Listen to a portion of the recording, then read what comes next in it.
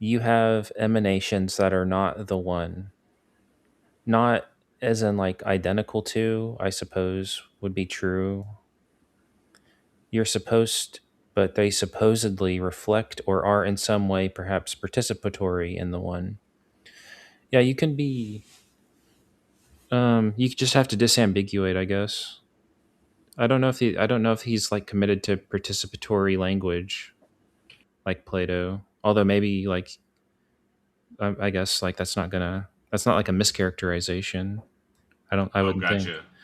Yeah, that's what I'm saying. I'm not sure. I just wanted to, because I'm not sure if he said that all that in that way, right? I don't think he phrased it in that way ever. Is all I was saying, right? If I understand his objection correctly, Jay Dyer's objection correctly, doesn't it kind of impugn his position a little bit? Yeah, Because if It hits his because if position God too. interacts with He's saying, how can a reality, perfect thing make not then perfect things, basically, right? uh-oh. Well, here's a distinction he could make, which I don't think, which I think what your guys are saying is correct. I think he has a response to that, but as it stands, yeah, I don't think this what he's saying is discriminatory unless you're going to say that this world is perfect, which is like going to be a pretty hard proposition to argue for. But he could say something like, "Well, the emanations are sort of like are emanated of necessity." Um, Whereas on a Christian account, God freely creates. I don't know if that makes things better or worse, though. But there is a difference in terms of how the uh, one or the whatever. That's one distinction, I guess. I don't know how pertinent that'd be, though. All right. Well, let's see what he says. I don't think you even thought about the very classic refutations of Platonism and Neoplatonism that have been around for centuries and millennia. People have been critiquing these positions. What I said was that 90. That's funny because they hit you too, basically. Right. He's aware of the. He's aware of the critiques and presenting them, and he basically holds the position. 99% of today's academics and scientists laugh at Neoplatonism. I cited Werner Heisenberg about Neoplatonic ideas in my book 10 years ago. I'm well aware of what he said about fundamental reality bearing and showing geometric structure.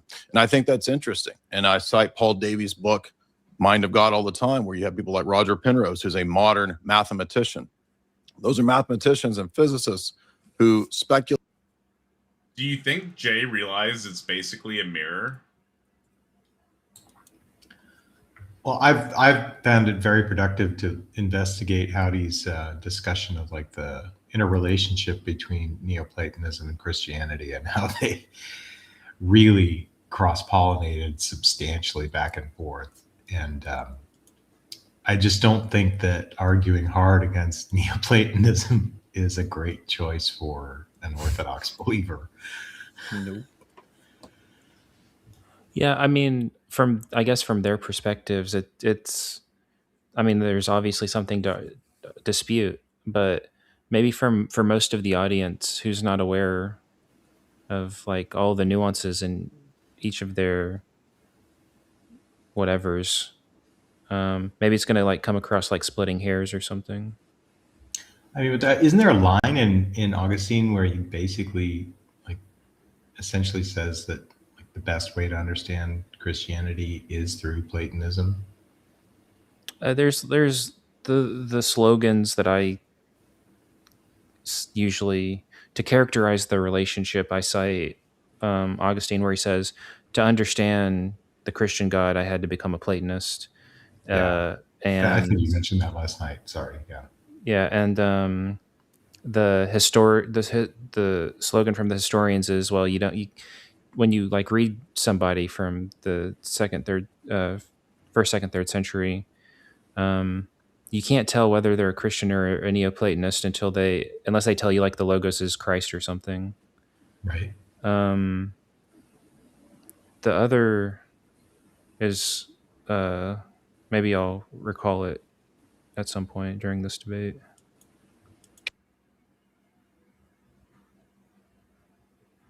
And believe in something that makes sense with a Christian paradigm, that fundamental reality is ordered and structured. But this reality is way less perfect than the higher reality that you talk about. In fact, again, why ought we think that there's any similarity between the perfect monadic unity reality and the imperfect multiplicity becoming flux reality that we live in? It's almost like you're not even aware of the basic critique of Platonism. How does the realm of the forms and the perfect idea up there relate to the imperfect, tainted, destructive chaos realm down here? Because they have oppositional characteristics. Now you can I have say something to say about that. they have a similar. What's funny is like that's the problem Platonism is at least an attempt to solve. It's not like someone came up with this idea of Platonism and there's this problem that the being and the becoming are distinct and irreconcilable. Rather, the being and becoming were unreconcilable, and so he posits Platonism as a solution. How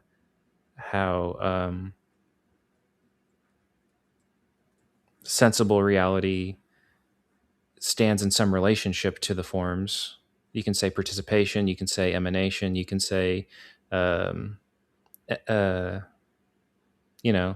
just choose a word, choose a verb or whatever, and then sort of explicate that relationship however you want by like you can say things like exemplification, you can say things like instantiation, you can say things like or you can go the opposite direction where you can go from the there's a lot. I guess all I want to say, because I don't want to talk too much about it, is that it's just funny because that was the problem of the pre-Socratic philosophy, and it's not like Plato's theory spawned this problem. It's Platonism is an attempted solution to it. Is all I want to say, I guess. Right. Similarity and they share in each other, but you don't have an argument for that other than to keep asserting that it is so. You seem to think that laying out the position of Neoplatonism is an argument. You said, well, it reconciles the one and the many. It doesn't. He presented a couple arguments there. I mean, like you said, they were informal, or not informal, but they were invalid. But he still kind of presented stuff, right? Yeah, he said like the logical problem of the Trinity, and I guess perfect being theology being like jointly inconsistent with the Septuagint interpreted propositionally or something. Right. So just watching the debate and trying to stay kind of neutral, going from yesterday to today and then hearing that, I feel like, I mean, I know this was all the same day in the debate, but I feel like with how close together in the video, that was, I think, within like 30 minutes of it to the last argument, right? Like, come on. I think both arguments were in the last 30 minutes, right? Like, that's just an unfair characterization, Jay. I feel like he did. They weren't valid, but he did present some stuff, right? Well, those were more like critiques of Jay's position. I don't recall if he gave like some positive. Oh, you mean a positive argument for Neoplatonism? I mean, he like vague, like a lot of the times, it's like vague gesturing, and it's sort of hard to interpret exactly what they're driving. I think he said metaphysics. Monad, emanation, further emanations, and so on, right? Yeah, that's like laying out the position, but it's like, okay, well, can you like give me something that like rationally compels me to assent to the facts of Neoplatonic philosophy, whatever those may be. He alluded to saying, well, there's like metaphysical arguments, and Oh that yeah, no, he said. Oh, you're right. He said, "I'm making a metaphysical argument, just like you," or something like that. That's probably pretty close to a quote. yeah, and I just I can't recall. Maybe that's my fault as a. I would maybe he didn't. I thought he did because I remember him saying that, but maybe he He didn't. plausibly did. Yeah, I'm just saying I I thought can't he did recall. because he said, "I'm making a metaphysical argument just like you," right after he had said, but I don't remember what was in front of that offhand. And I don't know if that's an exact quote, but that's probably pretty close. Well, I guess he could like ascribe like the common arguments furnished in support of Neoplatonism or something. I guess one is I don't know. I'm yapping too much. And just because I looked into this because of the conversations yesterday, there's a great deal of uncertainty about Heisenberg's beliefs, and he is neither a wave nor a particle. In other words, his published work does not claim Christianity or Neoplatonism. And he's And if there's any- oftentimes misquoted. Yes, There are and that several quote is quotes not that a correct quote. That's not There's what he ever several said. quotes that are misattributed to him. And the way they interpret things from the Bible, right? So, on the one hand, this philosopher, this scientist, expert is really useful for their case, but if you actually dug into their work, it would really hurt other commitments they have. I just find that annoying. It's called quote mining. Yeah, right. Yeah, exactly. Well, yeah. But it's also or sometimes quote manufacturing. Yeah, quote manufacturing too. That's what's that called? That's another talent that some people have. What's that called when you it's not argument from authority, is it? Or like if you had Michael Jordan on TV promoting Christianity, well, is Christianity more true with their standard too? So like anyway, go on. Sorry, Howdy. Just my last remark is like I guess like the hidden, or I guess either the intuition or the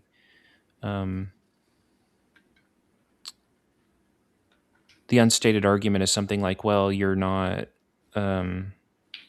intellectually virtuous by, I guess, some inductive argument that all of the intellectual virtuous persons assent to the truth of my position or something.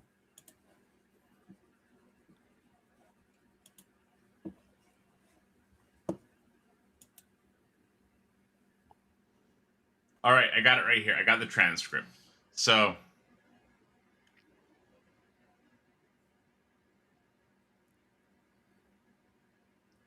the first emanation, which is the nous, is the brightest emanation. It's almost identical to the one itself. It's the closest thing you're going to get from perfection.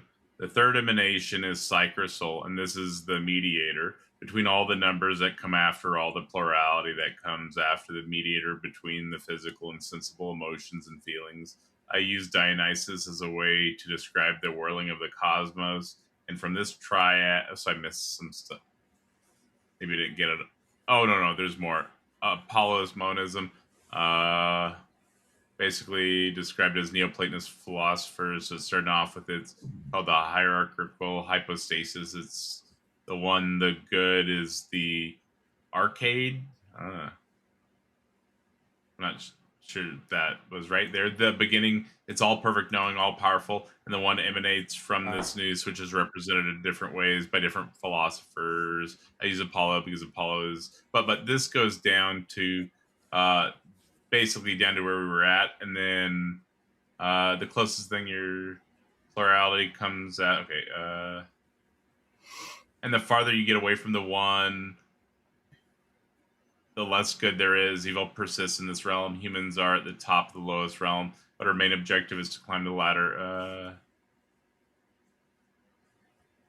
Here, I guess this is like an informal argument, but it accounts for all things because it accounts for the reason, laws of logic. It accounts for particulars. It accounts for universals. all the things that, or I guess it's like a response to his request for coherency or something. Now it accounts for one of many, the problem of the one of many, because emanations allow for the plurality to be distinct, but also have the essence of the one. So even down to the lowest form of life, there's a little bit of essence of the one with it. Doesn't mean that you and I are the same, that I'm literally your ear or I'm literally your finger. We are distinct, but we all come from the emanations of the one.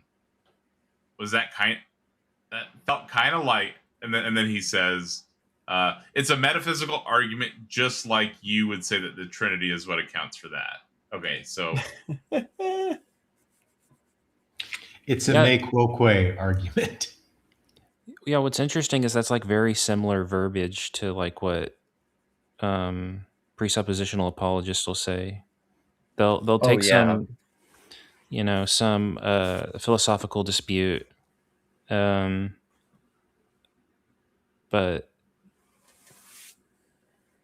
you know, sometimes what it comes across as, God is like the philosophical trash compactor. Like you run across some philosophical problem and you have no solution, and so you throw it into God, and he like solves it allegedly. And then when you ask, well, how does God solve that? And you say, well, it's God. We don't know what God's up to or something.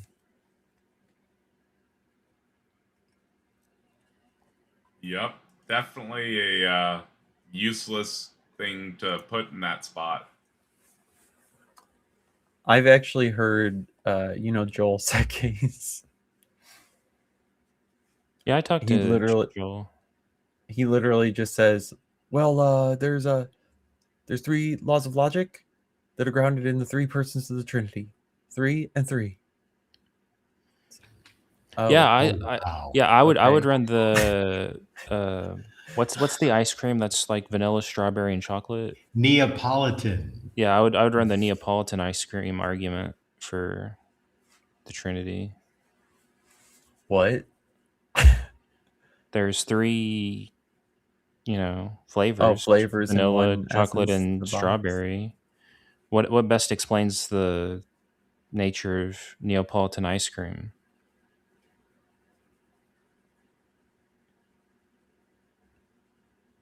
It was Naples? A joke. Yeah. I hold to a 4th law of logic, so I don't know what to do now. The law of explosion. That's Christ's human nature. Yeah. It's the law of explosion. From a contradiction, anything follows. So there you go. I win. I don't need a Trinity now because there's 4. What do we do? Oh, who was the guy who said there's 3 kinds of matter, or there's like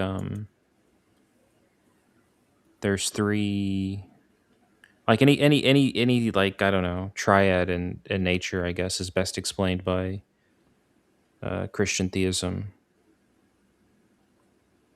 What's funny is if like triads are somehow like evidence for a position, that would mean, like, by evidential parity, that non-triadic things in nature would be evidence against the position.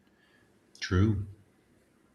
So, I mean, De La Soul had a song called 3 is the Magic Number, and they were 3 members in De La Soul. So,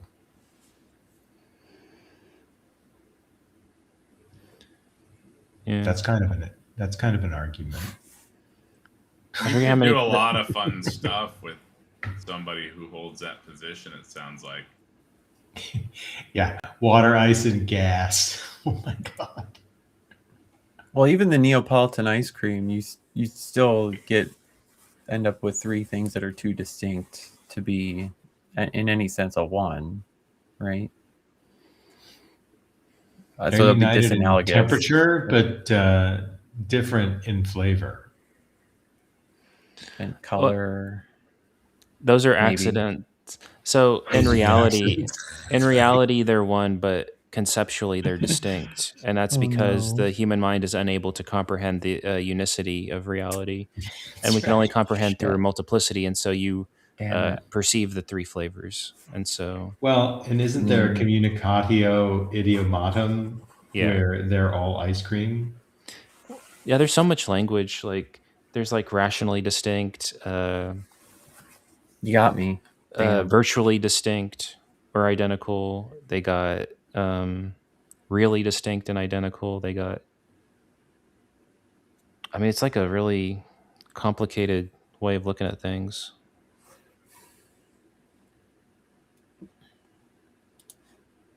Not reconcile the one and the many, because as I just pointed out to you, the one does not have the characteristics of the many because it's perfection at a higher level.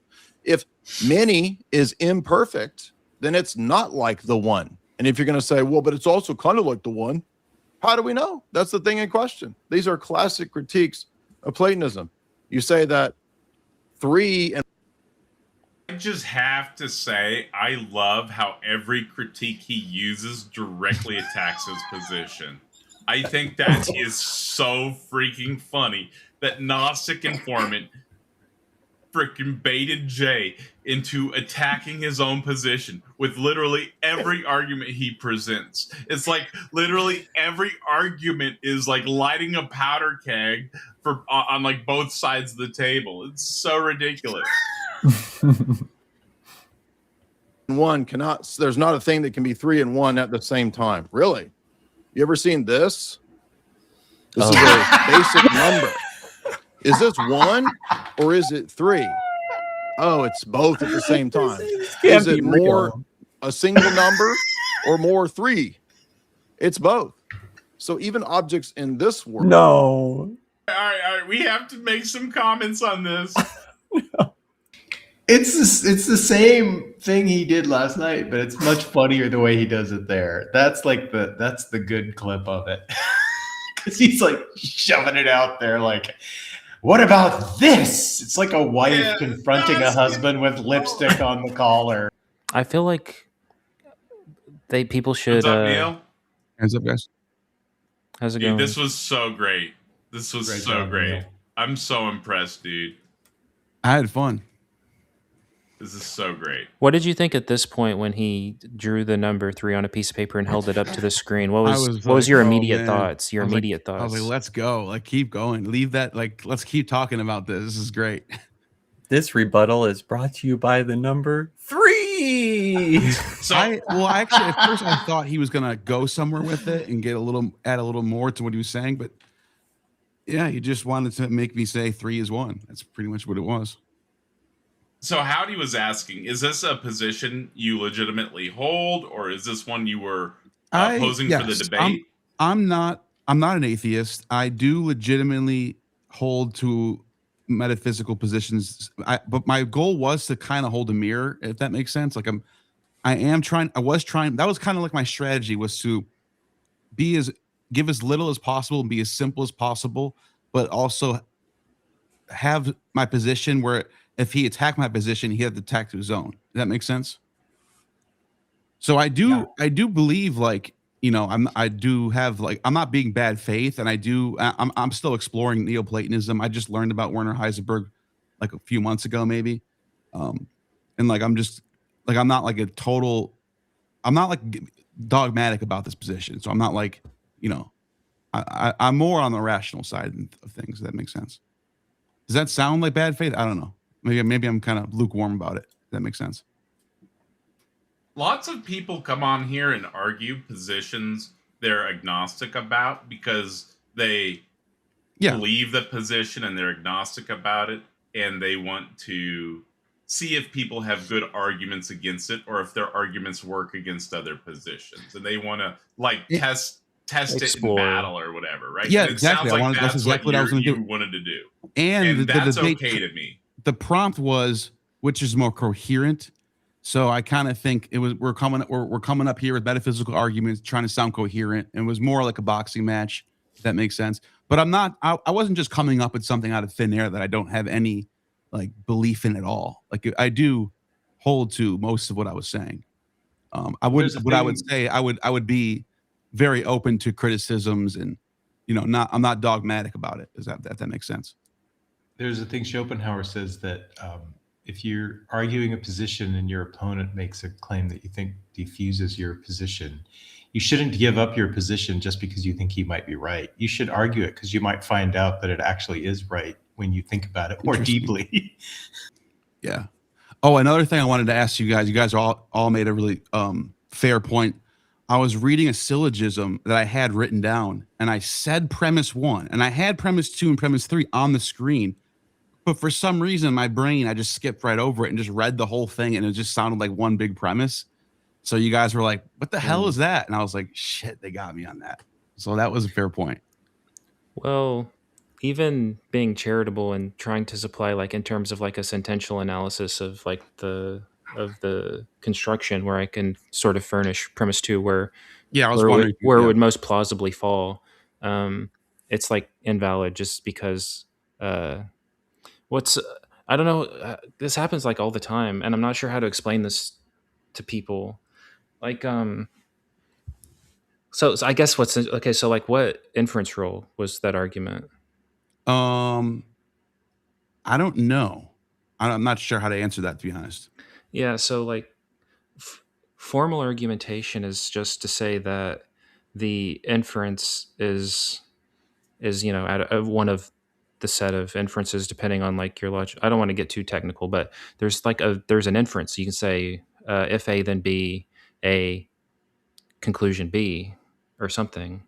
If it's not that, it's just not a formal argument. The second thing about that is you'll notice that the conclusion Q always appears in one or more of the premises, at least in deductive argumentation, because deductive arguments necessitate the truth of the conclusion, like they're truth preserving, and the only way that's possible is if the conclusion only makes salient some feature of the premises. It's not ampliative, Okay. so you're not going to get out more than you put in. So the conclusion verbatim, like take the sentence of the conclusion and represent it with a propositional variable like Q, R, S, T. That exact sentence has to appear in either premise 1 or premise 2. It's either going to be like the major term or the minor term or something. Oh, okay. So mine was premise 1, and then this is the last thing, and I don't want to hold you guys up, but the premise 1 was the law of non-contradiction states that something cannot be both one and many at the same time. Premise 2, the Trinity claims that God is 1 and 3. And I forgot to say premise 2. Premise 3, 1 and 3 are numerically contradictory if predicated of the same thing in the same respect. Is this what I said in the debate? Yeah, I think so. And then conclusion, therefore the Trinity violates the law of non-contradiction. So you're saying that's invalid? Yeah. So for that to be valid, whatever that conclusion is, your conclusion was therefore the Trinity is what exactly? Therefore the Trinity violates the law of non-contradiction. Yeah. Then you would have to say something like if X, then the Trinity violates something, okay. And then you say X or P and premise 2. I mean, there's like it's trivially. I mean, it's not difficult to furnish like a valid argument. It's usually what people are going to be critiquing is like the soundness of it, but that's step 1 is to make it valid at least. Yeah, man, this is good that I'm learning this. So I want to do some more. I loved your conversation with him about John, and like it's my position, and I this is my position only though, but I think John is fully subordinationist. Like, all right, I don't think Arius would be all upset about reading John. I gotta stop sharing this video for a second, so I'm gonna clarify this for you, and I'm gonna make this super easy to understand. This is all Howdy was saying with his example. Right? Something like that. That's the most basic way to do it. That's like, I guess, like a paradigmatic example of an inference called modus ponens, which is that inference is respected on most accounts, like in most logical schemas. So the point that one of the points I was trying to elucidate was, you see why whatever the conclusion is, it's in the premise, and you can look at all the classically valid rules of inference, and it's going to be similar. Yeah, that makes sense.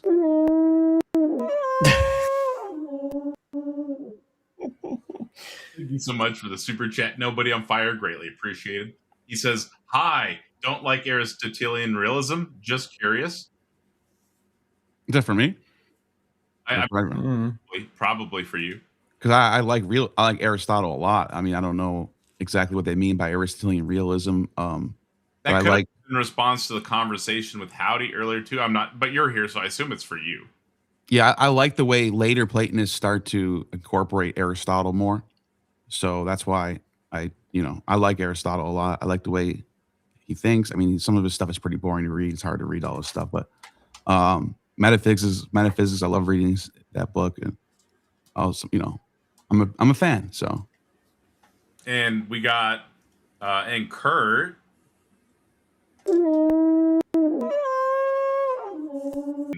Neil. I have actually one more comment. Is I don't understand why like most people don't run standard arguments you're sort of like alluding to the logical problem of the Trinity, but like that's an actual argument. Like you could just give that argument like it's a handful of premises and a conclusion, and the point of a formal argument is that if someone denies the conclusion of a deductive argument on pain of incoherence, they have to denounce one of the premises. And the point of the logical problem of the Trinity is, not necessarily that the Trinity entails a contradiction, although some logicians like J.C. Beale say like there are true contradictions, and who in fact is a Trinitarian and thinks like the incarnation violates the law on contradiction. But bracketing that, the point of the LPT is that the person who rejects the conclusion has to reject extremely plausible premises, like Leibniz's law of identity is like the main one that they reject, and that rejection is like incredibly painful. And I guess what I'm trying to say is like, oh, I thought you stopped. I'm sorry. No. Go ahead. So you think people should either give a correct syllogism or just flat out just argue one or the other, not try to do some in between stuff? Yeah, I guess there's like two questions here. It's like, okay, well, one, like, what's going to, I guess, like convince your interlocutor? Plausibly nothing. Another is like, well, what's going to appeal or resonate or persuade an average person in the audience? I could speculate on that. That's more of like an empirical question. What I can say is reporting on my own, psychological facts. Yeah, I don't find it like at all. Like I don't know what to make of it, frankly. But my only point is like there's like really, really good arguments available, and rather than coming up with something on your own, this is, I'm not saying you in particular, I'm saying with everyone. Like there's really strong arguments in academic philosophical literature, and you can borrow those and run those, and those are like incredibly powerful. And I don't know why people aren't wielding these tools. For example, Yeah, good point. Jay Dyer is sort of alluding to what's funny. He keeps saying, I can't believe you haven't read the standard arguments against Platonism. And I was like, in my head, I'm thinking something like, I can't believe you, Jay Dyer, aren't running those standard arguments against Platonism. Right. And I only had like 2 days to prepare for this. It wasn't like I had like a month or 6 months, This was all 2 days. Taking that into consideration. Yeah, that all happened live on the Yeah, I had to go to Buffalo for a few days. I came back and I had 2 days to get ready for this. Yeah, you guys figured this out after the whole Dave Farina video, thing, right? Yep, that was it. That was what sparked all the online chatter. And then he challenged me, Dave, and Derek at the same time, and I accepted it. Yeah, I think you did pretty well, especially after those sorts of considerations. Jay Dyer, I think, has been in the debate sphere for, years. Ever. Yeah. If I had like 6 months to prep for a debate, I think I would have had a lot more resources. I would talk to more people. I would have had more stuff planned out, I'm shocked. This was good to jump into head first and like kind of mess up a little bit. So I can. Does Jay Dyer do a lot of? I usually see him do live streaming, and he does call-ins. But does he do like actual formal debates a lot? He debated Alex Malpass. Yeah, and not often. Dillahunty he debated. Did he? Did he Those get are old though. Those are Yeah. like How 20 do you do years ago. versus Alex? We might have to review that. He was a sometime. joke. It was kind of thought. hard to watch that one. You know? Well, Hey, what's up? Yeah, I just wanted to say, dude, your argument is valid. It's just like, all right, hang on for a second. Kurt says protection potion for Gnostic Informant, and I'm going to Nice. preface TBS with he is an unrighteous theist and very confused on logic, even more so than myself. So I would be hesitant, and this, you may call this poisoning the well. So be it. I would be hesitant to listen to him over Howdy or Kurt. Yeah, well, how do you Nitty. just? I'm sure Nitty's better at logic than TBS, and how do you- I've never heard Nitty talk logic ever. So No. if that's poisoning the well, I apologize. But TBS, welcome to the panel.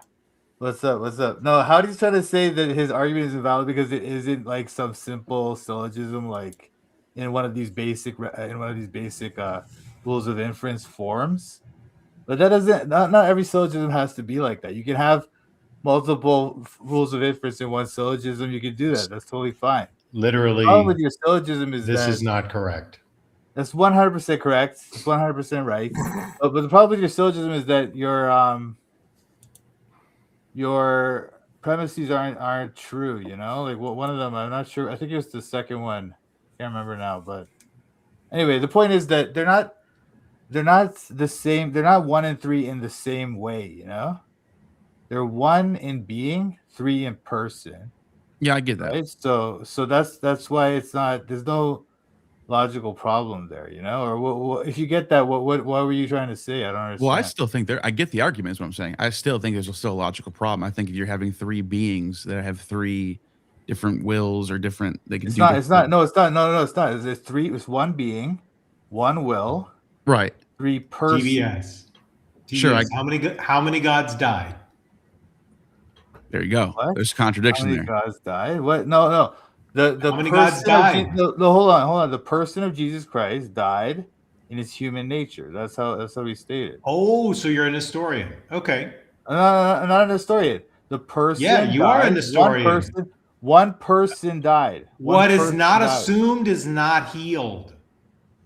What? So if the God part of Christ's unified Chalcedonian nature that is immutable and mixed, like completely mixed without separation, was capable of complete separation, then that's Nestorianism. They're not mixed. That's a They're not mixed. heresy. I'm not saying there's 2 persons. There's 1 person. That person died in his human nature, but his God nature cannot die. So Right. So what is not assumed is not healed. So Christ's sacrifice is in vain. what a bunch of nonsense, dude. Like, explain yourself. Explain what's wrong with that. The person died. in his There's human no nature. purpose to the incarnation if the God nature didn't subject. Yeah, like what itself was to actually death. sacrificed? Just a piece of flesh. That's it. That's all it was sacrificed. No, his human nature died. That's But died. your That's human not- nature will die. Does that save the universe? No, but he's the person who's actually God. That's the difference. So the divine nature didn't undergo any sort of event. The divine nature remained the divine nature the entire time. No, just- the incarnation no, was he's a completely the divine causally nature- ineffective because what was No, it's not. What a assumed bunch of was foolishness. not No, it's just- repaired. There was just a no bunch of assumption nonsense. of Just a bunch death of nonsense. on the part of the divine Person- nature. A person who is God died. That's fully problem. No, only the human nature died. So you're saying Nestorianism doesn't is matter. the case. But he took his No, spot I'm at not the right saying hand of the there's 2 Father. persons. But then he took his spot at the right hand of the Father, so he didn't die. He's at the right hand of the Father. He's judging. Doesn't sound And like a he- sacrifice. It He sounds died like in his human doing nature, then he was resurrected. So no gods died, and Christ didn't die for anybody's sins, or as an example, person or who for any is kind of God atonement. died. Anyway, whatever, dude. It's just nonsense. Anyway, the point is, Yeah, dude, the Trinity is absolutely not- nonsense. We all No. agree. no, you're nonsense. You're just avoiding the point of what I'm saying. A person who is God The died. point is, a person who's a human died. That's like not salvifically important. No, a person who is both human and God Well, died. so the God died. No, the person died. in its human So nature. the human died, and there was no God involved. Oh, and again, you're trying to separate. You're the one. You're the one. You're the one discussing it. separating it. You're the You're the historian one. here. I'm not. No, you're the one. You're the one who's trying to separate it. I'm not Quick, separating. get the modes. I'm keeping it as one person who died, and that person was God. Is God, you know? So God died. The person who is God died in his human nature, yes. But God doesn't. God doesn't. God had to die for it to be efficacious. Humans die all the time.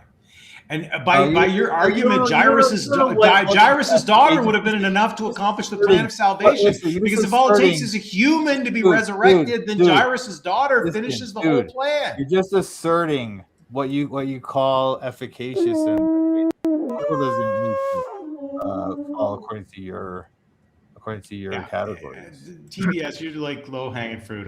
Nobody on fire says premise one, if T, then BS. Premise 2, T. Conclusion 1, BS. Conclusion 2, TBS. Nice. You can't win the argument on logic, so you insult. This is what happens. Thank you for the Are you chat. literally saying that your logic is better than mine in this position? Because that's hilarious. I absolutely disproved your logic. What is that? God, it could be contingent. So you're right about that, but it doesn't make it valid because it's still not valid. But anyway, Gnostic Informant.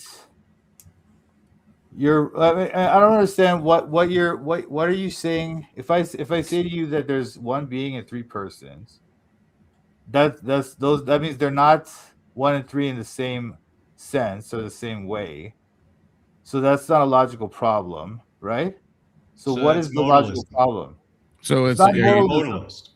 Whatever, dude. What are you talking about? That's not modalism. Modalism is totally different. That's saying that there are three different modes of being. But I'm saying there's one being in three persons. So is there some sort of quantum entanglement going on that Jesus is on Earth, but he's also like connected to the Father, and they're all this like? Is that what listen, Gnostic Informant. You're trying to make a logical argument, right? You're trying to say there's a logical problem, right? Appeal to mystery. So don't start talking stupid nonsense about quantum entanglements. I'm asking you, how do you explain he's on Earth? He's doing the will. He's praying to the Father. He's asking the Father. Yeah, because he's a person. Are they quantumly entangled? There are three persons in one being. So no, the God bullshit. is the what? Okay, listen. First, hold on, be quiet. Yes. John 17:3. The Father is the only true God. 1 Corinthians 11:3. The head of Christ is God. Dude, Romans 15:6. The God and Father of our Lord Jesus Christ. They're separate individuals. They have separate identities. Separate persons. Yes, separate persons do have separate identities. So identical twins are not the same person, even though they're of the same substance. No, dude. And they're not identical.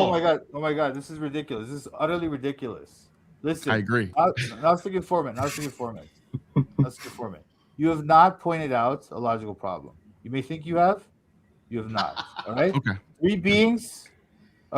One being, three persons. That means they are different. They're one and three in different senses. Mm-hmm. Therefore, there's no contradiction. Okay? And Evo saved to the panel. Evo saved as a Christian apologist. Nice. So if you want to point out a logical, I'm not just real quick. Hey, good to see you, TBS too. I'm not really like super into apologetics, but we can do a little bit. Okay, sorry. Yeah, so that's what I'm saying to you, man. If you want to point out some logical problem, do that. Don't just start talking stuff about quantum entanglements, trying to make it silly, right?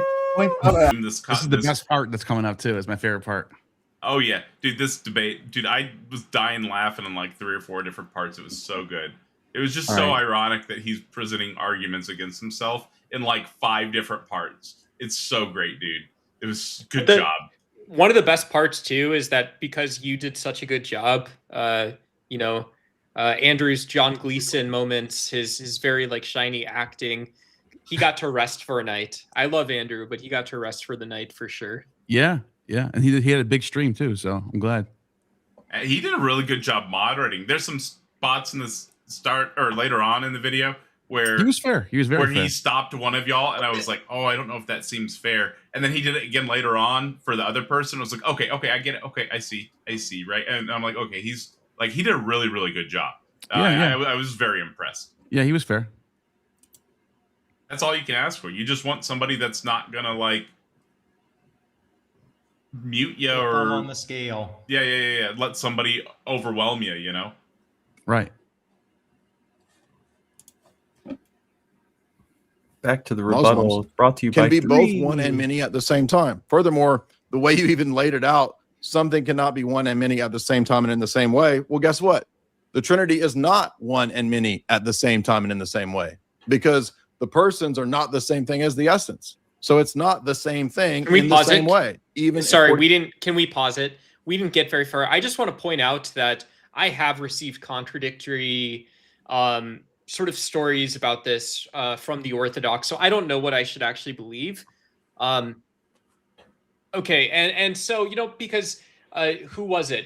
It was Inspiring Philosophy. Mike told me that actually, yeah, you can find biblical evidence that that the Trinity is one and the same at the same time, and you can actually see them doing this Trinity thing in the Bible. I forgot what verse it was, but I just want to point out that Jay may be inconsistent and appears to be inconsistent with a better Orthodox person than himself in this case. But I'm not sure. Yeah, I've heard different ways it's explained too from different people.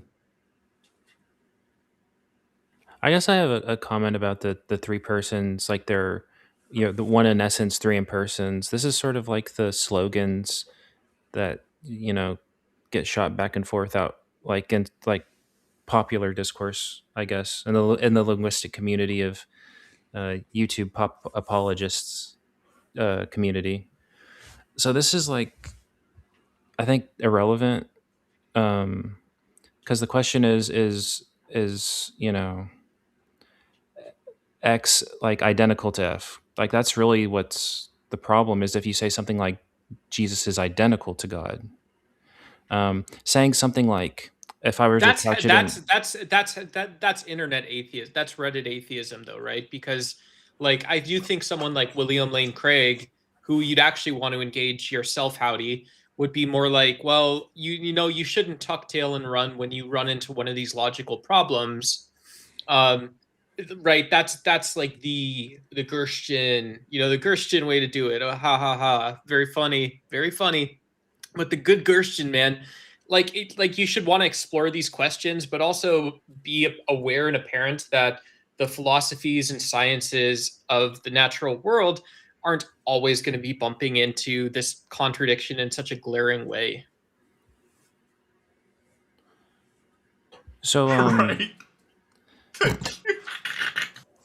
so it's only a problem if the theist is wanting to say something like they're trying to give like the identity relation between like let's use like a Platonic lingo for this. Like if they want to say something like there's this universal, and it's similar, like you can think of humanity. Let's say there's this universal of deity or godhood, and that there's three persons that satisfy either divine predication or are essentially divine, whatever your analysis of essential kinds are. That's like totally uncontroversial.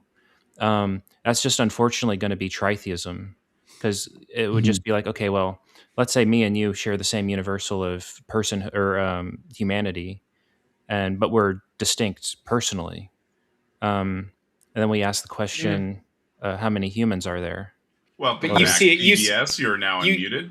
You see the problem, though. You like, if you know, you should see this here, is that, well, if God is only sufficiently but not necessarily consistent and bound by nomological principles, you still have God, right? And you can still say, if you want to say for ease or for your own system, that gods are underneath this as well, Right. God or gods, right? You still have this nomological component, but this isn't the necessary or necessity portion of God, right? And then, okay, we get into the modal argument, but in terms of essential kinds, you know, I think that maybe it's a tough schema to like really categorize and wrap your head around, but that isn't evidence that it wouldn't be evidence that that is wrong either, right? I don't know that much. I also wonder why, and I have a theory that the reason why the Trinity has to be, or part of the reason why it has to be 3 in 1, is because it's trying to account for the oneness of the Old Testament Yahweh. And whereas Platonists don't have that problem, because you can have daimons and gods, and you can be polytheistic and monistic at the same time. You just have a hierarchy. Where in Christianity, you want one God, so it has to be 3 and 1 at the same time. I feel like that's kind of what's going on here. No, it's not what's going on. They're literally identified that way in the Bible, so that's why we say that. But the difference is that with what you're talking about, man, we don't have any reason to understand why there's different other beings, other identities. Whereas with Christianity, we have the reason to understand it. God created other things, right? But I literally just posted a verse in Romans 2, right? And sorry to cut you off, but I literally in chat posted a verse from Romans talking about how there's no man, there's no barrier, there's no fear, there's no emotion.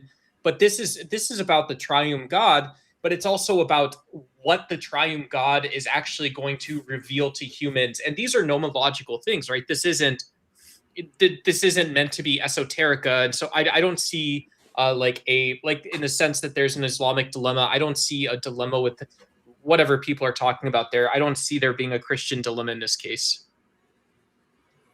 No, there is. You're right. You're absolutely right. Because they are 3 in person and 1 in being. There's no logical problem. There's a massive Christian dilemma in that Scripture didn't exist at the time of the Council of Nicaea, and the Jeremiah 8:8 discredits. Scripture didn't exist. Torah. What are you talking about? What are you talking about? Scripture didn't exist. There was no New Testament at the time of the Nicene Council. Yeah, well, they all existed, right? All the books. The only existed, New right? Testament that existed was the Marcionite New Testament.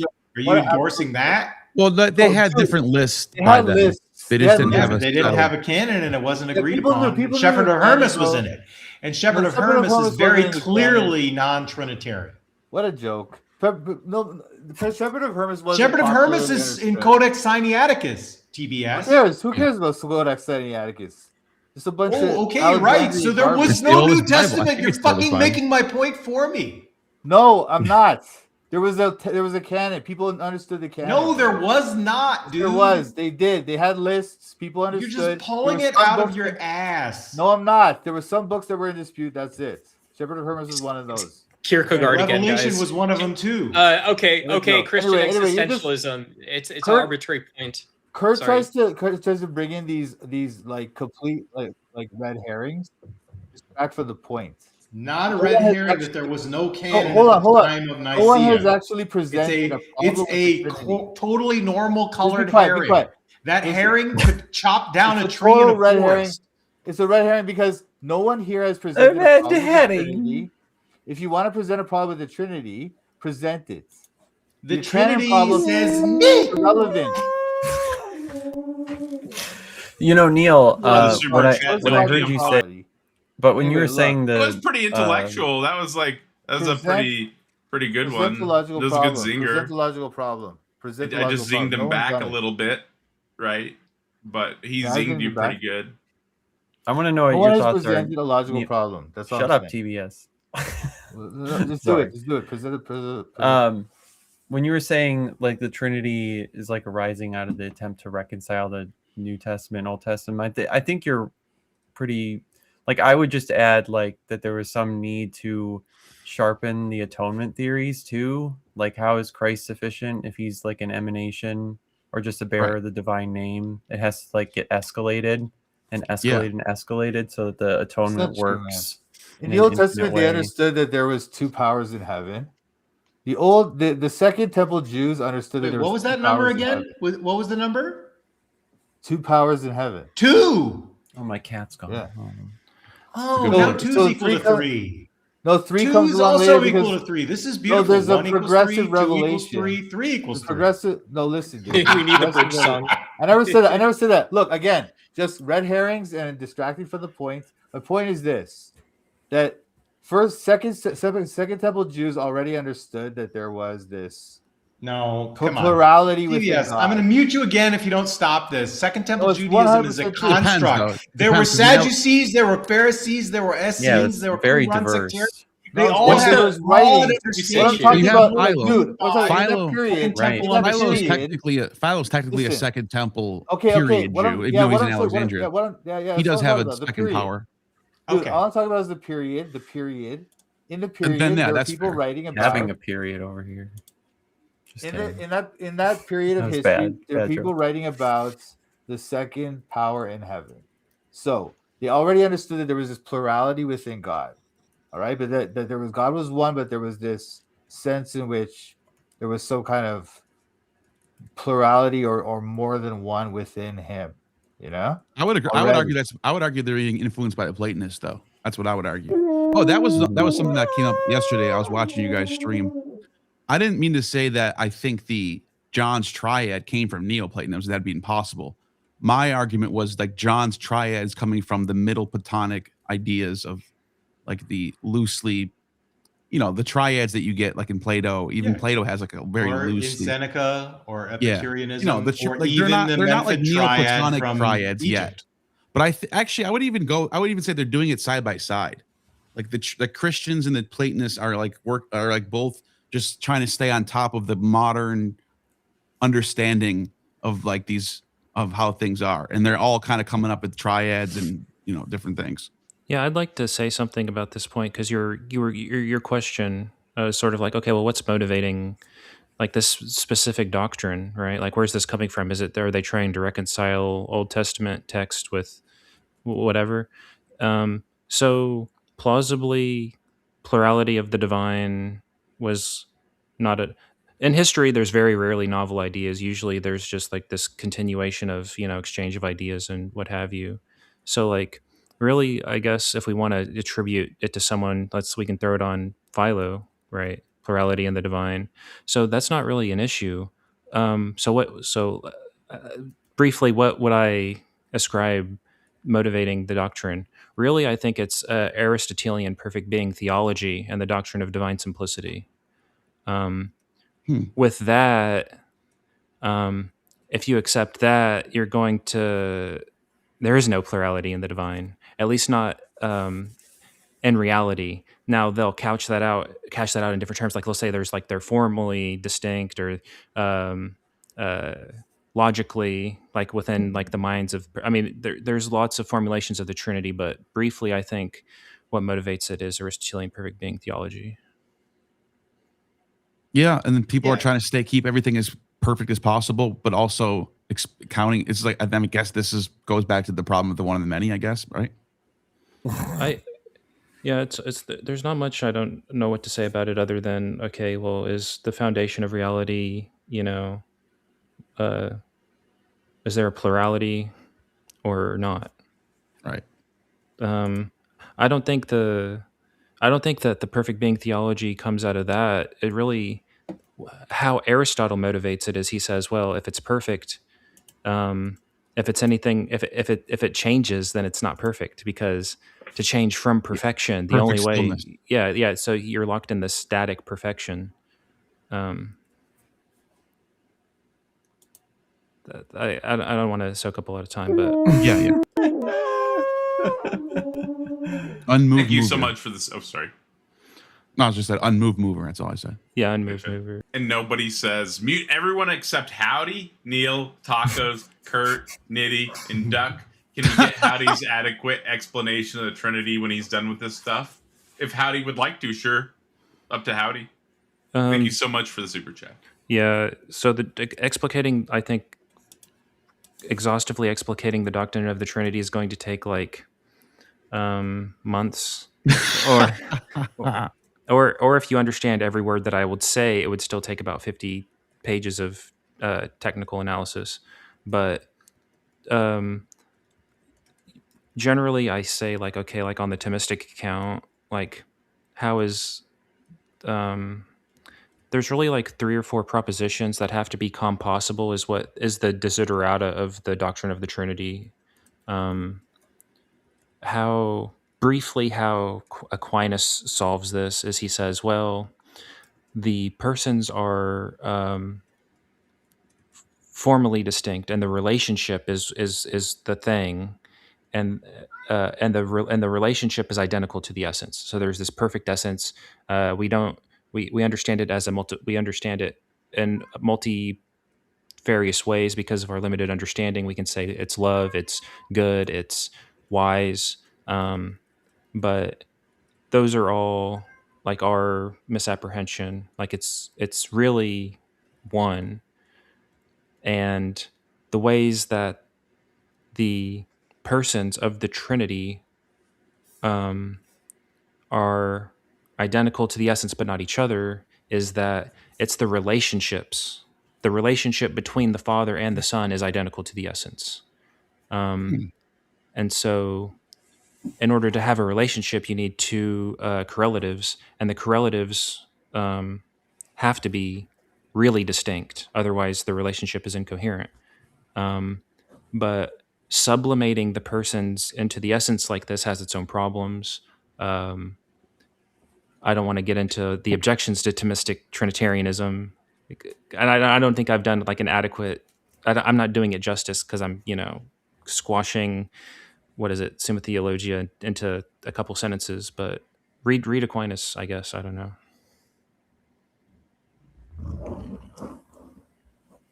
Aquinas was a genius for sure.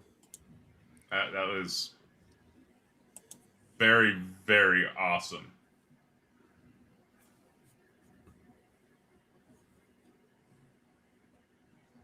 Perfect. Oh, I see it now. Okay. To our doctrine. So again, I don't think you understand what these arguments actually are about. The logical problem of the Trinity is something that we've also dealt with many times when it comes to Muslims, and the whole argument trades on the word God only having one referent. But Neil seems to be really adept at word concept fallacies by thinking that a word always has a single same referent. In fact, when I brought up the many different uses of logos throughout the ancient Greek philosophers, my point, and you backed that up, was to say, yes, correct, they all say these different things. And then you said, but my position is the right one. How do we know that? What is the justification for choosing the Neoplatonic idea? Or if we're even if we're going to be a Neoplatonist, for example, you have Iamblichus, who's a ritual magic Neoplatonist, and then you have Plotinus, who's a sit around and speculate and think your way back to the one. I just want to say, with how similar the positions are, or y'all's positions are, I think it would have to be like either some type of empirical fact or what the motivation is, right? I think those are probably the only things that you could do to like distinguish. I mean, I'm sure there's others, but from what I've been hearing, it sounds like he's arguing against himself, right? You'd have to like look for some type of empirical fact or something, I would think, probably, right? Or what do you think about that, Howdy? Is there an empirical fact that's going to vindicate Neoplatonism over? Yeah, plausibly. Like if the dead are raised and we face the great white throne judgment, and a bunch of people are cast into a lake of fire, I think that would vindicate Christianity. That's one way.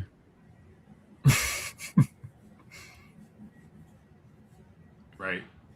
Gotcha. I don't know. I mean, how else would you do that? Because there is no like end times for Platonists. At least I don't think there is. I guess there is like there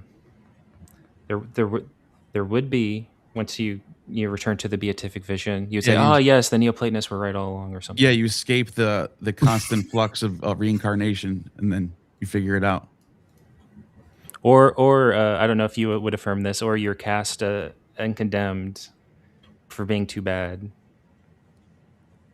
But so like if you're a Platonist, and I don't know the like text theory and stuff, but it's just like the end times are resolved for this this very physical sense of like meaning overflow. You just, I mean, because it's possible to live your entire life and you like see something and you're like, oh, this is wonderful, and then you see the next thing and you're like, oh, this is wonderful, or this is scary. And it's like, okay, well, maybe it sounds like you're describing reality, but none of those things have, like, truly none of those things have causal closure in a metaphysical sense.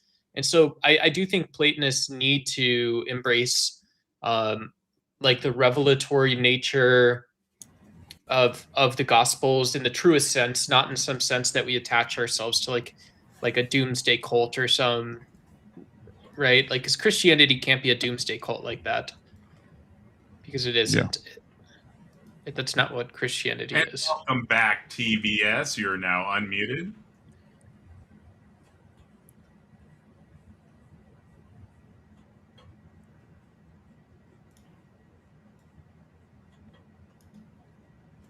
This is the part where he throws up the 3.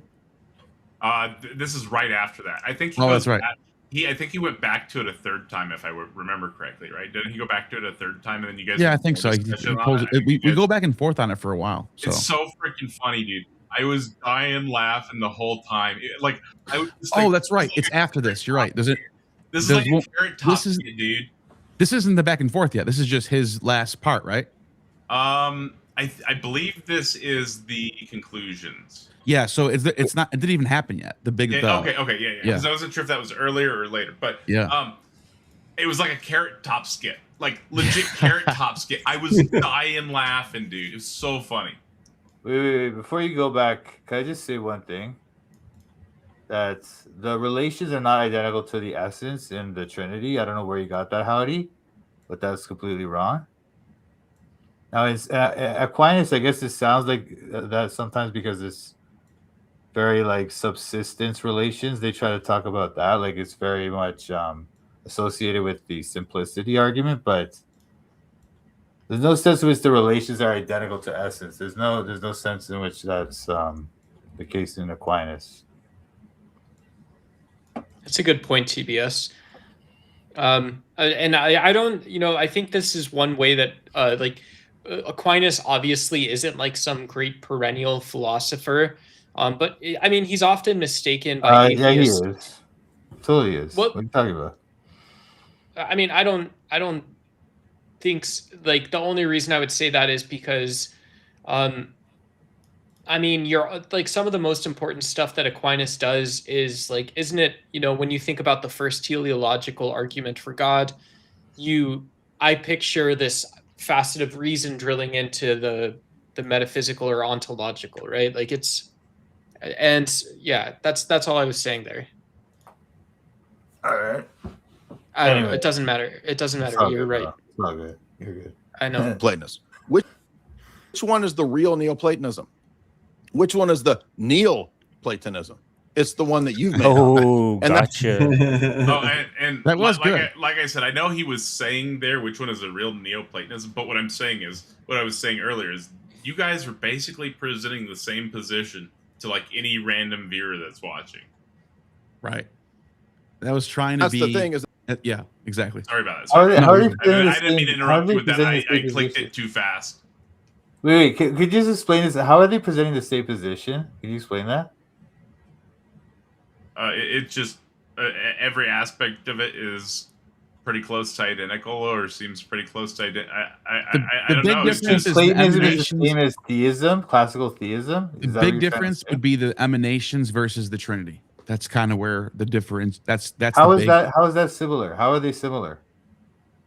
Well, you're just saying like that there's everything one else is thing. The same. We have a Or very perfect God close. that brings. They're so similar that triad. Pseudo-Dionysius, the Areopagite, could write an entire text that if you just changed 5 or 6 words would be either Neoplatonist or Christian. Red herring. Could you just explain it very simply? How are they the same? Neil, go. Point of moderation. That is not a red herring. That was a direct response to your point. No, it wasn't. That was a direct. He cited somebody from the time saying that. Who cares? That guy said some stuff. Who cares? Neil, explain exactly how. Who cares in the Bible that some guy said some stuff? We can just move on from the Bible. Thank you, TBS. I appreciate that. That's not what I'm saying, dude. Whatever. Again, this is a straw man.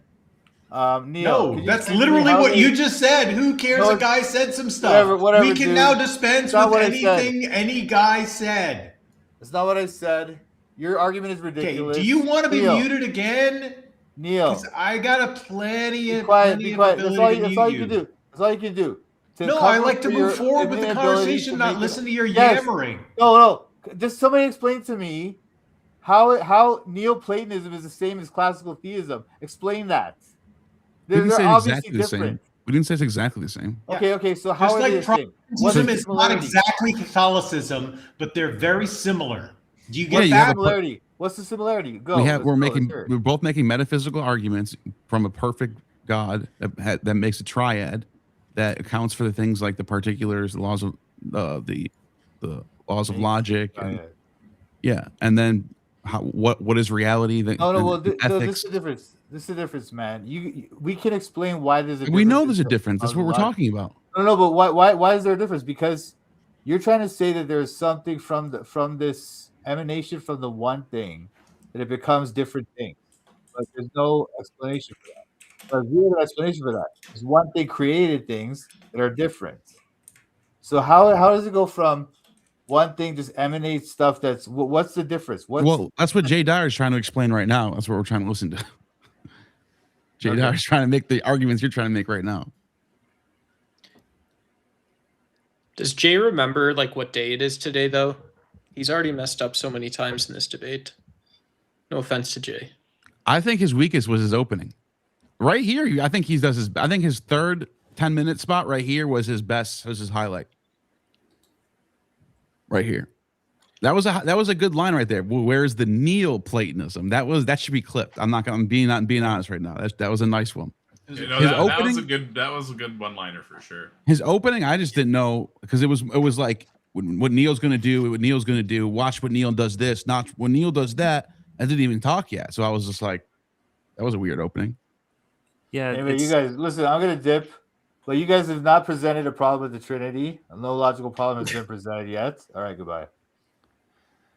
Yeah, if you're not familiar with presuppositional apologetics, it sort of strikes you like strange, because usually when you like inquire and you want to be like rationally compelled or motivated to affirm something, usually they furnish like some positive, reasoning or something. Like the conversation we're having, at least you guys were having, is there which one is priority, or which one is more coherent, the priority monism or his position? And I think he successfully provided good arguments against both positions because they're mirrors, which is super funny.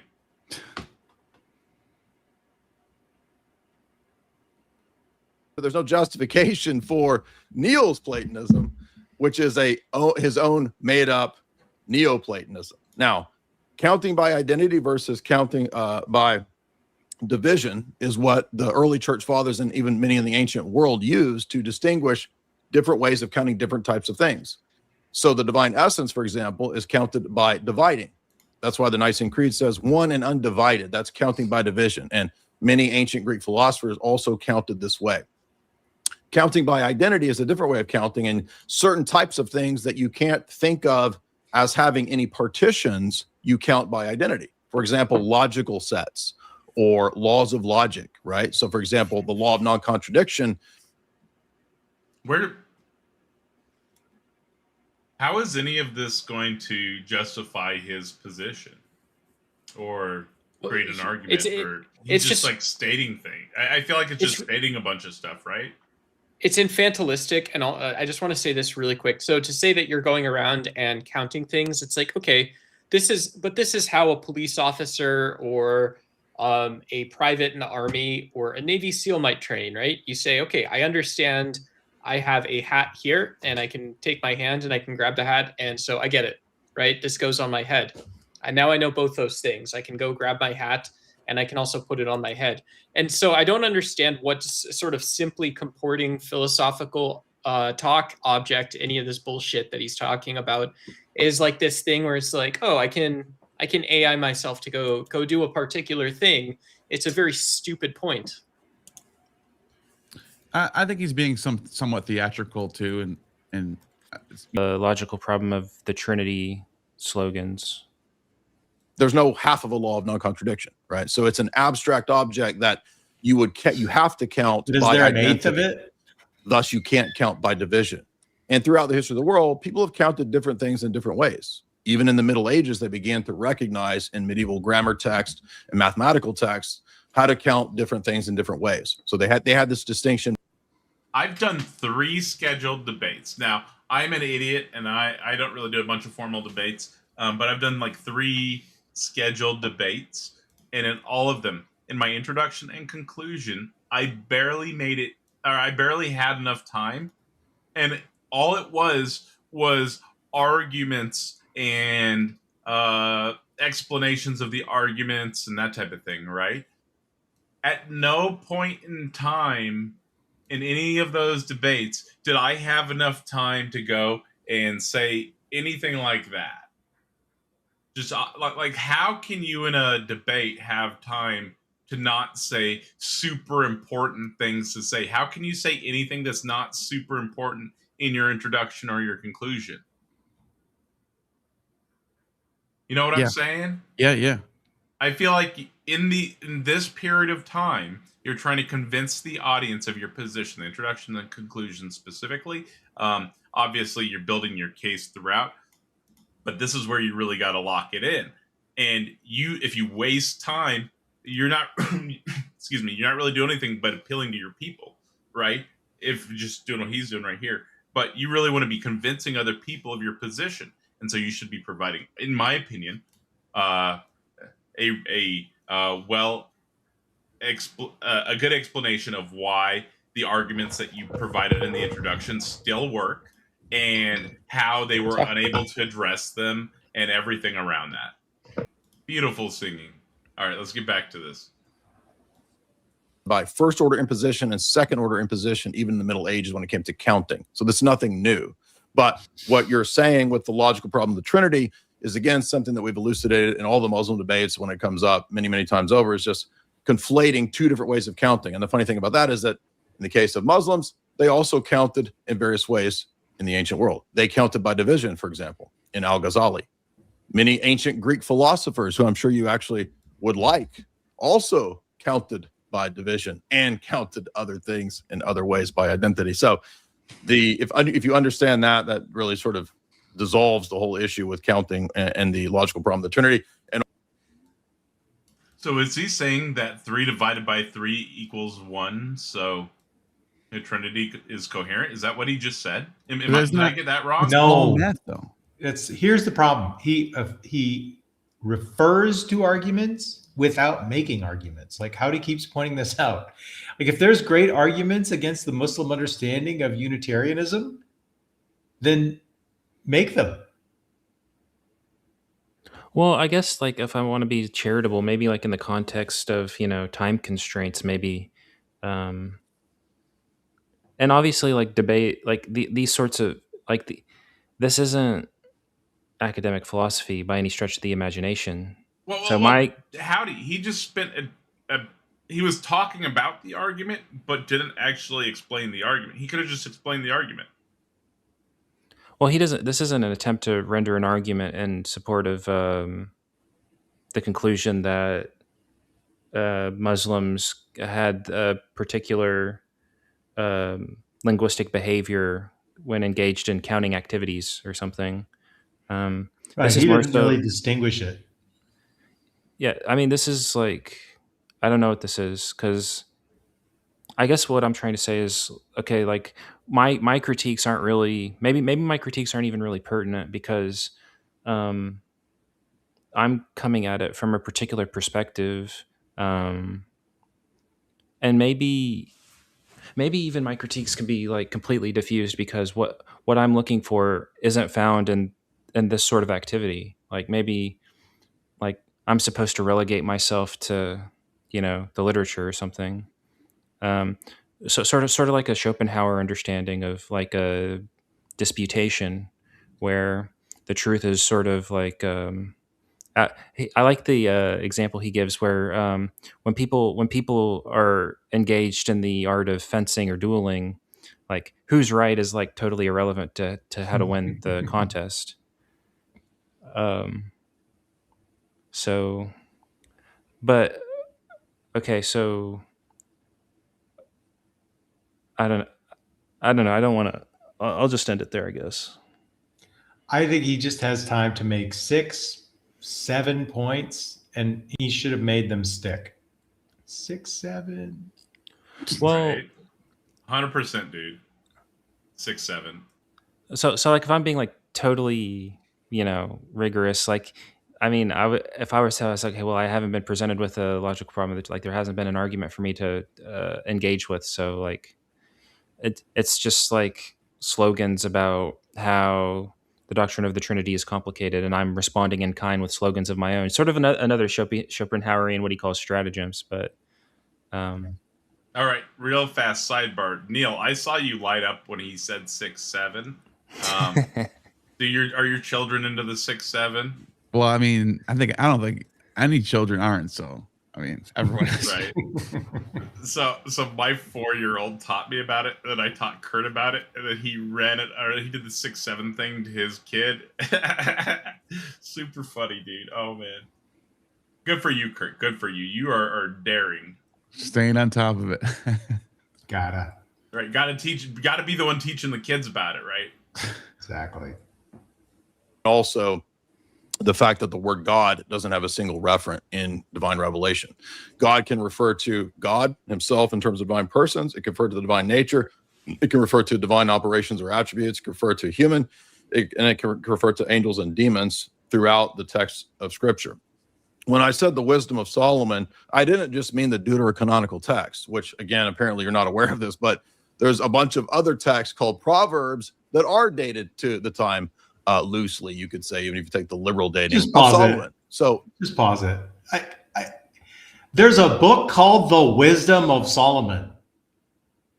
He's saying, when I referred to the Wisdom of Solomon by that title, He did say I that, yeah. did not mean the book by that title. It's like saying, He moved I'm the talking about goalpost. Stephen King's The Shining here. Now, I am not talking about the book, The Shining, by Stephen King. I'm talking about the concept of emanation of rays of light found in any literature by Mr. King. Come on, dude. That's kind of what happened fuck? there. Yeah, because he specifically. You guys want to know exactly what passage he's talking about? Wisdom 9. I can show you. It actually talks about Sophia being like the second god. Right. And Wisdom and- of Solomon 9. I could show it real quick. Here, I can pull it up. This is from Bible Gateway. Can I share my screen? yeah, absolutely. Well, Tacos, I mean, he can do that. Is there? Yeah, share screen. So this is what he's talking about. Can you see Can you this? pull it up, Taco? Tacos has to pull it up. Yep, I got it. Well, actually, let's just do Wisdom 9.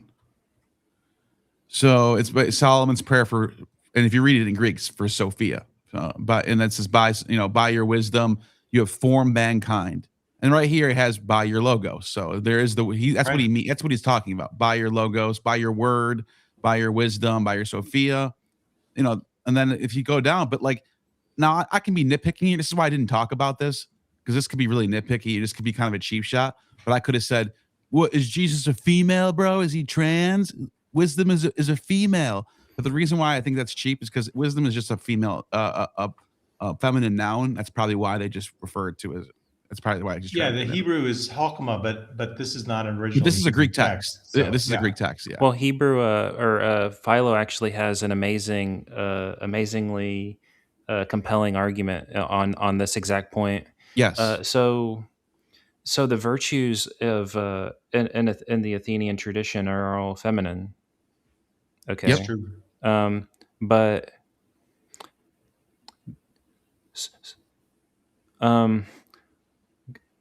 men can be good people too. I mean, I'd like to imagine, it's at least an impossible world or something. Yeah. So you can be masculine, but the virtuous man, I guess as a matter of like contingent linguistic facts about Attic Greek or whatever, is going to exemplify feminine predicates. It's not like a big deal. It's like now doing the what's the I'm just blanking when you say something's given them the pronouns, right? It's a little bit stronger, I guess, but because the pronouns is referring to the virtue, the personified virtue. It's artistic license or something. Yeah, and the reason why it would have been a cheap shot for me to do that is because the noun Sophia is naturally a feminine noun to begin with. Correct. So it's not, they're not choosing to make Sophia feminine. Sophia is just a word that is feminine already. So that would be like kind of cheap for me. You can make it masculine, but it's that I think the nominative form of it is feminine, right? Is that how it works? Yeah, but we don't have to wonder if Sophia was seen as Christ. We already know that by the 6th century, Justinian's building his like temple, and it's called the Hagia Sophia, and it's about Christ Pantocrator. Like Right. there's like no doubt that this was the understanding of the original apostolic faith.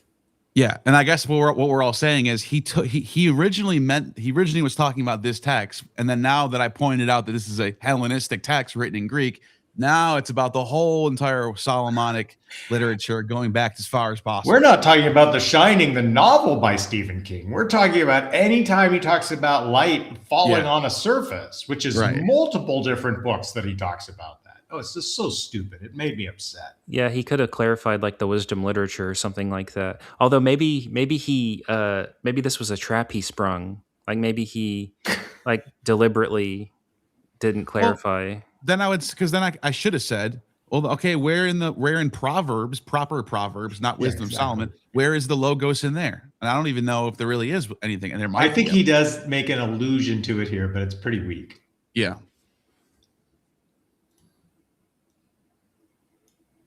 Guess what? Proverbs 7, 8, 9, those talk about the wisdom text. So you didn't even know that Hebrew wisdom text is not summed up in the wisdom of Sirach. If you date that to the 2nd century BC, I'm talking about the totality of wisdom texts, whether it's Sirach, whether it's the wisdom of Solomon, or whether it's Proverbs, they consistently refer to wisdom as a personified character, as a personified person. For example, Proverbs 7 and 8, at the beginning of the creation, participating in the creation of the world. That's why John 1 is using that.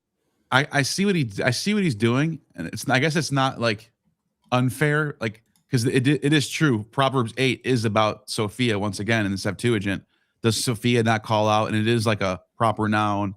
It is sort of a being. I got that back up on the screen. I'm sorry, just saw you shared again. Sorry about that. Yeah. And that's Chokmah for sure. And Chokmah is doing seductive language in chapter 7. Yeah, and the only, I mean, you can it's say definitely gendered in the Hebrew. You can say, oh, they're using all his words out of my mouth, and you can say but like I think that's pushing it. I don't think that's the logos that we're getting in the Hellenistic period anymore. I think you're just looking for the word. In 721, it says, with seductive speech, she persuades him. With her smooth talk, she compels him. You could argue. So there might be something he might be pulling. All right, fair enough. Point. Yeah. The same terminology. Now you claim that basic Greek shows you that John 1 should be interpreted in your way. Do you actually know Greek? Mm-hmm. And then you said the best Greek scholars say this. Okay, I'd be interested to hear some of your Greek scholars and what Greek scholars are the best Greek scholars that say this, because you gave the impression first like you know the Greek. I'm skeptical. Maybe you do. Maybe you are a Greek scholar, but I'm skeptical that you are. Perhaps you are. Then you went on to say that the logos that you're talking about is the logos that is the nous and so forth and so on. That's the one that's the right one out of all these ancient texts and their many uses, the variations of the use of logos. That's the one. Okay. How do we know, Neil? What is the classic Jay Dyer? How do we know? Well, I asked Howdy about that actually yesterday. I don't know if you saw that, but Howdy made some pretty good points. Oh, actually, maybe this is an opportunity, a novel opportunity for me to explain why the transcendental argument for Christian theism is self-refuting. Yeah. Maybe. Okay, I think I can sort of give something that's can be understood by everyone. So what's interesting is you'll notice a lot of the times they say our God is revelatory. Our epistemology, the foundation, is revelatory. Okay, what does that mean? Plausibly, that means something like you pick up a Bible and you look at it with your eyes, and then you receive like sense perceptions, or you go to divine liturgy and you hear words, and those words enter your mind through sense perception, or if you're really lucky and you're walking along the road to Damascus, or in, you know, I forget what city Abraham's from, but Or yeah, unless you're one of the lucky few, but even then, it's essentially like you're learning from God. God tells you something. Okay. Now, the transcendental argument says, I don't know how, he didn't really present it, or maybe he did, but it's something like, okay, well, if knowledge is possible, then the Christian God exists. This is a problem because that type of argumentation is a priori, which is prior to experience. So,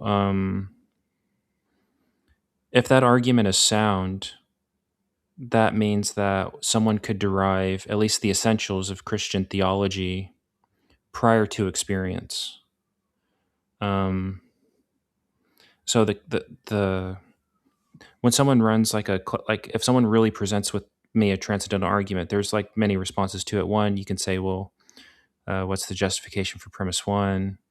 That's usually how most people go about responding to it. But the way I think, there's a paper. This is really important. Let me find which paper this is. I have it here. It's called Van Til versus Stroud. Is the Transcendental Argument for Christian Theism Viable? By Blenny Bekeffi at some theological college. That's where which explicates this argument. Okay, so the counter argument is, okay, well, if the transcendental argument for Christian theology is sound, then Christian theology is true. Like, that's the point of the argument. But if Christian theology is true, then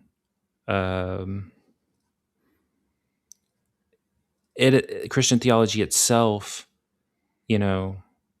says that it's revelatory, such that one would be, if Christian theology is true, someone would be unable to derive truths of Christian theology a priori. So, if Christian theology is true, tact is unsound. So, if tact is unsound, it's unsound. But if it's sound, then Christian theology is true. And if Christian theology is true, then the transcendental argument's unsound. So it's self-defeating. Why don't you debate then? Correct me if I'm wrong, but you're kind of saying, like, if you have to even use this argument, like, you're undercutting the need of revelation? No, so like, if the transcendental argument is sound, someone can derive all of Christian theology a priori. That's prior to experience without revelation. Mm-hmm. But if you want to say, like, if you want to say that your, like, Christian theology is revelatory, such that someone would be unable to derive the truths of Christian theology without revelation, then the transcendental argument's unsound. So Christian theology, that's the only way to come up with these to be correct, right? Essentially, Christian theology says that the transcendental argument's unsound. Yeah, I wish I would have known this before this would have been great to know before I went in this. You should have had Myth Vision reach out, dude. Oh, maybe this, Howdy. Maybe there's like a hidden premise where they have to have revelation in premise one. No, the structure of the transcendental argument is a priori. Right. Yeah. Because unless you want to say something like there's no a priori knowledge, which is like wildly implausible. I mean, if you say that, I don't know what work the transcendental argument would do. Like, the point of the transcendental argument is to hit even like radical skeptics.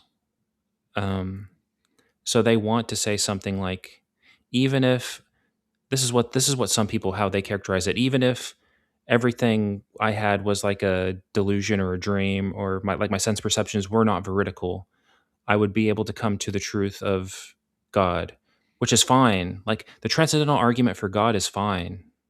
But it almost these, sounds like it works better for a system like mine than his. yeah. If you're not committal to like revelation at all, or in such a way that would render the argument unsound. Yeah. So the transcendental argument for God has its own problems. Like there's so many responses to it, but specifically the transcendental arguments for Christian theism has this unique problem where if Christian theism is true, then the argument's unsound. Mm. So it's self-defeating, at least in terms of, I actually have the formal presentation. I can just reiterate it or recapitulate it briefly. If the transcendental argument for Christian theology is sound, then Christian theology can be known without an appeal to perceptual knowledge. Premise 2, according to Christian theology, at least some parts of Christian theology can be known only through an appeal to divine special revelation. 3, an appeal to divine special revelation inevitably includes some appeal to perceptual knowledge. Conclusion 1, therefore, according to Christian theology, at least some parts of Christian theology cannot be known without appeal to perceptual knowledge. Then, according to, I don't even know if this is how I would call it valid, but you can sort of recast it into, most people are lazy when they put together arguments. Therefore, according to Christian theology, transcendental argument for Christian theology is unsound.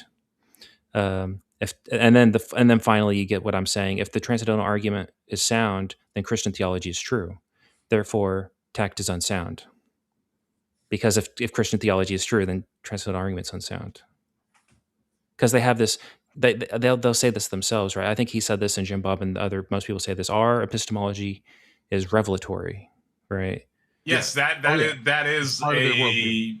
line they will die on a hill over. Yeah, because it has to be it's Christian, you know.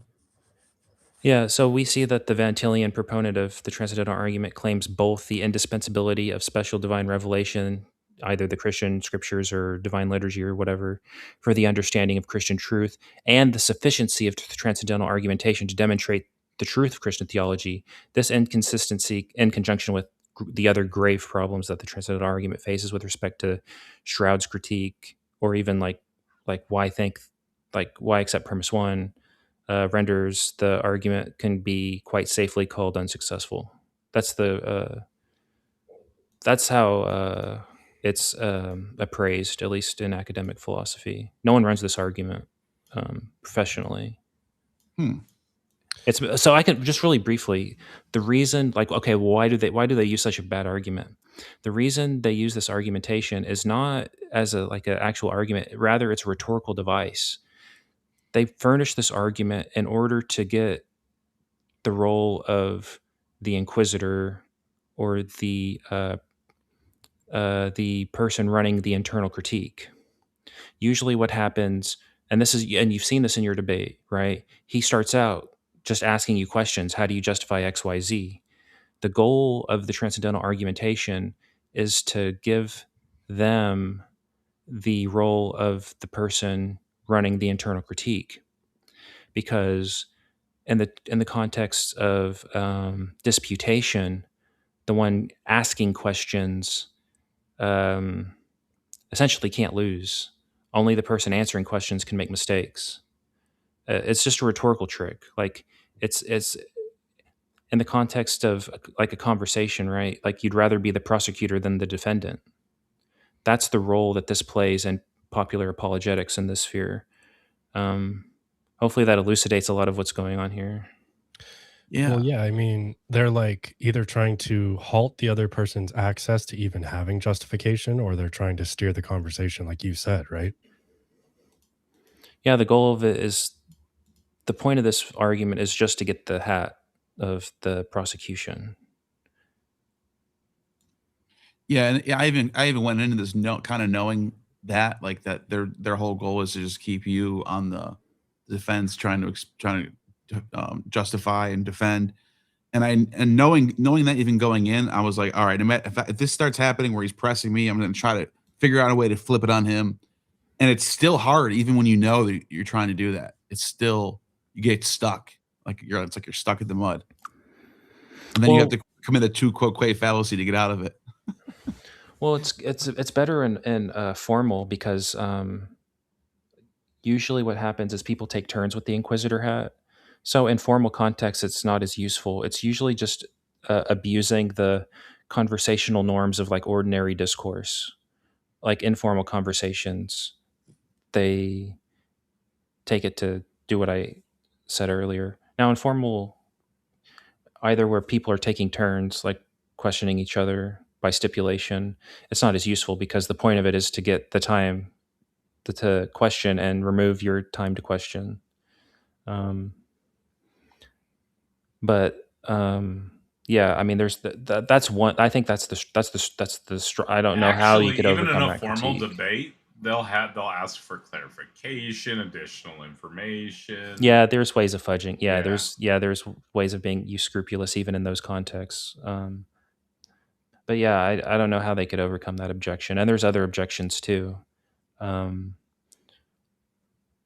If the argument's presented formally, most people are just going to say, well, why should I like? Okay, so the point of a deductive argument, like I mentioned earlier, is that if someone denies the conclusion, they're obligated to reject one or more of the premises on pain of inconsistency. That's the point of argumentation. And in the transcendental argument, they say something like, if knowledge is possible, then God exists. I don't know of any atheist who thinks that if knowledge is possible, then God exists. You know, Right. like Even it's easy. not even most Christians don't think that. Yeah, it's usually what you want is to furnish an argument that makes it painful to reject a premise. Like, oh, I hadn't thought about that, but Right. And this one doesn't do that at all. yeah, you're just like, okay, I'll just reject that. Yeah. If knowledge is possible, then God exists. Like, There's like a whole set of possible worlds in which knowledge could arise in various ways that don't involve a God, right? I mean, you don't even have to. You don't even have to deny it. Like, you could even just be skeptical of that, and you could say, well, why ought I believe that if knowledge is possible, then God exists? Like, that seems like a strange inference. Like, what's the argument for that? Most of the times, there's not going to really be an argument for that. What happens at this point in the dialectic is they say, well, how do you justify knowledge? The impossibility of the So- contrary. Well, yes, but in the literature, I believe Bonson has like 3 additional arguments that lead up to premise 1. Yeah, most of these are.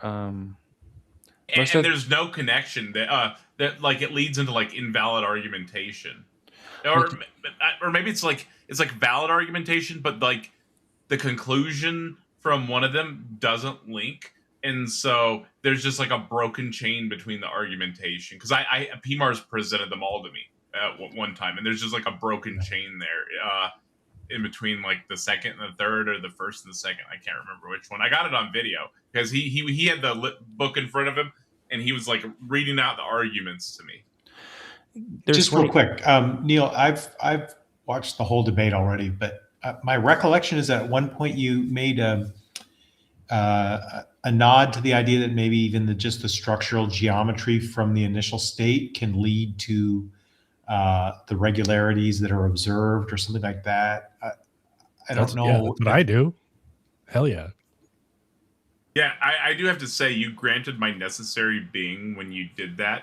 So what you did was you said that it is possible that the universal quantum field is the necessary being. And so necessarily, if the universe, and this is going to be operating in, I think S4, not S5, but I think this works in S4, right? No, I would have to be S5 with that one, right? Because if it's, wait, no. Yeah, I think I need the axiom, right? Necessity doesn't have to if the universal go to all quantum possible field worlds exists. in S4, I think. What? I'm not. Howdy would know better. There's one Does of that them where work in you don't have S4 to as go well? necessity to all possible worlds. That you need S5 to jump from necessary in one world to necessary in all worlds. I thought so. You need the axiom, right? Yeah. You need axiom 5 for that. All right. So Euclidean? necessarily, if the universal quantum field exists, the universal quantum field necessarily exists. possibly the universal quantum field exists. Therefore, the universal quantum field exists. Is that sort of a same kind of It's an argument? ontological argument. Yeah, it's an ontological argument. Bringing you to atheism, my brother. I like it. That's awesome. I have another thing I noticed about tag, but I can wait till we watch more of this if you guys want. Oh, I want to wrap up what I was about to say about how the different ways the dialectic can progress at the point when someone is skeptical of premise one and the transcendental argument for God. So someone can say, this is the first path where it's essentially a burden shift, an illegitimate burden shift where they say, how do you justify knowledge or XYZ or whatever? They'll start asking questions, but usually the response in this line is to just say, is that premise one of the argument for the premise one of this argument? Because if so, questions aren't truth apt and they're not going to really function as premises. Like I'd hate to think that you're being, I'd hate to be uncharitable and think that you're, burden shifting to me.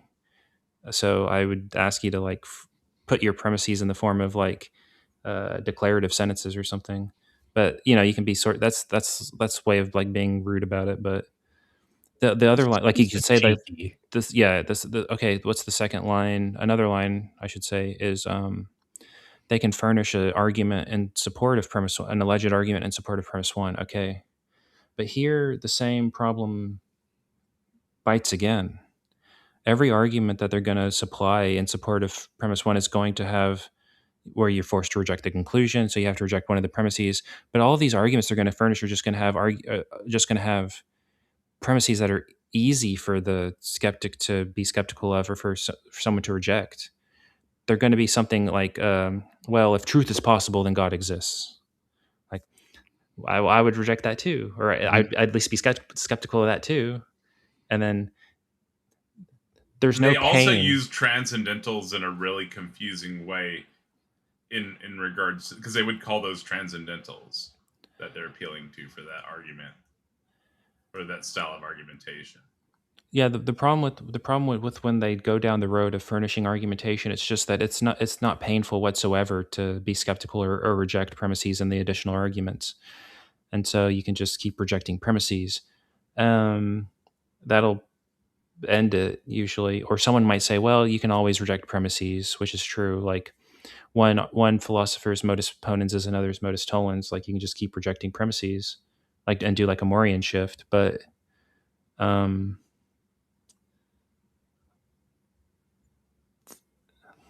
forget what they say. They say something like maybe they want to say something like, you're not sensitive to argumentation. They'll say, if you're not sensitive to this argument and this argument and this argument, you're just insensitive to argumentation or something. I don't know. That seems like pretty implausible. Like you could imagine, like, okay, here's my argument for atheism. If the sky is blue, then there is no God. The sky is blue, there is no God. And then, okay, what's my justification for premise one? Insert any string that you want. You can say the moon is made of cheese and apples fall to the floor on Tuesday. Therefore, if, and it's pretty clear, at least it should be clear, when premises are plausible and when they're implausible. I think that's all there is to say about the entire dialectic. I would love to see you argue against a preceptor with a line of argumentation like that. That would be such a great mega bloodbath, howdy. Oh man. Is a problem in your position, because why are there many at all? Why would we think that imperfect things reflect the perfection of the aperon, the beyond? Okay. That's it. Jay, are you yielding your time? You still got a couple minutes left more. if you want to take. Yeah, if you want to take it, you still have looks like He's almost 3 unyielding. minutes. Oh, okay. Yeah, I'll keep going. Go ahead. So again, let's go back to what we wanted to stress when it was an issue with the original. This were things I didn't get to in the original rebuttal. So again, what I think Neil. Was he out of gas there? I didn't even think about Sorry. that. Was he out of gas there? It seemed like. That's what. So this is what I was saying, dude. This is what I was saying. In my debates, I guess I don't really plan out my conclusions, but I still go for. I basically go back through my intro and my conclusion, but I add in stuff from the debate, right? And so, like in my intro, or I'm sorry, in my conclusion, when I was doing my all three of my debates, I did.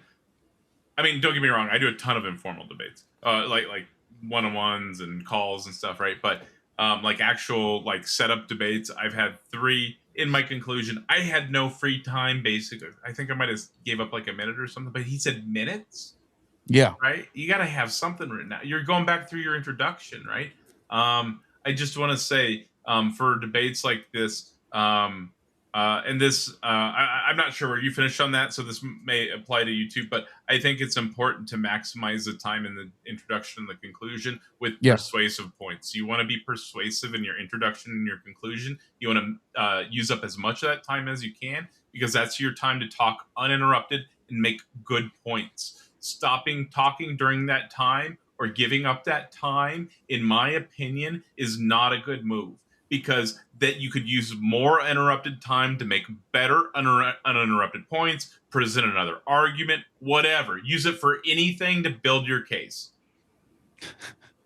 What's not understanding is that modern science, modern academia, for the most part, I said 99.9% are not Neoplatonists. It doesn't mean there aren't some outliers, but the majority of academia who are empiricists, for the most part, meaning that we can't really go beyond sense data.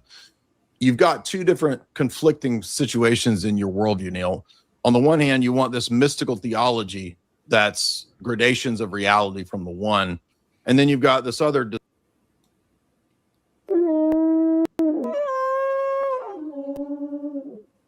Nobody on fire said mute me for 2 minutes. Thank you. Is he correct on this assessment so far for you? I don't want everyone. I'm not saying I want empiricists to be Neoplatonists or that they should all follow. No, I was very clear that these are metaphysical arguments to account for things. But the only difference is mine's more coherent than yours. That's kind of all I'm saying in this debate. Yeah, you kind of like physically just shrugged your shoulders and let it rush off you when you made the claim.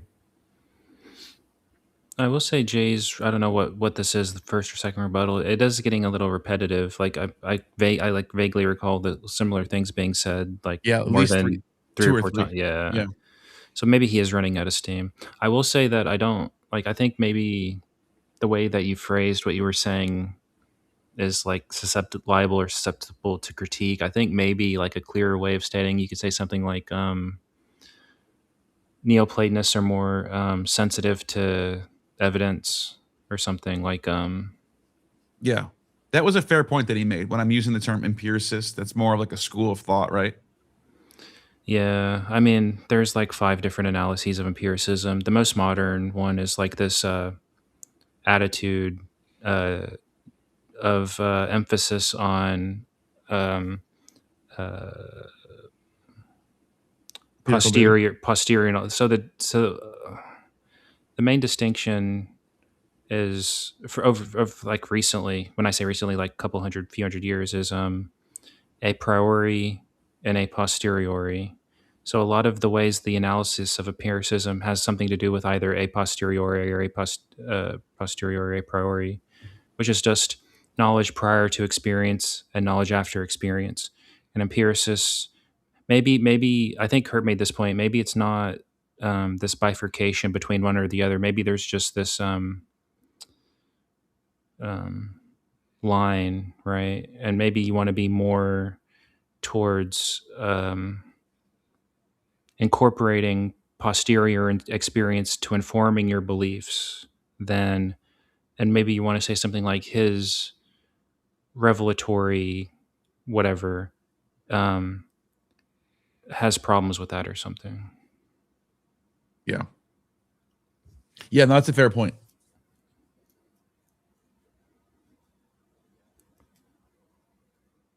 Perfect. Let's get back into this. Desire to fit into. And nobody on fire. Thank you for the super chat. You are unmuted.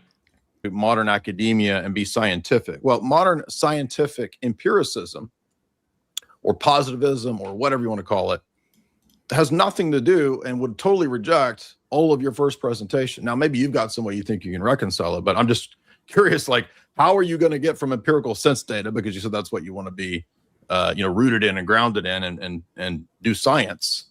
How does science tell you about the monad that's beyond experience? How does science tell you about the nous and psyche underneath that? Where does science or the scientific method tell you that there's gradations of reality from the one and that the one is more perfect? So these are, like I said earlier, I think a lot of these claims could be at least hinted at through physical modeling of some sort, right? I was going to say, maybe there might be some mathematical way you can frame it. I don't know. I don't know how he thinks about that. I think you could build like physical, like if it was affecting reality, I think you could build physical models to that. It would have to be accounted for in the physical models, and it would be because otherwise math wouldn't work, right? You'd have like dark energy and like stuff like that, right? The cosmological constant, right? Mathematical monism based? Is that a thing? I don't think so, right? Yeah, where When I hear people mathematics say it's like really hardcore position for really, really super smart people. Yeah.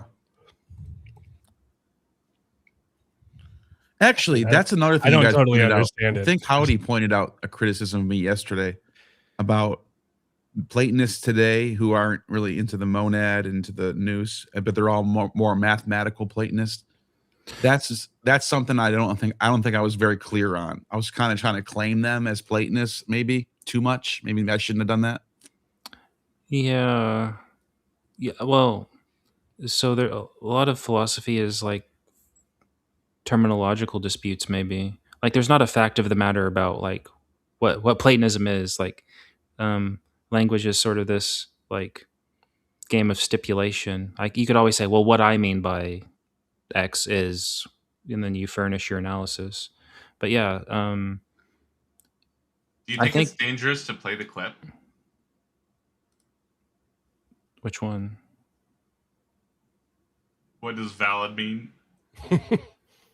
The Jay Dyer clip. Have you seen this one yet, Neil? I don't think so. It's not ringing a bell. Oh, that would be. Play it for him. He'll enjoy it. Is that dangerous right now? It's you, fine. you might summon Jay because you summoned someone summoned. Yeah, I saw that. Bring Andrew him came in on. yesterday. I'll talk to Jay. Oh, Andrew came in? Yeah. Oh, I didn't see him. No, What's up, yesterday. Andrew? Yesterday. Yesterday. I watched that today. I watched that after it was already over. Yeah, he's chill. He's been very supportive. He's came on here and debated people a couple of times. He's helped me. He's been very chill. I totally disagree with his positions on a lot of stuff. Right. Totally disagree. But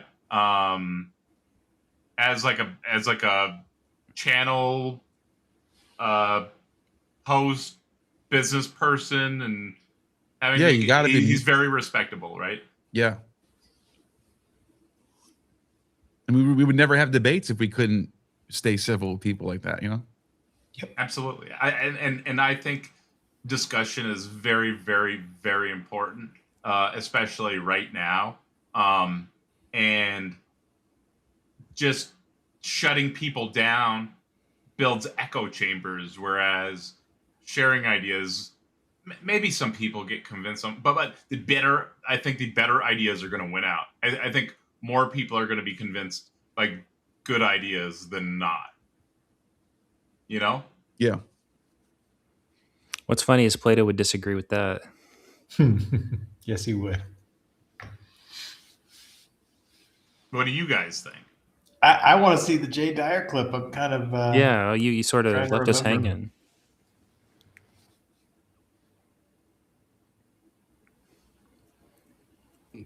What does valid mean? What does valid mean?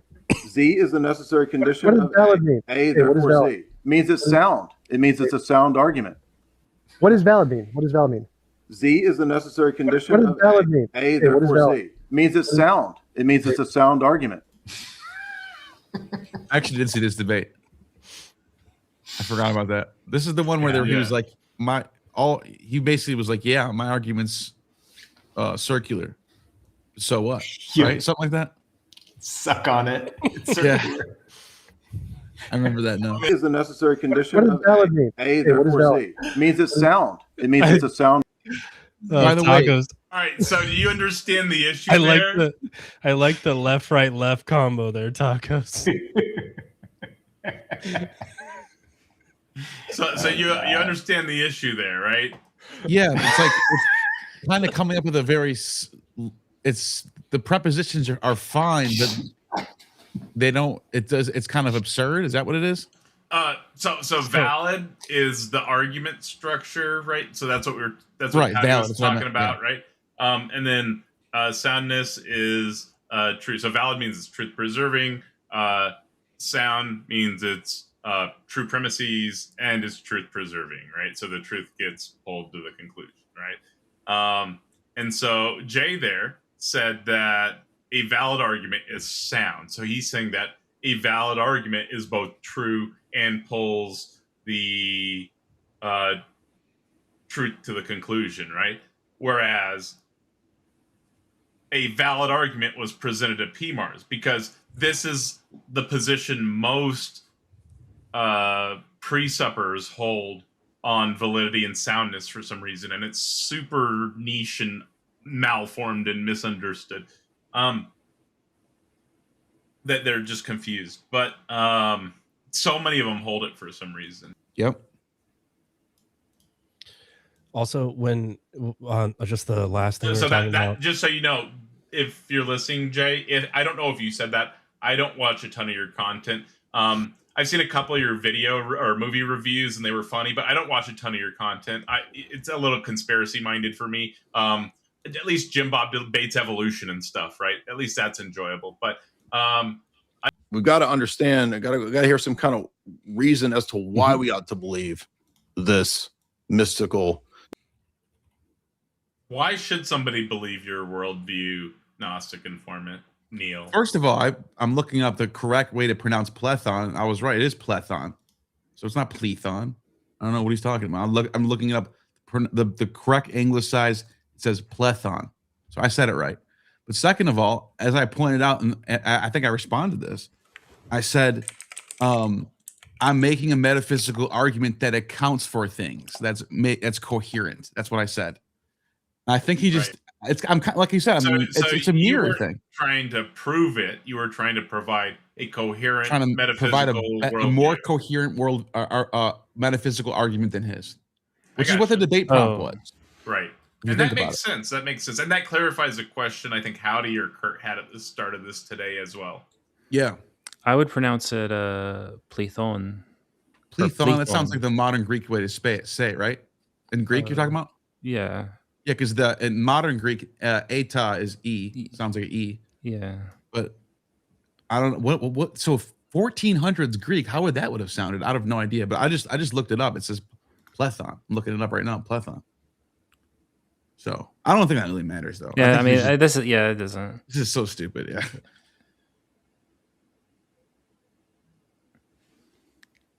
Neoplatonism. All I heard was, well, it does this, and here's problems in the Bible. Okay, fine. What is the good argument to know from empirical data and sense data, which you rely on, that all of these metaphysical things are true? All right, we gotta leave it there. Tried not to interrupt the last portion there. Until he finished asking you for empirics behind your position. You know, as a neutral moderator, you just get that, like the irony of a tag pusher asking for empirical evidence for a claim. Yep. Isn't that funny? It's kind of ironic, right?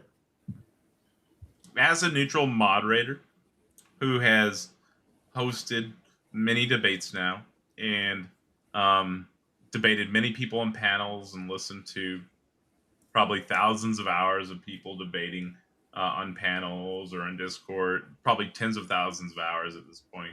I have never heard a theist give any, not just a precept, just any theist give any type of really good empirics for their position. I think Cafe has come the closest. I'm not even kidding. Really? Yeah. The only other thing I've had is That's damning them with faint praise. The only thing other thing I've had is like the shroud and like Oh, God. evolution nonsense and like other stuff that just isn't even addressing the topics. At least Cafe is presenting a study that includes perennialism in it, right? Like nobody else has done that. Nobody. Can I ask Taco? How did you update your what was your credence function on Christian theism, updating on the fact that your DNA spells Yahweh? Is that what they argue? It definitely has not shifted me in that direction very much. It's such a bad argument. That's funny. I went from a 0% to about a 0%. You know what's even funnier about that? The older text that we find that spell Yahweh, it's 3 letters. It's not 4 anymore. So I mean, I guess that's kind of. Well, you're talking about Elephantine again. Elephantine, yeah, that's one. But there is other places where it's even not even just in Aramaic, but in the Hebrew, it's only Yod He Vav. That's it. Right, but even there, like the Elephantine data, like it shows that Northwestern Semitic religious language was common among people of Hebrew descent. Yeah. We don't have that language from Palestine and hasn't been preserved, but Anat was the mother goddess of Baal, and she is worshipped in Elephantine. Yeah. Yeah, she's carried over by them. It just shows you they were still polytheistic at that time. They had Yahweh, but Yahweh was their major god. It was like their Zeus, if you want to compare it. Well, it sounds like you're following like Adler and Barnea's position about that's right. Later construction of Torah observant Judaism, which I think is very strong. That's where I draw most of that from, but also like Russell Gmirkin stuff and Gmirkin gets to the same position from a completely different point of view theologically, which I think is again stronger evidence. And then the linguistic guy I talked to is Ian Young, who totally just destroys the idea that we should be dating text. Like we had this paradigm where like there's this biblical Hebrew, and it basically was one day some people a long time ago just decided that like this particular style of biblical Hebrew is the oldest, and then they find other biblical Hebrew that looks like that, and they go, oh, that's also 800 BC or 600 BC or something. And then Ian Young, who's a linguist and a Hebrew scholar, says it's all circular. We're just like setting this at. We just said this is what the Torah looks like. This is biblical Hebrew. So when we find Hebrew that looks like this, we just match it up with this. But we have no idea how we even started that out. It could be 400 BC. It could be 300 BC for all he knows. Well, the text of the Torah and the text of the Joshua and Judges is nonsense on the narrative of the Torah and Joshua and Judges, because they can talk to the Philistines, they can talk to the Midianites, they can talk to the Edomites. How could they talk to them if they had come in from Egypt? Yeah. They wouldn't speak the same language at all. The text presumes a continuous Northwest Semitic interintelligible dialect. Yeah. And Neil, for clarification for the audience, what is the name of your? Well, so I'll just read the question. So, is Gnostic Informant as an atheist? So, as an atheist presuppositional apologist, I do have to say everybody of sound mind knows no gods exist. The self-evident truth of our shared naturalistic, atheistic reality has been revealed to all of sound mind through both natural and special revelation in an undeniable way, right? But obviously, everybody does have their own opinions on this. But what are you thinking on that, Neil? Am I an atheist? Yeah. That was what they were asking. Oh, no? Yeah, I'm not an atheist. What's your position titled? Well, I called it in debate. I called it Apolloist Monism because I was modeling the nous off the sun, Apollo, and I wanted to do the Nietzschean Dionysian Apollo. I like that. That's kind of that's my favorite way to model it. But there's sometimes the nous is Zeus and the soul is Hera. I've seen some models like that, but it's priority monism. So priority monism. I basically am. I think I would be. I don't know what it would be titled, but it would be something like. I think it's like like a substance monism, physicalist substance monism, or something. Do you think the bottom is plural or singular? Me or Gnostic? You're asking me? Well, I thought no, it was asking he you. said he's. Yeah, I'm asking you. He said he's a monist, priority monist. Yeah. So you're asking me. No. You're a priority monist, so you say at the bottom okay. there's So one. he's I'm asking you asking Taco. practice Yeah. tacos. Yeah. Oh yeah. It's one unified stuff. Okay. One Wow. unified substance. It's just a stuff, right? Neil, you have 10 minutes on the clock for your closing statement before we open up the floor for an open debate. Go ahead when you're ready. I didn't actually pronounce his name wrong. It's Plathone in Greek. It's Plethon. I did the ancient, maybe I some did the ancient word. English. You said you did the ancient. I pronounced it in ancient, and I guess I could be wrong about that because in 1450s they might have been closer to modern Greek than they are to ancient Greek. So it could be Plethon actually. So I concede that. Gotcha. Honestly, I don't think that pronunciation is too convincing either way, though. It's not. I don't think that would be like a big point. I don't feel like that's a big point either way on that type of stuff. Usually, unless like Howdy was saying yesterday, unless there's like a big. There's no reason. Yeah, it doesn't unless even you're matter. like pretending to speak it and then or be an expert, and then somebody like comes in and knows way more about it than you, right? Yeah. Yeah, your position collapsed on that pronunciation. Anglicized version. You did the same thing to me when I talked to you a while ago when I said duad. You said dyad. Ha. Duad is a word that people use. It's a Greek word. We even Anglicized. So this is 4 years ago. He was doing an X stream, and I jumped in. We were talking about this. Is actually similar to this topic right now. We're talking about pre-Socratics, the triads, and where it all came from. And I used the word duad because I don't know why I'm used to reading it that way. I've seen it in books written out that way. So let me describe a phenomena to you real fast. So autodidactic or self-learners do this thing quite a bit where when they're reading texts and stuff, they're not watching videos and stuff like that and people's opinions on stuff, and that they're like reading and learning. Exactly. And so when there's talking about these topics, they may not have heard it pronounced properly in the past or very often, and so it may that proper pronunciation may not be built into their brain wiring. However, duad is a proper way to you could say duad or dyad. Most people would say dyad. That's probably why he laughed at it. But this is I gotcha. This is actual way to say it. So I wasn't actually incorrect, and that what does come from the Greek duad and dyad. I gotcha. So I brought it up because it was like he did. I'm like, you just did it again. You got me on some pronunciation. Who cares? You know. That's why I brought that up. And I was also just pointing out that's also a common phenomenon with people who just go and learn stuff on their own. And I do that all the time. So which it's not a big deal. It's nobody. It just happens, right? It just happens. Size it as duad in philosophy. So I'm surprised someone with a master's in philosophy didn't know that. Do you speak Greek? I do. I don't speak Greek. Hang on, and Jay, you can't interrupt his closing. Go ahead, Neil. I'm a student of Greek, so no more than you do. Anyway, so yeah, well, no more than you do. To go back to when you picked up a book with the number 3 on it and said, "Is this 1 and 3 at the same time?"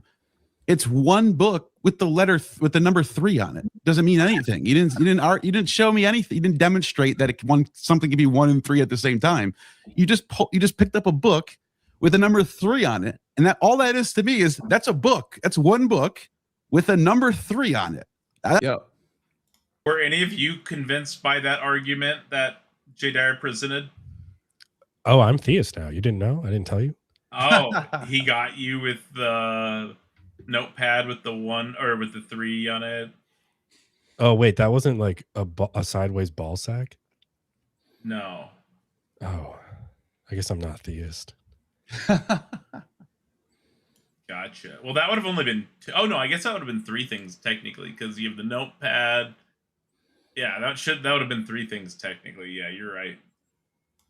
That was like mind blowing when I saw that. That was hilarious. But But yeah, you want to know why? Oh, he took off his Why should I coat for believe your that. worldview? Why should I care? Well, first of all, I never said that I'm trying to get modern science to be grounded in all these. I want everyone to be a Platonist and all believe in my stuff. These are metaphysical arguments. These are metaphysical arguments that account for things, just as you're doing. The difference is my worldview allows for things like empirical data and we have the predictive success on our side, where you are bogged down by dogmas that get you to have to believe the earth is 6,000 years old, or that evolution is false, and you just flat out just deny in your face physical evidence of transitional fossils. I do have to say this is a very powerful point for both sides.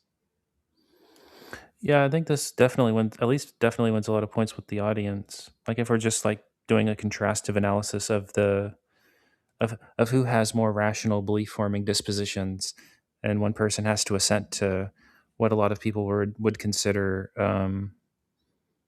not well formed. I'll say not well formed beliefs. Let's say. Yeah, it comes down to where you land on the biblical history. If you believe in that, like if you think like, you know, the historicity of Jesus is like really strong or whatever, and like, you know, the word of God was passed down from the church all the way, like you might think like, oh, well, that maps onto reality. So even if he thinks he's being empirical, I think the church is still like, you could still have that. You could think Jay's correct. Like I think that's where it's going to land between those people who watch this. Gotcha, Well, probably. But I just think that's a strong point. Just being like, I can accept changes, and I don't have, and you know, and have like my worldview map on the reality the best and be the most coherent. That's kind of like, that was my goal of going into this debate. You and I need to have worldview debates. I need to convert you to be an atheist presuppositional apologist. I think maybe one way of saying this that might be poignant to the audience is you could phrase it as like, well, you have to interpret all of your experiences under this paradigm to accord with it, where I'm just going to follow the truth wherever that will lead me. Like I'm open to experience, whereas you're sort of, you have these recalcitrant, I don't know how I'd phrase it after that. That's sort of the beginning of a speech. Yeah. Sort of like taking more Aristotle into the Platonist mix and adding more of the Aristotelian worldview, if that makes sense. Yeah. Oh, like and we have a special guest in the back. Oh God. Who do you think it is? Was it all men by nature desire to know? What's up, Dave? Hi, Dave. Hello, Holy Father. Hello, my son. What's going on? Today's word would be, don't pray to the demigods. Pray to the God himself. Yes. So I don't care if 99.9% of empiricists are atheists. Great. I don't care if they're atheists. It means nothing to me. It doesn't bother me one bit. What we're doing in philosophy and Platonism is a totally different thing. We're doing metaphysical arguments and trying to account for the world and ethics and and stuff like that. But we can just negate your worldview off the rip just because of how flawed it is, and we can just go through and say, and I pointed some things out to you, the major contradictions in your biblical corpus, and I wasn't talking about anthropomorphic stuff. Like, yeah, okay, maybe you can get away with saying God being jealous is anthropomorphic, and he wasn't really jealous, but that's just how it's reflected in the story. But are you trying to say that anything that's anthropomorphic would be unnecessarily complicated ultimately, or where were you trying to go with that? I think if you keep going, because I'm saying if you want to say that, you can get away with that, but these examples you can't get away with that. That's what what I'm leading up to. Well, I think you're because it would be good to I say think I know what that you're would be saying. unnecessarily complex as well, because that would hit divine simplicity, which is something he would probably affirm. I think, right? They all affirm divine simplicity, right? Yeah, I don't remember exactly what I'm about to say, but the point, what I'm saying is, hey, if you're going to make this argument of anthropomorphism, that still doesn't count for what I think I forgot what I say here, but it's something like that. It's like saying that if something has a mind, it's obviously more complex than something without a mind. And if it has to have things, if it's all good, these are all additional things on top of the base mind. And so there's a really good, easy argument to make about your thing being more simple. Because I think your thing would be a mind at the base, right? Yeah. Yeah. So that would be more simple, because I don't think you have to be all good. Your thing doesn't have to be all good, right? All knowing, all powerful. It doesn't The have to one be you're any of talking that, about? right? Yeah. Or the mind, the nous. That's the first time. Whatever the main thing, whatever your core foundational thing is, it doesn't have to be all knowing, all powerful, all. You don't have to have an omni everything, right? I think it does. I'm pretty sure it does have to be. I mean, that's okay. Never mind then. yeah, Okay. because the first emanation is the mind, though. It's the nous. So that's where most of the actions are coming from. Where the one is still imperfect and just not moving. So it's like it's hard to explain. It's not like doing much. It's not engaging with the world. It's just emanating pure goodness, pure nothing's right. Like, you know what I mean? Does that make sense? Like, it's just. Dude, I have to debate you on this. Yeah, we can do it. I want to make my worldview better. We need to have a friendly debate, though. I don't want to be like angry. I just want to get you deconverted and bring you into the brotherhood of atheism. Like you're telling me this stuff, and I'm like, oh man, we have to debate this. This is like you have like my position too. And atheist monist. Let me ask Howdy, does the one has to be all good, omni, right? Like, there's no way around that, right? Not with a physicalist, monist. Yeah, but for what I'm saying, position. Yeah, like internally. I don't know on your position. Have you ever heard a Platonist say that the one is not all omni, though? I don't think so. Howdy, won't they say it's all like rational? It's all thought. There's like different. I mean, you're prompting me to predicate about something paradigmatically ineffable. Like, right, it's difficult, but that's exactly. What I can say is the best thing that I can say about it, and I don't even think Neoplatonists like 100% affirm what Plato says about it, but I really enjoy what Plato says about it. Even Plato doesn't say that this is one.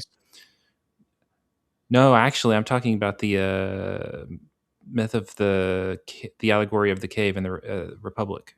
Right. Okay. I'm talking about the sun, because this happens a lot with Plato. Sometimes the words don't work, and when the words don't work, you do a myth. So that's the second best thing. We can be poetic about it. Okay, well, I can't tell you much about it, but I can be poetic about it maybe. And if I'm being poetic about it, I'm saying, well, it's kind of like the sun that shines on things and lets you see things, but not in the sensible realm. It's in the intelligible realm, where whatever it is that's lighting up the realm of form such that I'm able to apprehend them intellectually is what it is. Other than that, I don't know what else to say. Not much. No, I think that's the position all throughout Platonism. I don't think anyone messes with that. I'm pretty sure. Yeah, I'm not. To be fair, I'm not a Neoplatonic expert. I've only read. Neither am I.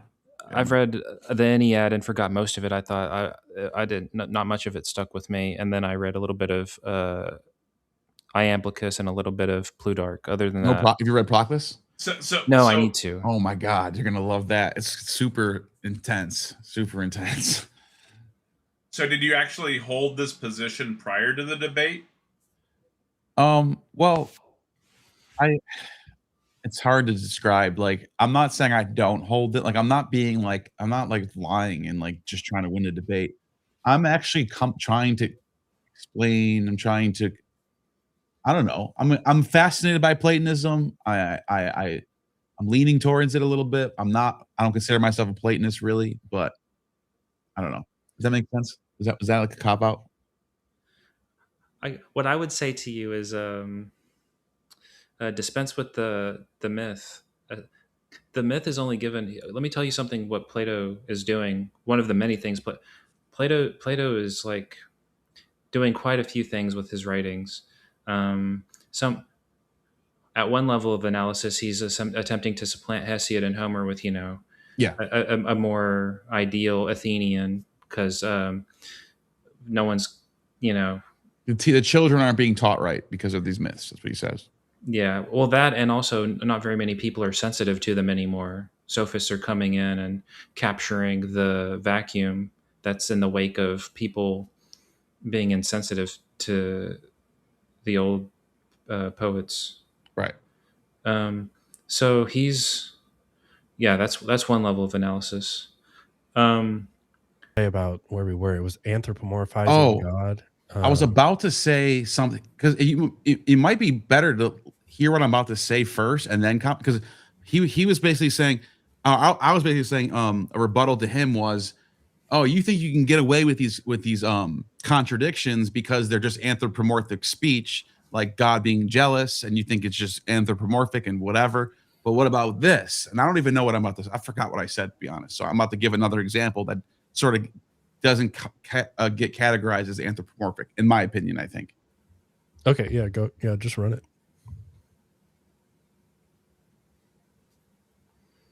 But you still haven't answered. Why does God need sacrifices? Why does God need to send himself to save the world from himself? That's not an omniscient God. That's not an all-powerful God that needs to do all these things. So a perfect and omniscient being doesn't regret prior actions. Yahweh regrets making the earth in Genesis 6. He says, I, Yahweh, regretted that I have made the earth.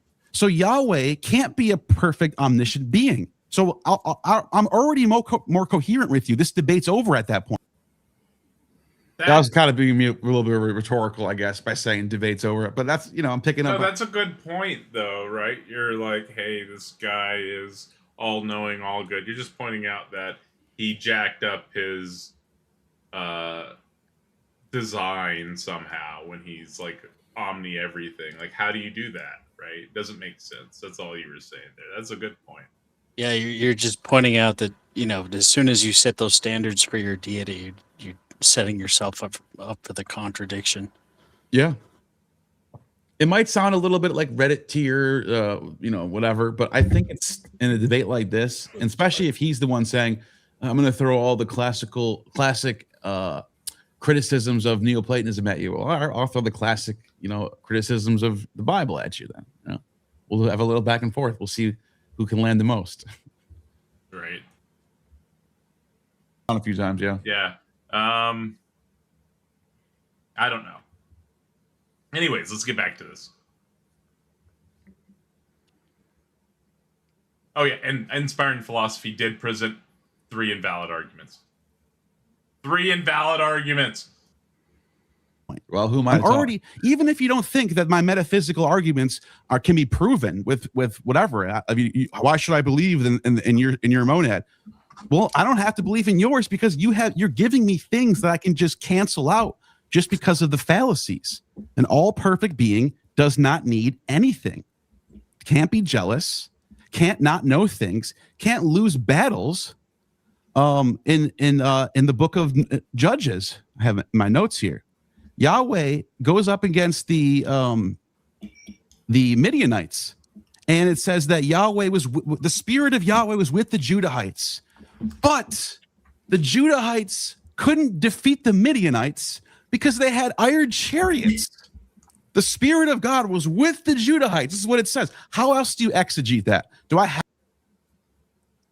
This is another very powerful point. 100%.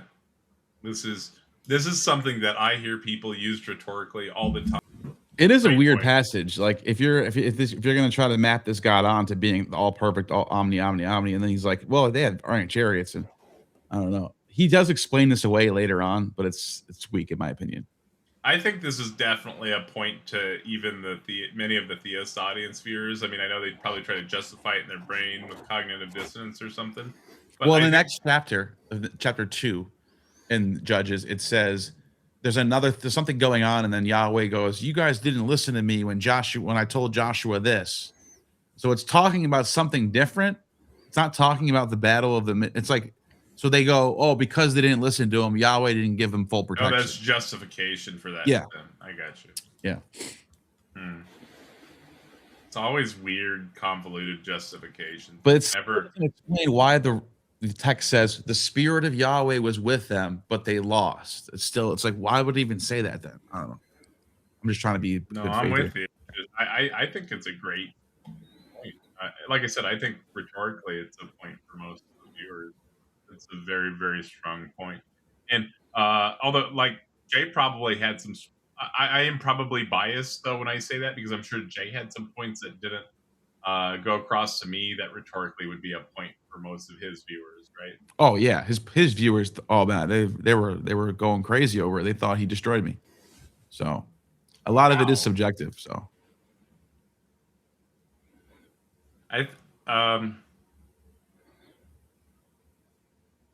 I mean, you didn't see any comments I'll like ask that? Howdy the question at the end of the conclusions, because this is the initial part of the debate, and then we'll go from there. But I think I would respect Howdy's opinion more than a bunch of. Not that there's anything wrong with Jay Dyer's followers, but I did show you the clip where he didn't know what the difference between valid and sound, it appeared that he didn't know the difference between valid and sound. Yeah. Anyways, let's. I guess we get back into this here. Have to be an Orthodox priest to exegete that? No. I can use my own reasoning and say that is not a perfect God. That is a God that is flawed. This is a God that dashes little children against rocks and is boasting about it in the Psalms. And let's talk about you brought up the dating of the text, and I was talking about Wisdom of Solomon in particular. So all in those were all very good rhetorical points. I think you probably could have made used an argument though there too. So some quick syllogism that you had in the introduction to that wasn't that you addressed throughout the body of the debate, right? I think something like that would have been good there, because that's probably stuff that you would have addressed regardless of the way that the conversation went, right? Yeah.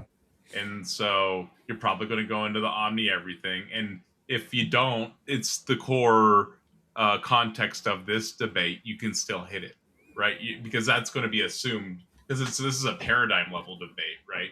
This was paradigm level. Your worldview versus worldview, right? So you're attacking each other's positions there. Yep. Which is clearly Hellenistic. It's written in Greek, first of all. Game over. We don't even have a Hebrew version. It's a Greek text. And you said, I'm talking about the whole corpus of Solomon. Well, let's talk about the whole corpus of Solomon then. None of it.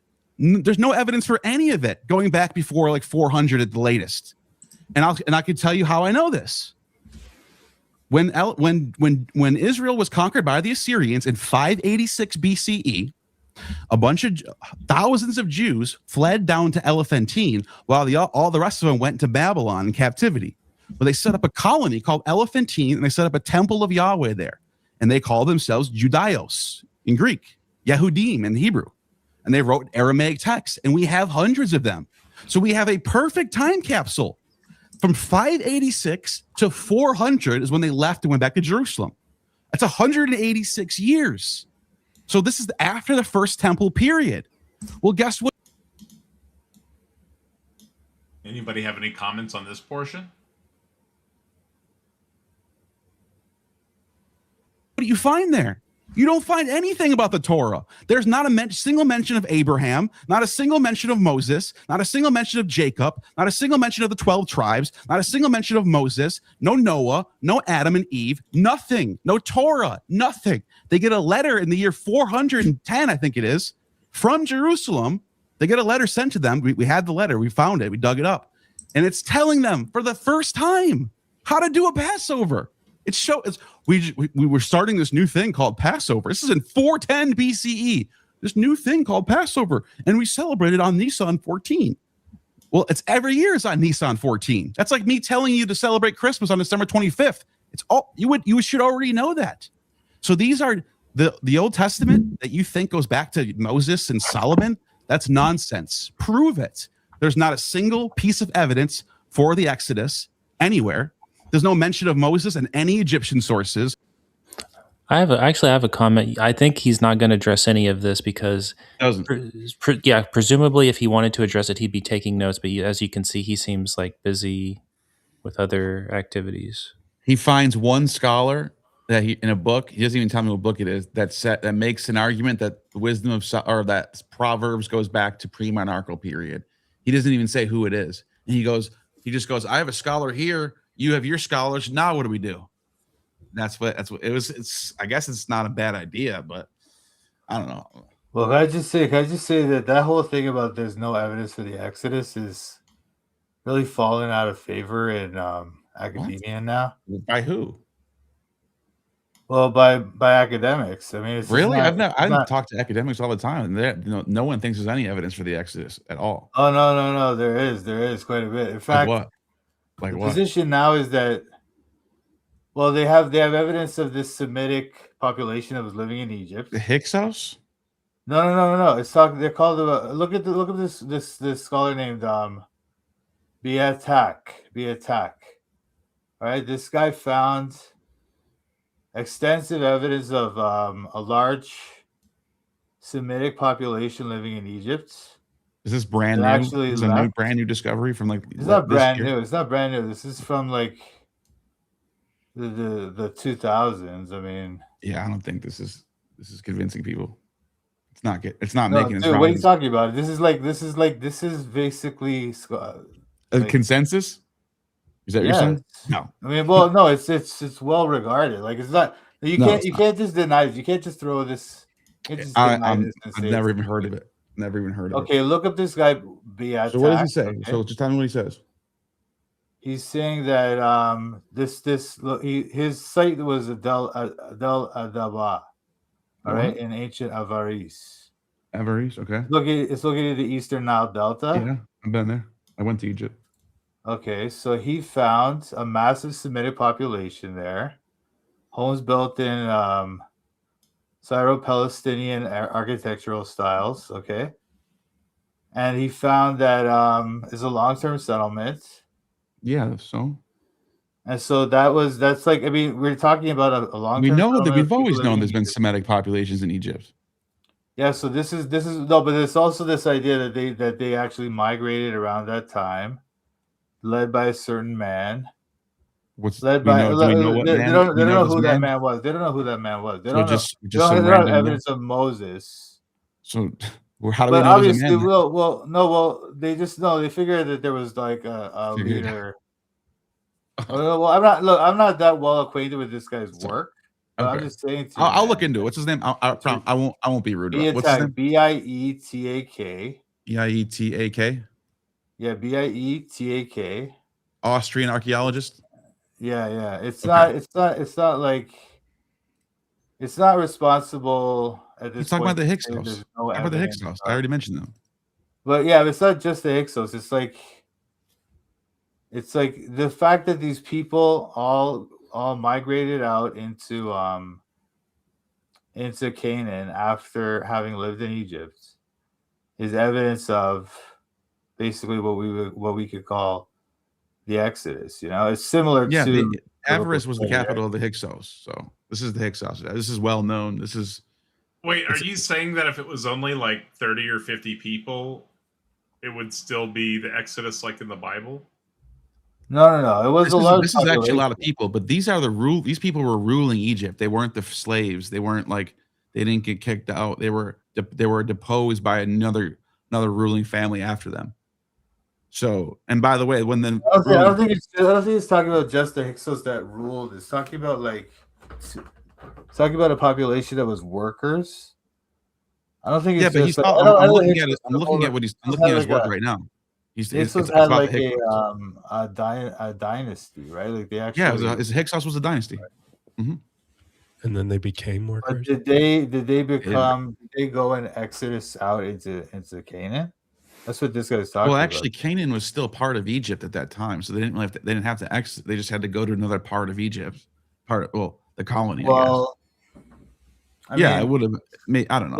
They would have been like ruling over them, but not like they wouldn't have had it like a national part of their nation, right? So it's like the thing is, these people. I talked to Lester Grady about this. too, Puerto like Rico for the US. I talked to There's Lester two. Graby about this this theory right here, and he thinks it's fine. He thinks like it's possible that the Exodus is like loosely based off the Hyksos losing power and then settling in Cana and like migrating that way.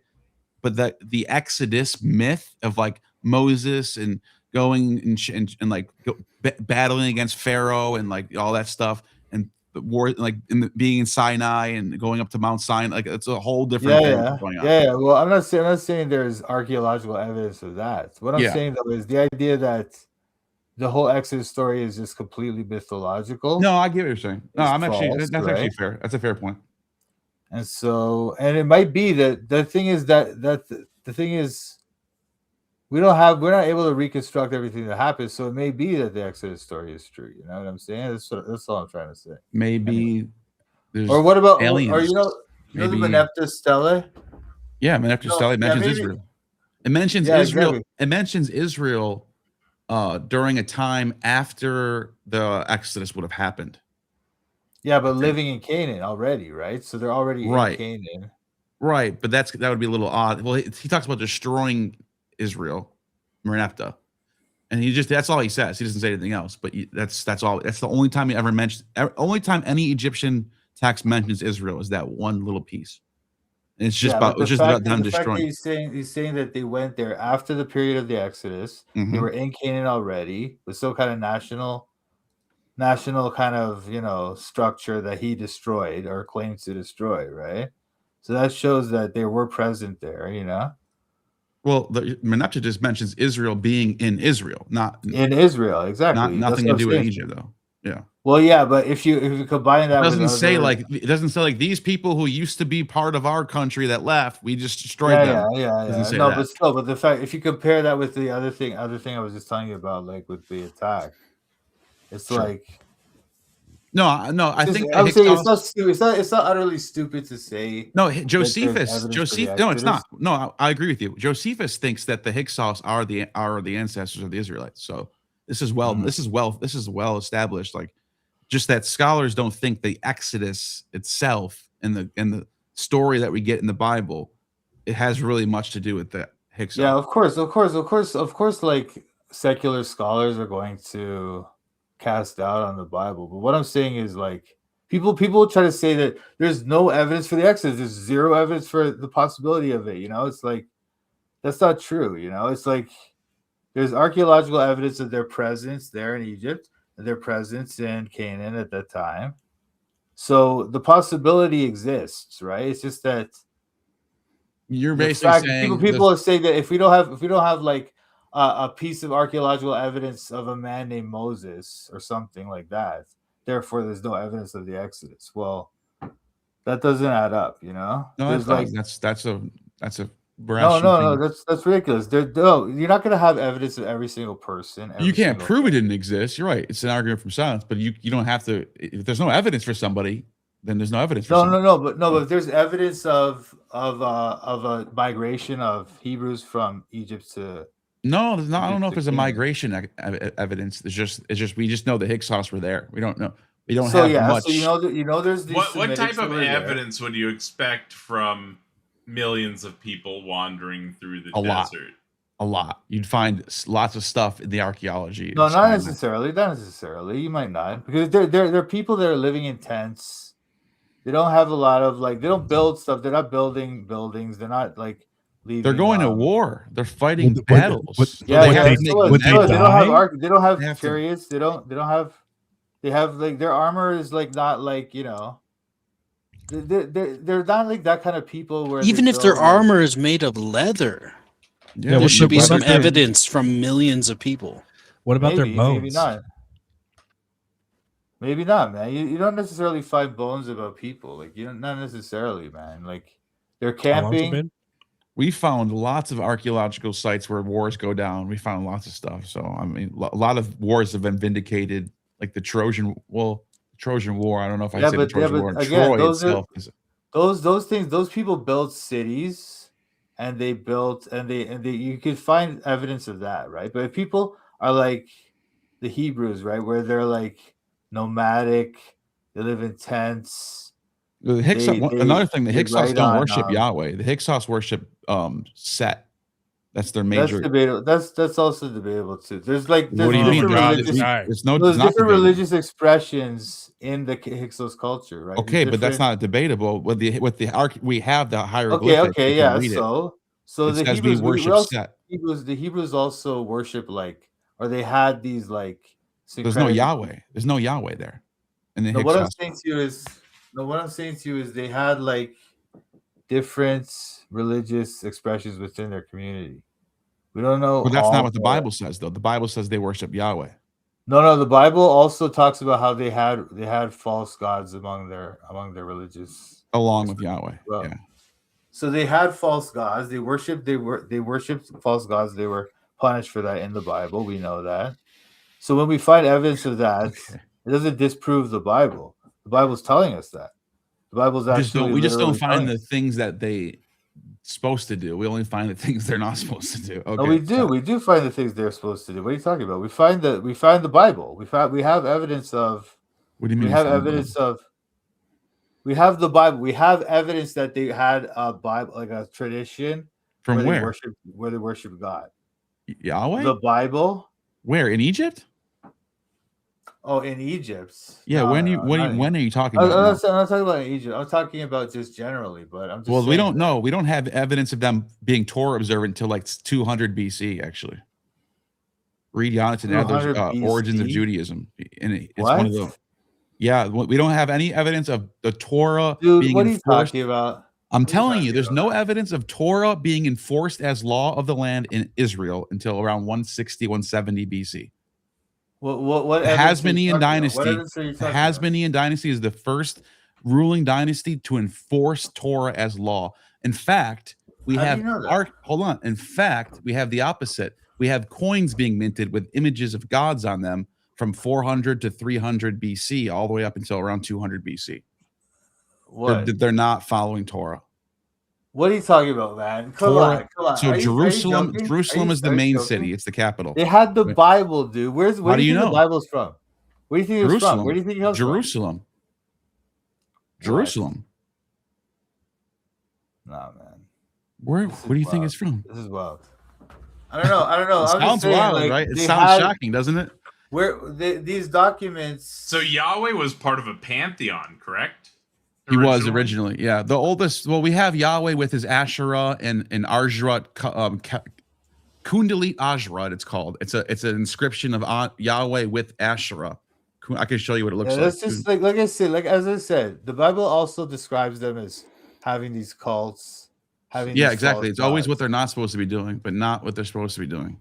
We never find. No, but obviously we never find the Mosaic Code or the Torah. We always find Yahweh and Asherah. After a while, you just got to go. What's going on? Because the Bible does. Because the Mosaic Code doesn't tell them to build. See, this is the oldest Yahweh you're going to find. I don't think there's any Yahweh before. Oh no, there is an Egyptian. There is the Yahweh of the Shashu. Yahoo of the Shashu. Watch this. This is the oldest inscription of Yahweh that exists. Yahweh. You're just talking about specifically archaeological evidence. Yeah. Well, yeah. That's what you got to do. You got to establish it first. You got to find the archaeology isn't the only kind of evidence we have from ancient history, though. There's linguistic evidence. There's linguistic evidence exists. This is the oldest Yahweh. Look, it's 3 letters. 3 letters. So, what type of god was this god? This one right here. Yeah. I don't know if we know much about this other than this inscription. So he's a god. These people called the Shashu are nomads, and they live in Egypt and like Sinai region. So there might be, some people might think like this might be their oldest Yahweh 13. What about the Elephantine? What about the Elephantine? What about the Elephantine? They don't mention They don't mention Moses. They don't mention. They do. Nope. No mention of Moses. Hold on. No, they mention Yahweh. They mention Yahweh. Yes, I already said yes. They mention Yahweh. Guess who else they mentioned? So that's 5th century BC. Why did you say that there's 2nd century BC is the first? I said Torah. I said Yahweh goes back to 1300 BC. What are you talking about? I'm not doubting Yahweh. There's no Moses. There's no Abraham. There's no Jacob. There's no 12 tribes. There's no Adam and Eve. There's no Noah. There's no Isaac. There's no anything from the Torah. There's nothing. And from 586 BCE to 400, we have a time capsule of Jews writing. We have their papyri, we have their ostraca, we have their inscriptions. They don't mention the Torah once. That's a problem. It's a problem. And this is like this Christians pick up on this. Pseudo-Dionysius, 5th century AD. He's not a 1st century writer. He's a 5th century writer adopting Neoplatonism. So when I see these things, pseudo-text, no evidence, I go, my reasoning tells me this is not the true religion. This is not the true worldview. So I have a more simple worldview that accounts for things, and that's why I go with Neoplatonism. Gentlemen. All right. I thought you made we should have had this on 1.5. Whoops, but I thought you made some really good points in your conclusion there. And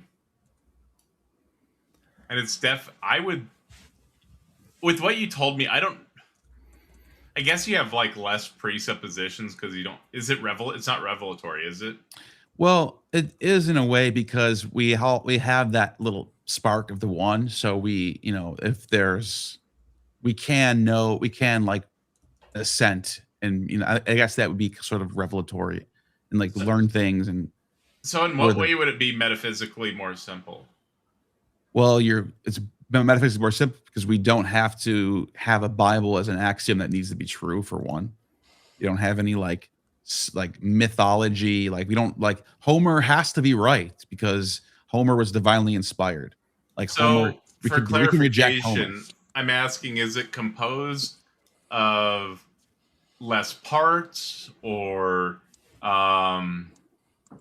does it have less substances and or states of ontology? Does it have? I don't think so. I think it's almost the same in that regard, except the Trinity is different, and the difference is the Trinity and the emanations. That's it. So philosophically, I would say it probably wouldn't be more simple then. It sounds you were more using colloquial there, and I think that I'm not sure I don't remember if Jay picked up on that, but I think he does. I think philosophically, it's definitely not more simple, at least from this initial run through. No, that's a fair point. Howdy, did you hear anything there?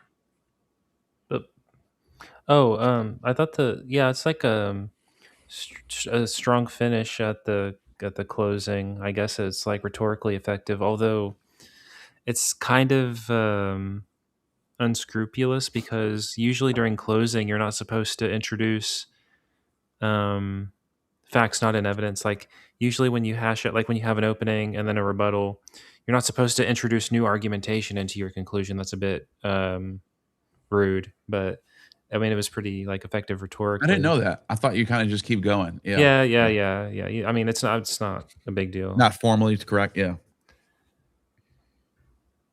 It's just a little rude, I guess, is how I'd characterize it. Yeah. It didn't look like you were trying to be. I don't think he was trying to be rude with it. It just looked like that's just kind of where it went, Which right. I get it. Yeah, I don't think you were malicious. I just think that's where your mind was going. Yeah. That's fair. Cool. Yeah. I'll make a little group chat with you too. Okay, Gnostic Informant, gentlemen, I expect you both to adhere to my moderation. If there's too much over talking, things like this, I'm going to break the debate up a little bit and get it back on track. That's my job as the mod. It's your guys' job to do the debating. With that, the floor is open. Are we going to go like back and forth with any time or just no time on this one? Just open floor. So I'll just start with Neil. I'm not talking about the book. I'm talking about the numeral 3. Mm-hmm. Is the numeral one thing or is it 3? Well, it's one number, so it's the number 3. So it's 1 and 3. It's the number. This is what I was saying. This is like Carrot Top, dude. This is just physical humor, dude. This is the best part of the debate by far. This is just comedy. Physical humor. This is dumb. Jay Dyer, the prop comic. That's what I'm saying, dude. He's like a new Carrot Top, the next Carrot Top. Number 3, but it's one thing. Yeah. So is that 3 things and one thing? It's not 3 things. It's one thing. The number 3 is not 3. The number 3 can count. You can count 3 things using the number 3. This is 3 and 1. It's just the number 3 on a piece of paper. That means nothing. So it's 1 and 3. No, it's not. It's one thing. It's not 3. It's one thing with the number 3 on it. So we use 3. We use 3 to count things. We don't just put 3 on something and it becomes 3. Isn't that technically 3 and 2 things? Because there's a 3, and then there's a square, and then there's the notepad. That's what I was thinking. What do you mean by things? Right? If I wanted to be a dick, couldn't I say, what do you mean by things? Right? Then there's the video feed. Then there's your reception in your eye. Actually, oh no, it's like 70. No, it's like 20,001 because all the viewers, all the. There was a lot of. I actually have a legitimate question for Howdy on this because there was a lot of Jay Dyer fans, and there I can tell because they're all had Orthodox like logos and stuff that were tweeting at me for the last 2 days since this debate, saying that I should be disqualified as a Platonist because I should have automatically agreed with him that numbers are real, that 3 is 1, like something along the lines of, as a Platonist, this was automatically you were disqualified for not agreeing with this. I wonder what you think about that. Yeah. Agreeing with what exactly? That 3 is 1. That 3 is identical to 3. Like the number 3 is the number 3, but it's one number. I don't know why. Like who is that? Like who's confused? Like what's the Platonist stance that makes me say that it's 3 and 1? I don't know what they mean by that. So mathematical. I mean, it's Platonism is sort of like a. I don't know. There's a couple of ways of cashing it out. Usually, what they want to say is like, okay. Usually, when you're a realist about a position in philosophy, that you're committed to 3 premises on it. You're saying something like, well, there are truths about it, and it's like mind independent.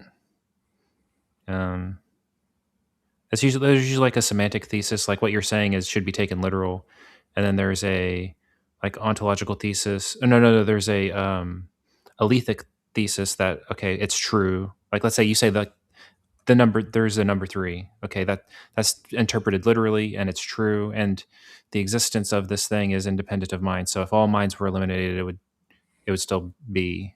All right, that's just realism about something. You can be realist or anti-realist about numbers, properties, propositions, relations, yada yada yada. Yeah, I don't understand what's going on. Like it's the number 3 is the number 3, but it's one number. I don't know what this is driving at. I don't know where this is going. I haven't watched this. This takes on for a while. You're gonna see. Yeah, I have no idea where this is going. Well, I think for them to say that you have to say something specific like that about Platonism, like to me, about that scene of him showing you the number 3. I thought it was silly. In the numerals that we use, like I even ChatGPT'd it, and I said, "Do Platonists believe that putting 3 on a piece of paper means 3? That now it's 3 things?" It said no. Yes. No. Why Not don't you that. ChatGPT I think where the king list is? Toronto. Ask ChatGPT where the king list is. Bro. Oh my god. Dude, I think what they're saying is that like the number 3 that you numerically draw it in the script that you use, that itself has to have a form, and I don't think that follows at all. Like that 3 shape has to have a form. I don't think that does it follow. I don't think so. No, I think you're getting closer to what they were trying to say, though. I guess. I'm interested. I want to see where this is going. Yeah. I believe they're all very, very confused. Gnostic. A lot of them were saying, "I can't believe you didn't understand the problem of the one and the many," and I kept saying, even Jade wasn't saying that. I didn't understand the problem. What are they talking about? They don't know what's going on. So it's very tribal, right? This type of stuff is very tribal, right? They find somebody that they like, and as Kurt says, it's their charismatic figure, and they adopt a bundle of beliefs without much reason or effort behind it because of this charismatic figure. And then they spout these beliefs. If any of those people called into this platform and talked to literally anywhere from like me or any of the other like average people to like a Howdy or a Kurt or a Kieran Dave or someone, they would just get bodied. I have no doubt in my mind. Yeah. I'm not saying anything wrong about them. I'm just saying most of them are very confused. Very, very, very confused. That's what I noticed. Yeah. Yeah, very, very, very much so. Like, I'm confused about a bunch of this stuff, and these guys are way more confused. Like 20,000 Well, more confused. well, and think about Even no, Jay you're Dyer, like watching this debate, I was like, oh man, if I was not a debate platform trying to host people like him, I would be going back to, because when I was still doing my just the atheist presupposition. I mean, I'm still an atheist presuppositional apologist, obviously, and I'm still deconverting theists. But when it was just that, I was trying to like debate him. Like, I would be like, oh my god, this guy is such an easy target. If I was trying to, like, you don't have to know much. You really don't have to know much to defeat his position. It's so weak. I feel like it's so weak. I mean, Howdy demolished it with just that one paper. Oh, you mean tag? Oh, really? Yeah. Okay. So all numbers are only one thing? This has a bunch of numbers on it. Does that make it the numbers? Well, again, whether you think it has ontological existence or not is different from the fact that the number 3 is not just 1. It's also 3. But it's one thing that has the number 3 on it. That's And what literally does the number 3 signify, Neil? 3. Thank you. But that doesn't make the number. That doesn't make that 3 things. That's just what the number signify. This is also a signifier, right? Yeah, but if you gave me that, 1 and 3 are 3 signifiers, right? If you gave me that to signify 3, I would say 3 what? It 3 doesn't books? matter. Yes, it does matter. No, No, it we're trying to be coherent here, Doesn't right? Coherent. matter. No, if it's a signifier, What's up? He said it doesn't matter. Yeah. Isn't it the whole point? You're trying to prove that 3. It does matter with when you're making an argument. I think saying it doesn't. It does seem kind of disingenuous. You're not wrong there. Just trying to say that sounds a little bit disingenuous, and that he's arguing for it and saying that, right? Right. I'm like, because I'm asking 3 what? It doesn't matter. Well, then what are we talking about? It's nothing. Right. You want to be precise with the language so you understand, because it doesn't seem like you're not understanding what he's trying to say. And so you're trying to get clarification, and he's like, I'm not going to give it to you, basically, right? Yeah. Oh, I also guess then one. maybe something I should flag is maybe it's because it doesn't have to be 3 what. So one, this is Quine's argument for mathematical Platonism is so numbers are interesting. Sometimes numbers are used adjectively, like you can say there's 5 swans, but sometimes they're used as subjects. You can say the number between 2 and 4. That's like a definite description that picks out the number 3. Or Right. you could say you could say something like the number 3 is odd, and now suddenly odd is the predicate and 3 is the subject in the sentence of the object language. And True. Quine has an argument that you're ontologically committed to the existence of objects that are quantified in your discourse. So you say something like, for all whatever odd numbers, yada yada yada. Like when you start using like universal and existential quantifiers on objects, and as a matter of like fact, people do that in math and they quantify over the numbers. So Quine's argument is that you're committed to the existence of numbers. Now those numbers aren't merely like adjectival, because then you wouldn't be committed to their existence unless you're a Platonist about properties. Like to say that the man is running, you're not ontologically committed to the existence of the runningness property, but you are ontologically committed to the man. So because yada yada yada, you don't need 3 to pick to modify anything for it to be meaningful to talk about the number 3 as like a subject that doesn't modify anything. Wow. I'm gonna have to start reading more about mathematical Platonism. That's Quine. Who you think I should start with that? Everyone should start with everyone should read, I should say, a little paper called On What There Is by V.W. Quine. It's like 7 pages, and it's actually pretty easy read. Really? Yeah. I just got the PDF just now, actually. Yeah, it's short, and you don't need a lot of technical understanding to track it. Like, and everyone here could read it and understand it. Nice. Dan. I know. I started putting in chat. Okay. That's all I needed. All right. All right. Let's get off that topic. It's also a signifier. So you're just saying 1 is 3. Great. Gets me nowhere. No, I'm saying it's 3 and 1. Are you fundamentally unable to understand that? No, I understand what you're trying to say. It doesn't make sense though. Okay, then is the 1 number can't be 1 3. Is the number 1 is 1 or 3 is 3? This is fundamentally stupid. Is the number 1 a signifier? Yes. Okay, how many is that? That's 1. Okay. How many is that one? That's a 1 and a 2. No, this. 2. Okay, so is this 1? Object itself, the symbol itself.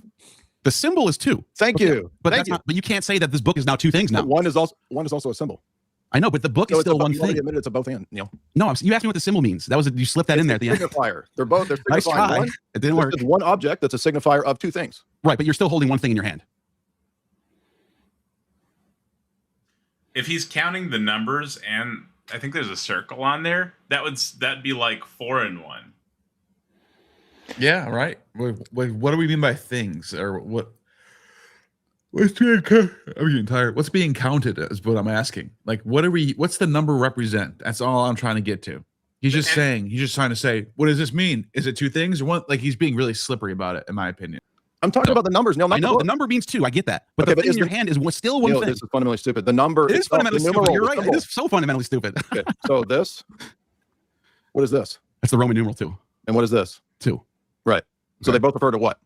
Those numbers, those symbols mean 2. Right. 2 Is what? this one thing as a whole? The number Just is one 2. thing. Now it's like 7 in 1. The number Is this one thing on the page?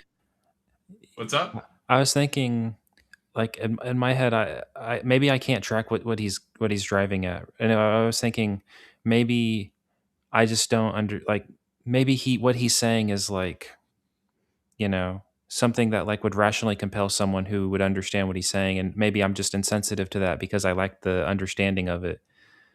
And I that would be amazing. Like, I wish we were in that world. I hope we're in that world. Where they're all right and we're just idiots. Yeah, that'd be cool. But I don't know what he's trying to do. Unfortunately, some people have just that level of confidence. Dude, sometimes when I see these comments and stuff from the theists where they're all like, y'all are all delusional, I like for just like a brief second, I'm like, are all the atheists just delusional?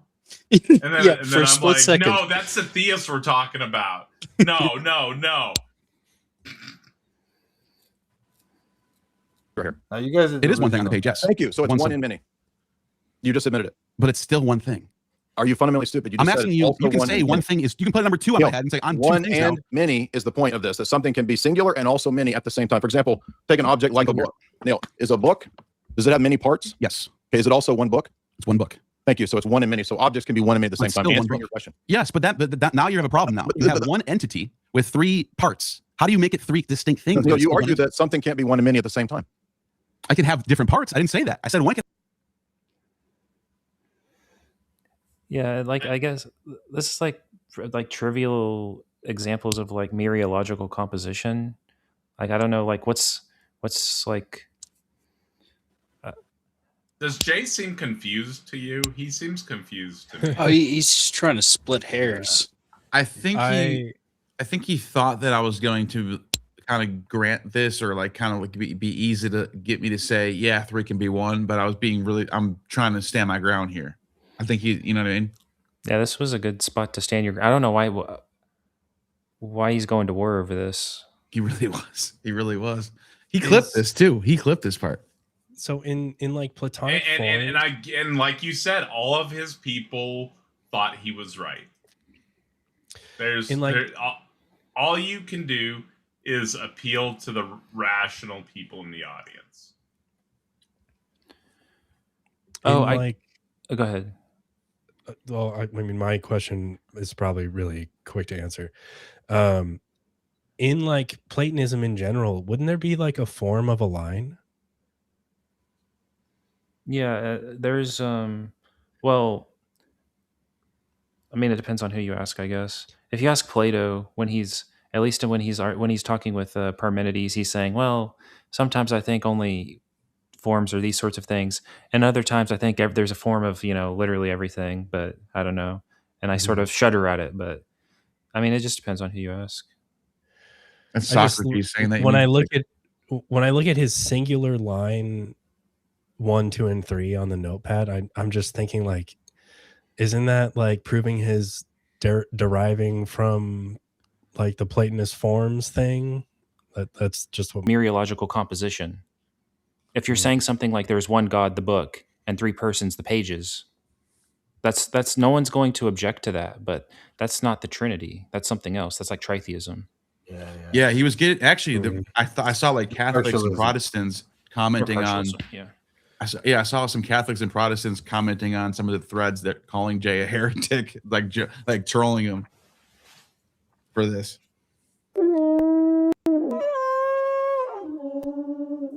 And thank you so much for the super chat, Gretchen. Greatly appreciated. She says, asks, how would its two things, a notebook and a layer of ink in the shape of a 3 inside a square, go over with the original question? Great question, Gretchen. Yeah, kind of works.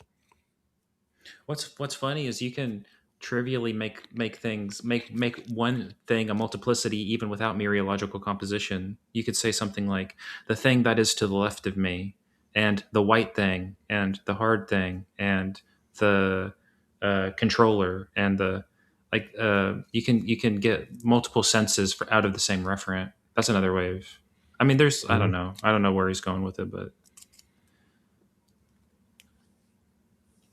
he's conflating how we use language with some form of existence or of something, I guess. Yeah, he's conflating that there's an image and that the image has a meaning, like in language.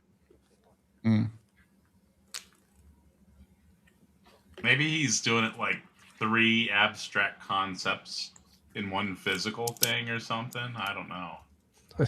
Sure. You think that's it? Yeah, but my issue with that is that these 3 divine beings of the Trinity are not literally part of one. They're all separate. Like they all have they're not in the same, occupying the same space. Does that make sense? They're not like parts of a book. They're not like they're doing different things.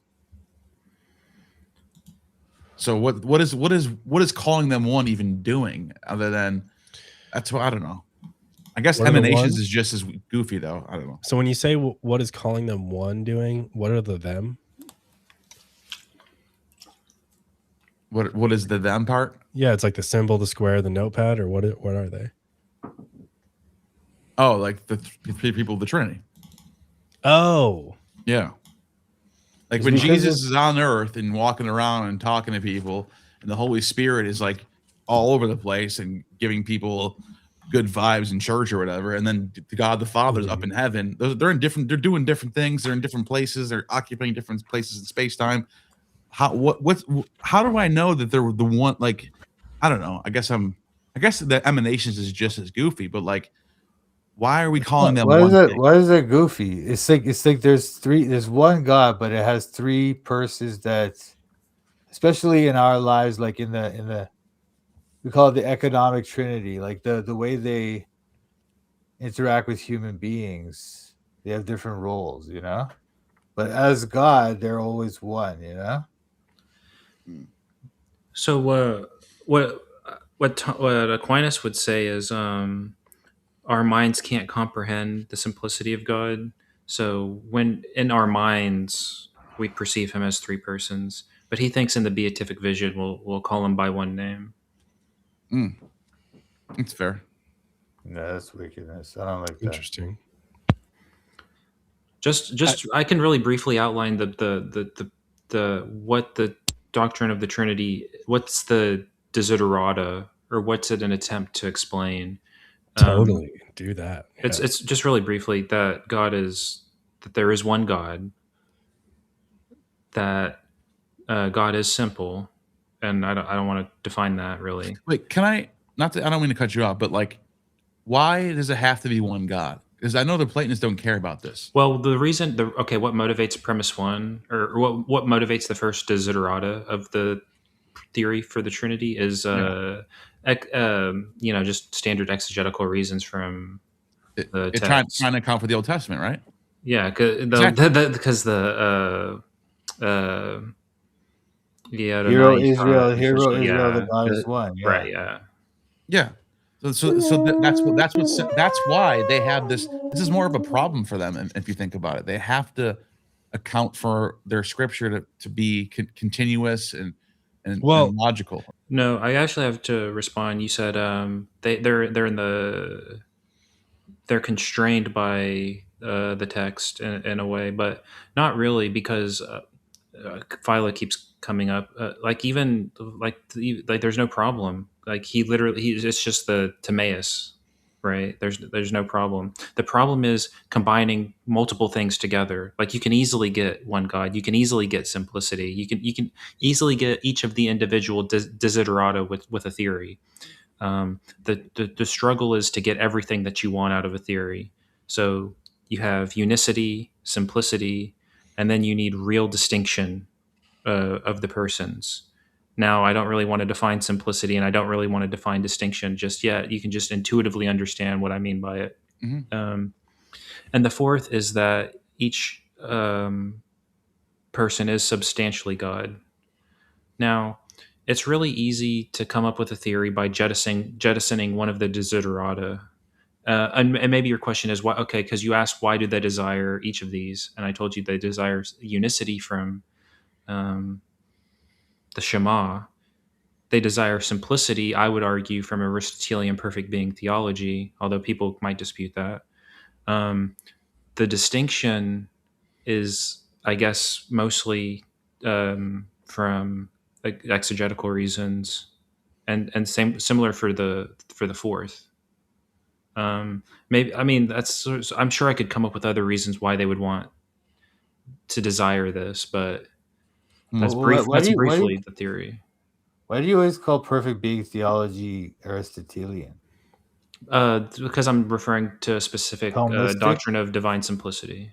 Like, are you like because Aristotelian is like the first cause thing, right? No. It's the perfect being theology is from Anselm. No, I'm saying the doctrine of divine simplicity, actus purus. Yeah, divine simplicity. So the Thomistic idea of it, is that what you're talking about? So that's why he's combining Aristotelianism with perfect being theology. Is that what you mean? No, what you're talking about? So he asked.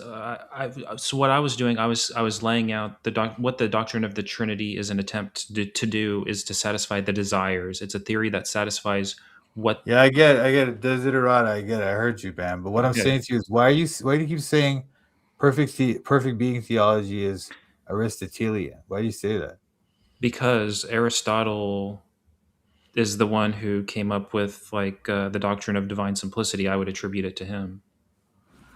The first cause idea and the actus purus, pure act, actus purus, no potentiality. But perfect being theology. Dude, TBS, I know what Howdy's talking about. Can you please let him finish? Perfect being theology. Dude, I'm not even well read, and I know what he's talking about. Perfect. Dude. Well, where is that called perfect being theology? He was so far into his description, and now we are just He finished it. He finished it, dude. We did. I mean, another. If you can have it's just words. Like if you don't want me to say that, I'll use different words. Another way people call it. It's like you didn't listen. It's not called that. It's not even called that. That's what I'm saying to you. That's what I'm asking you. Anyway, whatever. Well, I would dispute that. But who calls it that, Howdy? Who calls it that? People who talk about this. Who calls actus purus? Who calls that perfect being theology? Who calls it? Everyone familiar with it? Thomas? Yeah, right. They don't. They do not. Thomas call it because it's from Anselm. It's not Aristotelian. Anyway, whatever, dude. Whatever. What a joke. Fine. Yeah. Go on. Yeah, different parts. Sorry. Everyone good? Wasn't Howdy in the middle of something? We're done. I think I got out the 4 things that they want and sort of why they want them. All right, and TBS's point has been successfully diffused. Cool. I'll take that as a yes. Say one could be many at the same time. That's why the emanation is a better account for you said. The emanation I'll say exactly what you said. Something cannot be one and many at the same time. It can have many parts, is what I said. No, you said quote. Something cannot be one and many at the same time in the same way. I wrote down the quote. I agree with that. Okay, never stop is saying this that. book one thing and many things at the same time? It's one thing with many parts. That's different. So it's one and many. It's one thing with many parts. That's different. So is it one and many at the same time? It's one book with many. To me, the solution of the one and many would be something along the lines of, and I know it's one of those hard philosophical problems, but it would be something along the lines of fundamental substance. That's one unified substance giving rise to the different forms or the different types of stuff that you see, right? A one that has structure. It's fine, right? I mean, that would arise with the expand. I don't know where that would fit in on there. There just has to be stuff, right? Like Spinoza or something. I don't know. But I don't think the structure really matters where that fits in. It's going to be a part of it somewhere, right? Parts. That's So how you it's one describe in it. many. It's one in many. Yeah, it's one in many parts. Thank you. Yes. You That was repeated your original- you cheap, admitted dude. your That was previous thing cheap. involved. Anyone You watching just this with a normal IQ understands what just And happened. now you're going into ad hominem. because Oh, you you're right. don't All right. know We got the- lay out the ad homs then. Okay. Is there any more questions you got? Sure. I want to know what the Trinity. I want to know how the Trinity. I think structure would be after Big Bang. Sorry. I mean, you're saying the Trinity can be 1 and 3 at the same time. Fine, we can move past that. I think it's nonsense.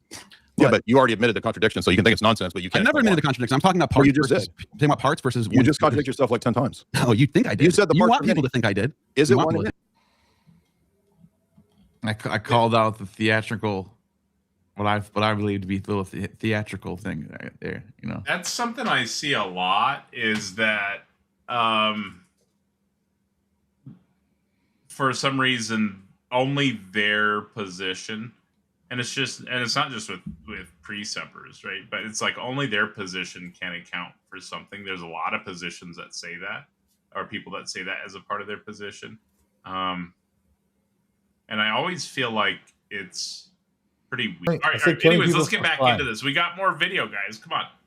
All right, amen. You keep pulling it off top. TBS. If you want to engage somewhere around the topics, feel free to, but let's try to not pull it off into like 20-minute. Not that you did that time, but let's avoid pulling it into massive tangents, right? Let's be respectful. I will say, like, during reviews, what we're trying to do is like engage with like the people on the screen and not with each other usually. I mean, we do a little bit, but you know, we want to either cover points or point out stuff we think is funny, or there's all sorts of stuff we point out, right? Mm-hmm. It's one thing with many parts. So it's one in many. So it's one thing with many And parts. many. Thank you. So again, you're repeating yourself over and over. You want me to say that? I'm sure. You want me to be incoherent? Because I'm not going to do it. Do I want you to be incoherent? Yeah, is it one in many? No, it's not one in many. It's one thing with many parts. Am I many things at once? Yeah, you have many parts. Yeah, I have many parts. Exactly. I have a hand, I have an eyeball, but it's all. I think what you're trying to say. What is he doing, dude? I think what you're trying to say is like you're saying like the set of all this stuff has parts or something, but that's all the set of the stuff, which I think would be actually, and I don't know how to correct me if I'm wrong, but would that not be analogous to the Jay Dyer argument he was using on the paper? yeah, this is just like composition, like parts, the part-hood relation, the parts and whole stuff. I think this might be an error of language again, right? Yeah, but this would be like, well, depending on how we're interpreting it. If we're interpreting as like mereological composition, then it would be partialism, Trinitarian. It wouldn't be Trinitarian, it would be partialism. If we're interpreting the book as the universal of deity or something, and then the papers as instances, that would be tritheism. But I guess this is more like composition, but that's partialism.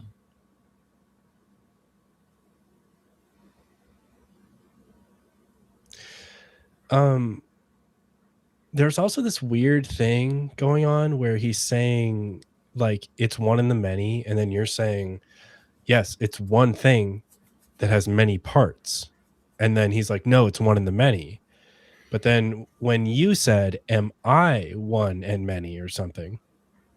Like I have a hand. He admitted it, and then he admitted it was parts. Then he said, yeah, he said, that's why I think I landed a good zinger there. That's what I was saying. I think I got him there. So, but what's weird is like, so he's saying, yeah, you're one thing with many parts. And so almost my mind goes to like, was his goal to like make some type of rhetorical move where he like shows that I think doing he the opposite defeated his own position there by objecting to I this, agree. because I agree. This is I just agree. him fighting his own position again. And so this is performatively contradicted. It's a performative contradiction because he affirmed something very he affirmed similar what he complained just about. a few minutes ago that would be analogous to this. Go back. I Go back. think- 5 seconds. But I'm I wondering. think this would be a performative contradiction. Go I back think- 5 seconds. Listen to what he says. I'm wondering if he thought that that was like an advantage he got because he got to have it from both sides, but it looked really bad to me. Yeah. Can you Well, that's hit- kind of how it was That with was- all the arguments he used. Pretty much in all the arguments he used, they directly attacked his position too. I do usually agree with that. Yeah. Yep. Once again, massive brain play, dude. Massive brain play getting him to attack his own position. Yeah, I love because it. I love it. he just said, yeah, you're right, parts. I go, yeah, exactly. And he's thinking, oh, gotcha. You are just one you, but you acknowledge there's more parts to you, so you can't be just one. If because he's doing this, he's basically affirming that God, the Holy Spirit, and Jesus are parts of the Holy Spirit. So he's affirming the same thing that he's arguing against what he's affirming, basically. I think from what it sounds like. Yeah, that's kind of what he's trying. No, you're right. That's what that's what he's trying to argue. And so he's defeating his own doctrine of divine simplicity right here. Yes. Oh, Neil, I have different cells. So, I don't so it's one in many. Thank you. You're just making one my in many case. parts. Why can't you The fact agree that you add parts doesn't matter, Neil, because it's Yes, one. it does. No, it doesn't. Yes, it does. Parts If is you what admit makes that it's many, it doesn't matter. Obviously, I do think these objections land on you, though, Neil. In my opinion, I do think they do land on you as well. Okay. I feel like he was about to say. What was Jay about to say? Oh, well, play. I was thinking. Just because it is a mirror, I think it hits. I think all these arguments he's presenting do hit both of you successfully. Actually, yeah. Okay. I see what you're saying with the emanations thing. I have a question about this. Would you say? Oh yeah, that, no, you're right. You're definitely right about that. Actually, I wasn't. Yeah, I didn't know what you meant by that. Yeah, now I know what you mean. Yeah. Can I ask you? Do you think that your triad are they parts of one thing? No, they're separate. But the emanations, and I had a debate with ChatGPT like an hour before the debate with Jay. I was just wanted to see how I could do against Gemini, and it was like, you just think you can just use the word emanation and just a magic word, and all of a sudden it makes sense. Well, that doesn't. Is that just like me? Just, you know what I mean? Yeah, I understand what you're driving at. Let me tell you something. So sometimes, ideally, if you have, you'd be able to analyze it. Like what are the necessary and sufficient conditions for this relationship to be an emanation? And you'd say, well, a relation is an emanation when X, Y, Z. Now, maybe you can't do that. Maybe that's just too hard. Now, that's not like a kill shot. I mean, it just makes your theory worse. But just because your theory every theory has costs, every theory has benefits. Exactly. So yeah, one, go ahead. Sorry. One solution is you can make it a semantic primitive in your language. You can say at some point, let's think about words in general, right? Let's say I say the word hat, right? And you ask me, what is a hat? And then let's say I have the perfect analysis of a hat and I give that to you. Whatever that analysis is, it's going to contain words. And you can always repeat the question, oh, you use this word, what does that mean? And then I give another analysis and you say, okay, you use this word, what does that mean? And you're going to get this semantic chain. Now, there's three ways that this chain can end, or there's three ways that these chains, they can regress, they can go in a loop, or they end. Now, personally, I think ending it is the best out of these. And if that's the case, there's going to be words in your language that are called primitive that you can't render an analysis for. An example of this in a formal language is something like the what it means for something to be an element of something else in set theory. The what it means to be an element of that is not analyzable, but that's fine. Every language is going to have this, unless you want regress or circularity. But Yeah. okay, so let's say emanations is semantic primitive. Can we do more than that? Can we just say, it's primitive? Because that's not very satisfying. Well, in cases where you don't have an analysis, what you can do is give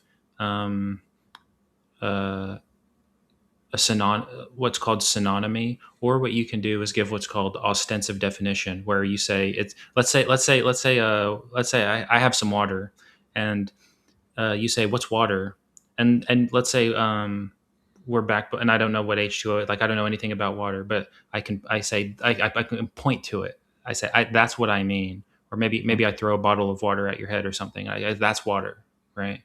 That's another way of going about it. And sometimes when you can't give the definition, what you can do is furnish examples. That's the worst, but it's better than nothing. You can say, well, in emanation, here are examples of emanations, and then just like you said, you give the sun, you give the heat. That's fine.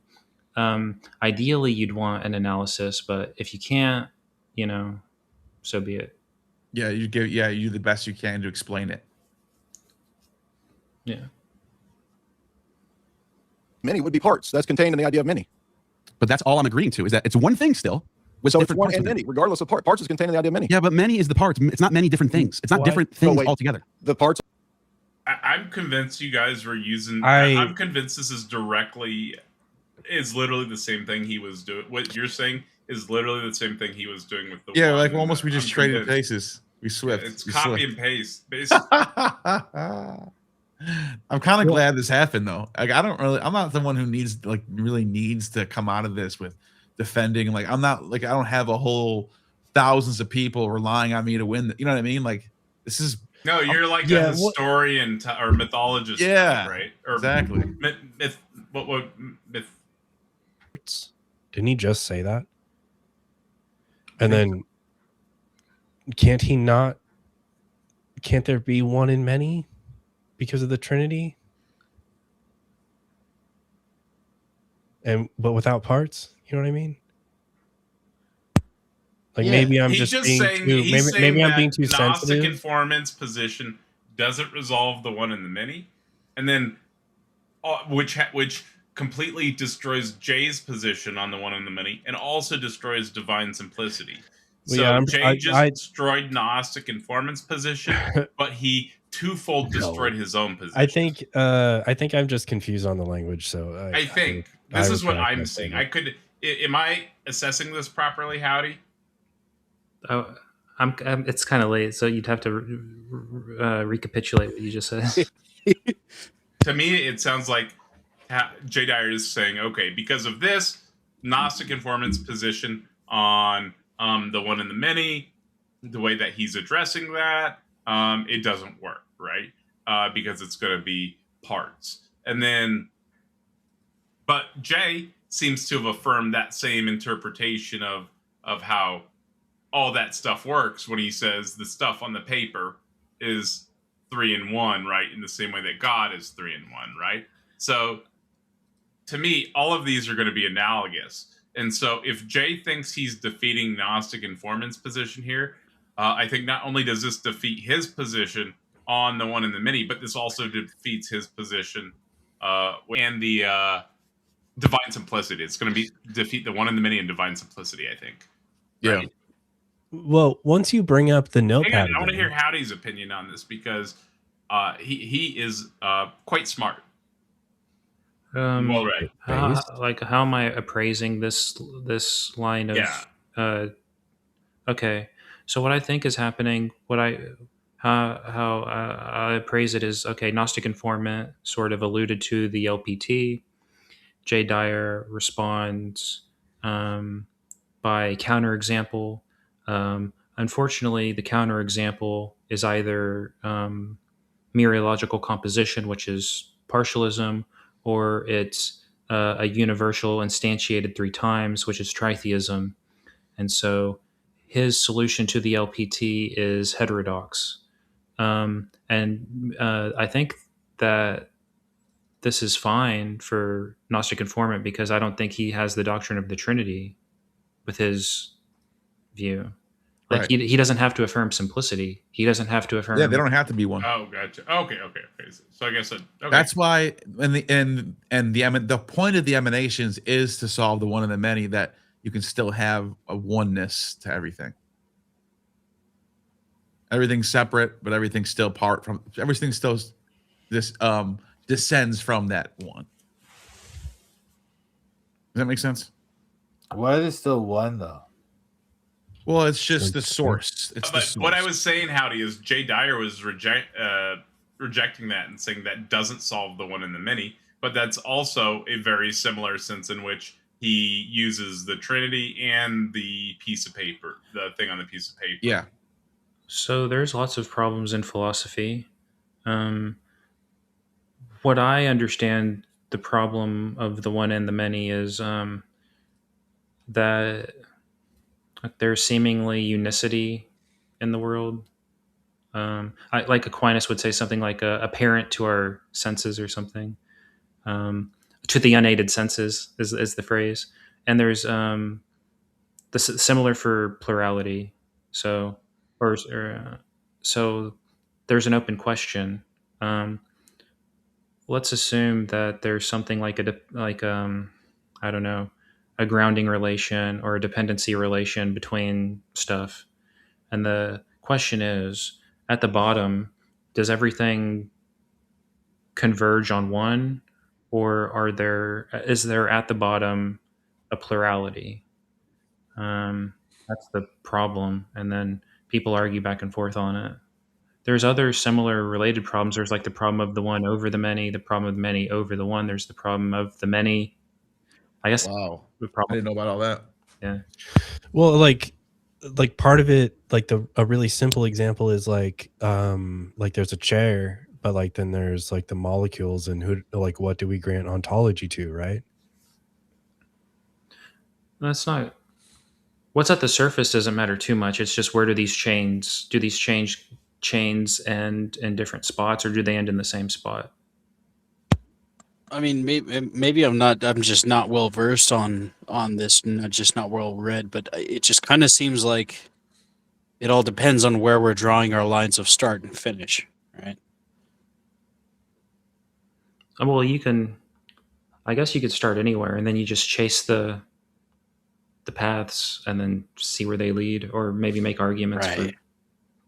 Usually that's not usually going out and looking at things isn't. This is more of like a metaphysical question where going out, you're not going to answer this question by inspecting a flower or a rock. This is more like you're going to have like logical argumentation, maybe one position. Because what happens, like, let's say you think that there's a plurality at the bottom, and conversely, someone else thinks that there's unicity at the bottom. That's going to commit you to other things. One way of viewing the project of philosophy is to map out the conceptual space. And we can say, okay, well, if there is a unicity at the bottom, what would that entail? If there was if there was plurality at the bottom, what would that entail? And then we have the map of the concepts, and then ideally one would lead to a contradiction. That would be ideal. Like, let's say there's from the premise that reality is fundamentally a plurality, you derive some P and not P, and then okay, now everyone knows that that's not the case, and then we immediately infer by corollary that reality is ultimately unified. And people try to make those kinds of arguments. That's really the project. You're not going to solve this problem by looking at a chair. Okay, that makes a lot more sense now. Where did you get all this education from? Did you go to school? I don't like to talk about my I'm sorry stuff, yeah. But that's fair. He's read everything. He's like, do read a lot. I pulled it straight out of the void with my bare hands. No, go ahead. Just run it. Okay. The parts are different parts. You said they're not different things. The parts are different parts. You said they're not different things. Well, they're not. My hand is still Neil's hand. It's part of me. Okay, but it's not a different thing from your. It's not your hand. It's not Andrew's hand. It's not different things. Can it be Neil's? Can my hand be your hand? Is it a different thing from your leg? Yes. So it is different things. Which again, you're contradicting. It's a different part. I keep saying it's a different part. You said they're not different things. I said it's a different part. You said it 20,000 times already. You said that. I said one thing has many parts within it. Everything has many parts. And then you said they're not different things. Okay, let's do something more basic. Well, are they different things or not? Is this one thing or many things? Okay, maybe I do have something to say. Couldn't Gnostic, couldn't Neil just be like, you can't have parts, and I can? Like, isn't that? What do you mean? I think that no, that's what. Oh, Howdy my was model saying versus his earlier. model. Oh, I see what you're saying. Yeah, Howdy because was- like Howdy you was can have saying parts. that- yeah, that's and what Howdy was saying. he's conflating the parts and the many, and he can't do that. Like, right? No, right. He Am I- affirms am I divine confused? simplicity, so that's not. He can't have any parts, and you're saying there's parts. And I think he's taking his position and superimposing a critique from his position. This is an external critique from his position. Oh, okay, all right. Yeah, that's where we differ at exactly. This is not something you should care about. This is an external critique from his worldview. This is something you should just ignore. Actually, you should probably call it out at a debate and be like, "This is an external." Like, you know how Andrew does that. I would. Oh, do that. right, Be yeah. Like, this is an external critique. Try again. Yeah, what I was saying is like he can do that. Like, I don't know. Oh, I could have said that just now. You said, I guess Probably because he affirms divine simplicity, and it seems yeah, like because he would have said that to me. You can't say that unless it's an internal critique, right? Well, yeah. Exactly. It's like That's what I'm it's saying. like he's saying like, oh, you have. He'd be like, that's an external critique. Yeah. So, like, an internal critique is where they're examining your position from Wait, I'm within your confused now. framework, and an external critique is when they're examining it from another framework. So, like, if they reject science and you show them like scientific data that, I don't know, shows one of their claims false or something, that, and then you build an argument around it, that would be like an external critique. Yeah. And if you're like, or if I pick apart his Bible from a perspective of sola scriptura, that's not orthodoxy. It's not. No. Well, probably. But what Howdy provided earlier, that PDF document that you pulled up and put on the screen about the transcendental argument for the Christian God, or the response to the transcendental argument. You remember that? Yeah. That would be an internal critique. Yeah. Got it.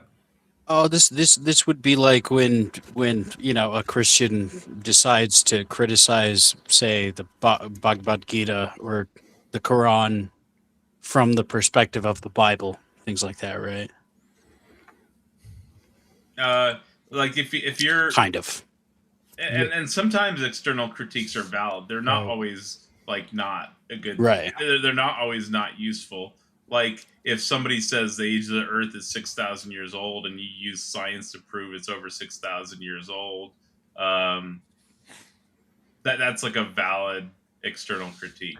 Right? That makes sense. Okay.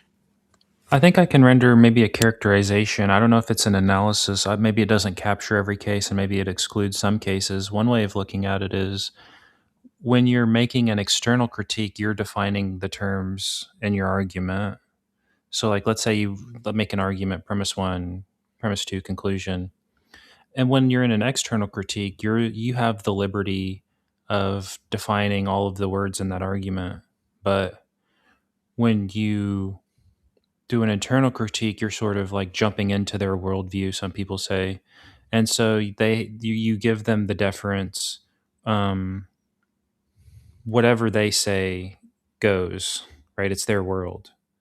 And the most you can do with that is, again, ideally you'd try to like derive some sort of contradiction or something. But yeah, that's like, one way. Like from your worldview, this thing that you believe and this thing you believe don't fit together, kind of thing. Rather than saying, well, my worldview doesn't fit with yours, which would be the external, I guess. Yeah, the distinction I like to think of it is semantic privileging. In the external, you're privileging your own semantics, and in the internal, you're privileging theirs. That makes a lot of sense. That makes a lot of sense, actually. That's a really good way to put it. Yeah. Really? Where is it? What else? What is it? What's so different about it? Oh. What else is there? What? I mean, it has a surface and it has a cap. Oh, okay. So it has different parts. Exactly. Yeah, but Neil, you said different parts are not different things. Well, if you want to describe parts as things, then I would have to ask you what you mean by things, and you would say it's parts, and I would say, What? okay, yes. It's just regular English right here. Okay, no. All right. Do you want to ask the next question, or do you want me? Yeah, I mean, I threw at you a lot of biblical contradictions, and like you seem to be very adamant that the world is only 6,000 years old because the Bible says so. I don't even blame you. You're trying to stay consistent in your worldview, but even your church doesn't have a stance on this, or like things like evolution. Why does the church have to have a stance on the age of the Earth? This is a really strong point.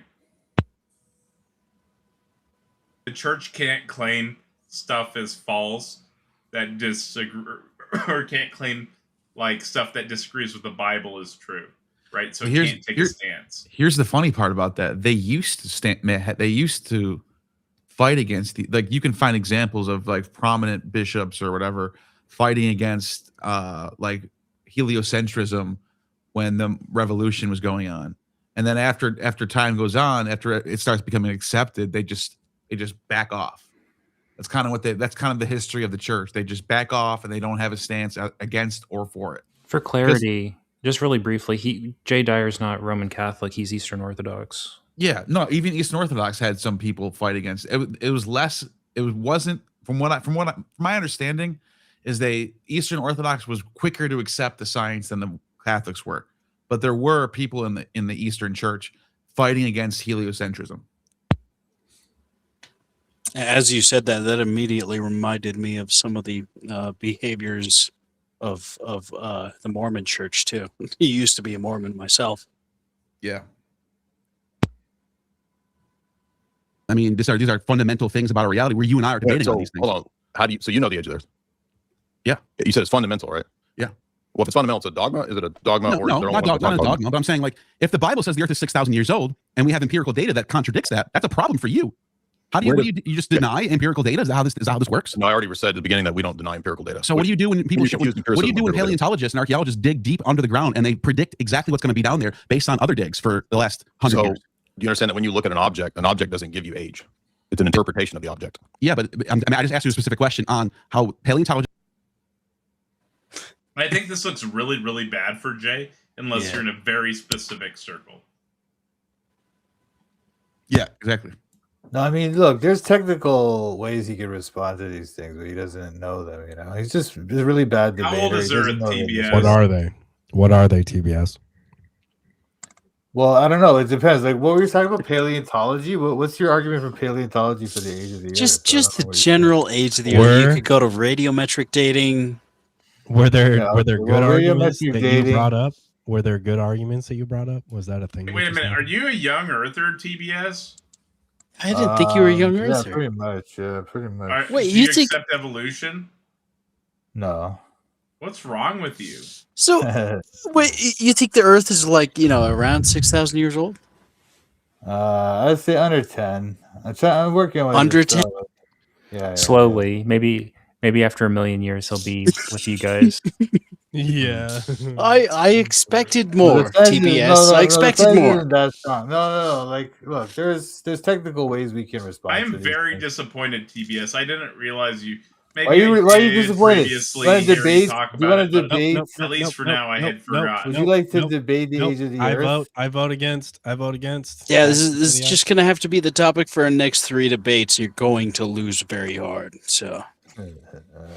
I sort of I'll stand with TBS for a moment here. Like they're like you can argue for scientific anti-realism. I'm not trying to argue for scientific anti-realism, man. I'm trying to say that there's mechanistic ways to respond to the you don't want the help, dude. You gave him an olive branch and he just like lit it on fire. No, because that's worse. That's where I'm not taking that kind of. Like, are you sure it's worse? Listen, the Bible you're trying to screw him over. Science comes from the Bible. Okay, I told you this already, as I explained. So, stop. Well, maybe I'll stand on my own. I'll say this: that scientific anti-realism isn't as bad as most people think it is. But I don't want to die. Jump into. Oh, sorry. What did you say? What is scientific anti-realism? The denial of scientific realism. Oh, okay. Do you know what scientific realism is? Not really. What do you mean by that? It's sort of. I guess I can explain it. Again, remember when I said to be realist about something? is you're usually committing to 3 specific premises. Yeah. There's the semantic. So you're going to say, okay, we should interpret scientists literally. The alethic, that what they're saying is true. And then the ontological or ontic, which is that these truths are independent of our minds. So if all minds were eliminated, it would still be true that, I don't know, electrons exist. Mm-hmm. And there's different flavors of anti-realism depending on which of these premises they reject. Oh, I see. One way of looking at it is, go ahead. No, I was going to say, so it's about your paradigm, how you look at things, top, bottom, top, down. It's just a question of, does science furnish mind-independent facts about reality? Or are they doing something, or is science something else than that?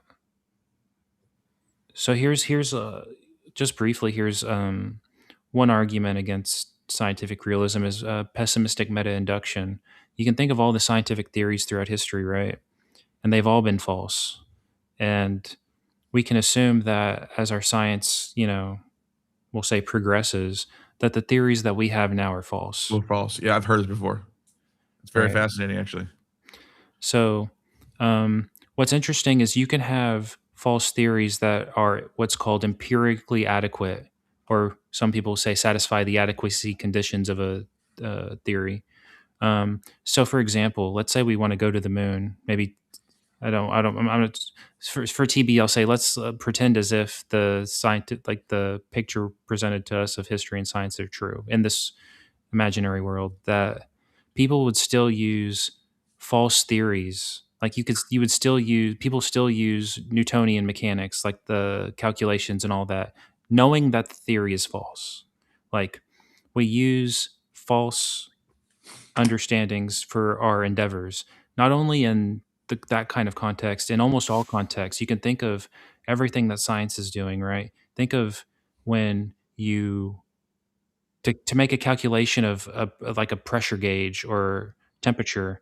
Most of the time, what's happening is what's called idealizations. Like, okay, well, this gas is like, we can say it's like monotonic, and all the energy is evenly distributed in such and such way. That's like false, and we know that that's false. Maybe we'll say something like, oh, we view the sun as an ideal gas when we do such and such calculations. And those calculations are useful to us, even though that we know that they're all false because of the conditions of idealization that we constrain on the theory. Oh, are you saying like the variable that we assign to something that, with I guess within what we would normally call like a mathematical kind of equation or a quantification? I don't know. I'm saying people using like, there's not a clean, there's a break between success and truth. Think of when you calculate the fall of an object. You're not like trajectories and like anything that you're doing in science, you're having false assumptions in almost every observation or calculation that you make. You'll treat the ocean as infinitely deep in some cases. You'll treat the surface as flat when it's not. You'll treat the surface of the earth is flat, let's suppose that it's a sphere, but Yeah. even if it was, you'd still treat it as flat under certain conditions when you're making calculations that aren't relevant for what you're doing. So that's one line of argumentation against scientific realism. I see. Okay.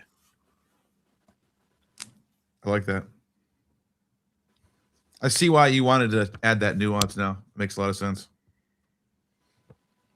Very good explanations, Howdy. Thank you.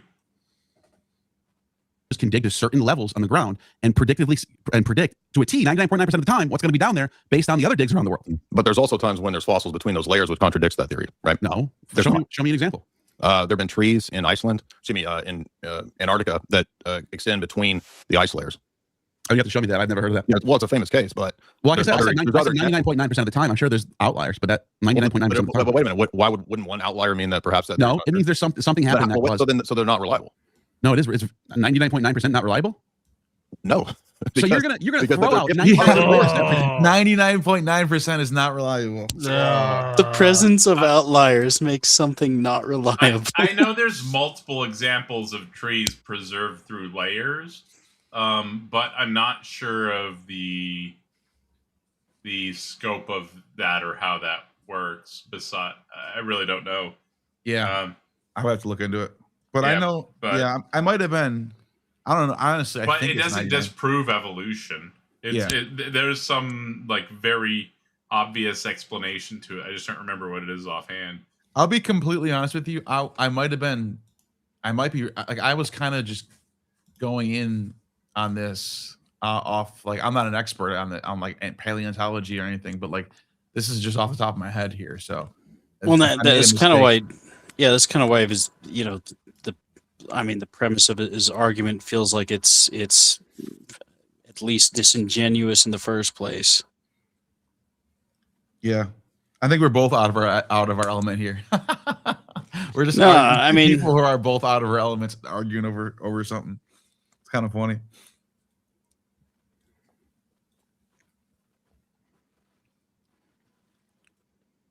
Yeah, I just Googled it. There's a few examples of that. These fossils are cited as evidence of a rapid geological activity, such as flooding or rapid volcanic sedimentation, because the trees would have rotted if they stood for thousands of years while the sediment slowly accumulated. So when that happens, it's a flood or something. Yeah. Okay. So there's for those examples, there's usually some sort of explanation. It's not like a big mystery. Is that what you're saying? Or is it a mystery? Massive sedimentation. Okay. So a massive disposition of sediment sufficient to cover the tree in one go. Like a worldwide flood?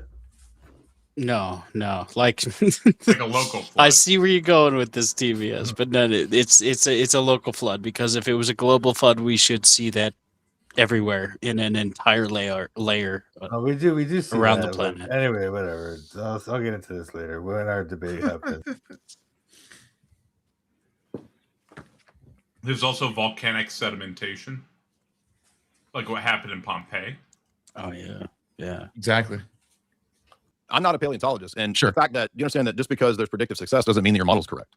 You can have multiple models that have predictive success. This is called the underdetermination of data. I agree with that. I actually agree with that. Okay, so then what you're arguing doesn't tell us which paradigm is correct. So beyond that, like I can say that I have a different authority in terms of what I consider the ancient world to have existed and been like. You have another authority, and I don't reject quote science, but again, I'm making a different point about when you see the rock layers or when you see the strata, there's nothing about that immediately tells you a time frame or an age. So how do you know today? Fair. That is not something you should have said fair to. That there's actually they get a lot of information from looking at the rock layers. Like Right, but I think I was going to land something right after. I think sorry. I was going to if I'm not mistaken, you might be right though. It might have been a bad place to concede. Oh well, I was also just going to comment. You happen to say fair right as I was pausing, so I just comment on that. But I was really commenting towards Jay. No, that is not a good claim to make, Jay. There is actually a lot of information that can be gained from rock layers. A lot of information. Oh yeah. That they can see the amount of carbon in the atmosphere, the amount of oxygen, like all sorts of different mineral content, all sorts of stuff. They can see how all sorts of different chemical compositions are changing on the Earth just by looking at where it is in the rock layer. And then they have all sorts of methods to figure out the time frames. They find fossils in these layers. They can make predictions. And so this is just something he should have probably not dug into too much in a debate like this, because I think that there's just so much evidence out there that people see that unless they're already a fan, they're probably not going to accept what he's saying after hearing that. Yeah, I think so. I don't think you have to concede this either. I mean, the point about underdetermination, sure. Like there's here's the example, right? Let's say there's points of data on a sheet of paper on the in the quadrant, right? You think of like you know what I'm talking about. Now, if those points aren't continuous, there's actually like infinitely many ways to draw the line that satisfies each of those points, right? You can draw like squiggles everywhere or whatever. However, there's usually lines that are unique that are called the best fit. So what you can say in response to underdetermination is, okay, yeah, but there's a theory or model that best accommodates the data or best predicts the data or best hits the target. And that theory is preferable. There's other considerations to appeal to. You can appeal to theoretical virtues. Common one that you'll hear, at least on this channel, is parsimony, minimizing ontological commitments. Like here's an example. Let's say I dropped the ball, right? And I can say, well, the ball fell because XYZ. And you can say, well, the ball could have fallen because there's a whale in the center of the earth who doesn't like balls floating in the air and drags them down. And also that's counterbalanced by 5,000 angels on the head of the ball pulling it up because they desire to take it into heaven. But, and then you just, yada, yada, yada. And that theory would satisfy, that theory would accommodate the data, but that would just be a bad theory. And now explaining exactly why it's a bad theory can be a bit technical, but I think that's enough to sort of motivate that. Yeah. I get exactly what you're saying.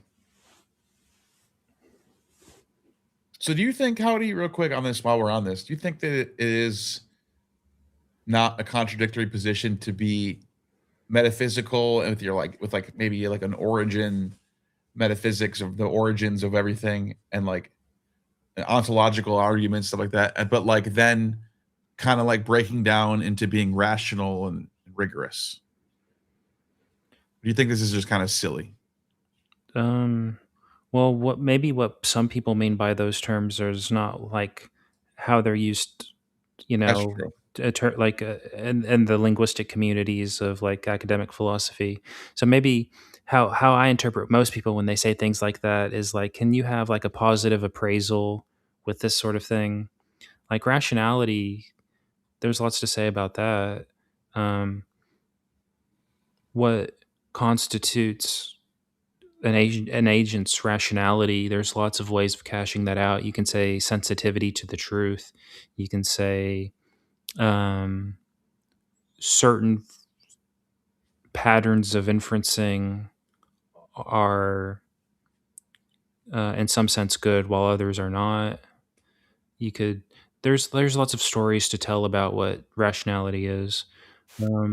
Now metaphysics is like, there's lots of ways of saying what that is. You could say being qua being. You could say a priori truth. You could say speculation about the ultimate nature of reality.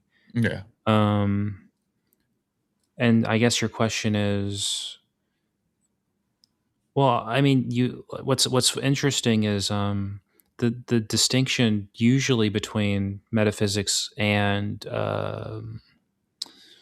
non-metaphysical philosophy, like philosophy, let's say empiric, like usually there's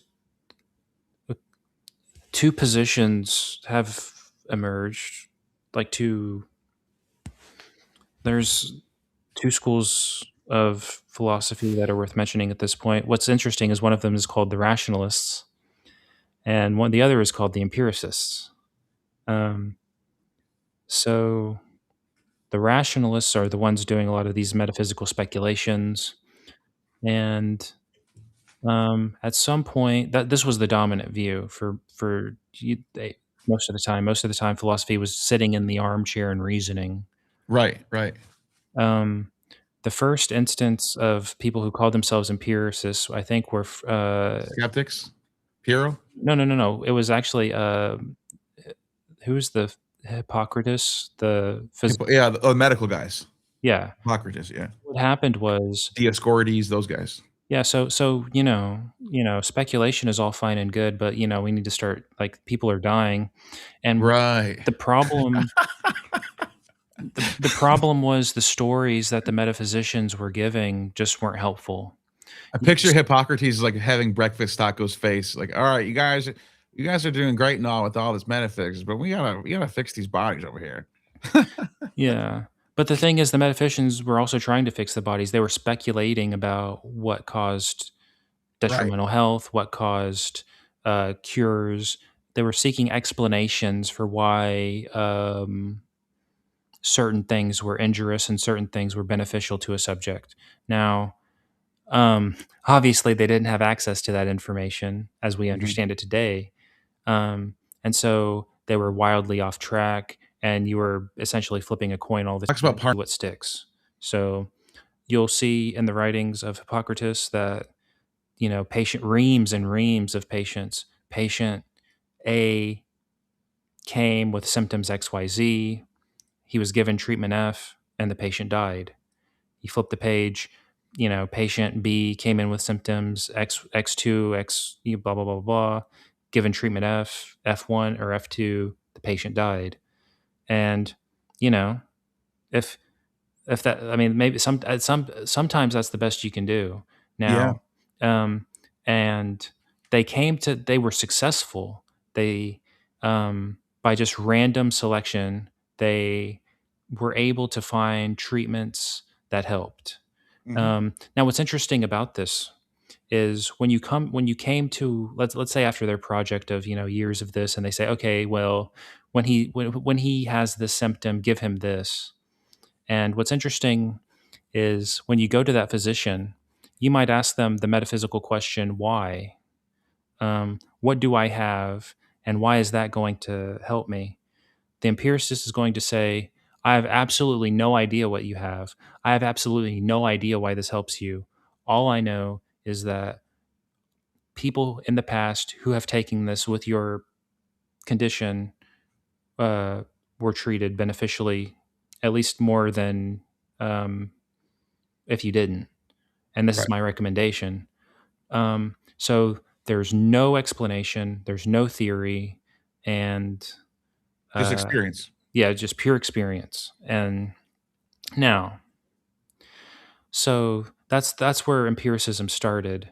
Now you can imagine times where this isn't, where we're not theorizing, like this is going to be awful. Like you could imagine how much shit you'd have to throw at the wall before you figured out vaccinations.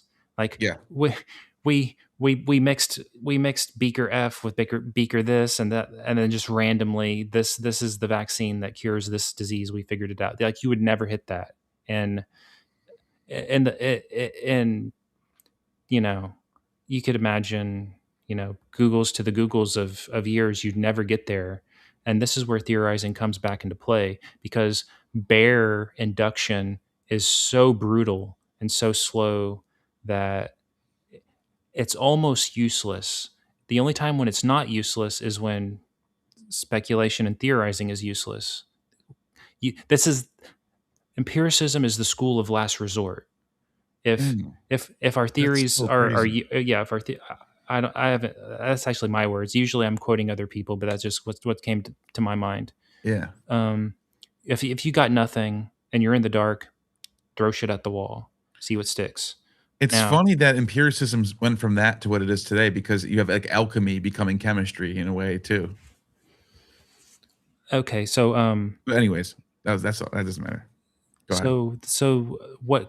So there are these two schools of thought, right? Experience and reason, and these schools are like the empiricists and the rationalists. Now, for philosophical reasons, we've thought about, okay, well, what's really at the heart of this? What makes these two positions distinct? And so they were giving analyses of the empiricists were wanting to give analyses of the project of empiricism and the project of philosophy as a whole. And at times this was militant rather than conciliatory.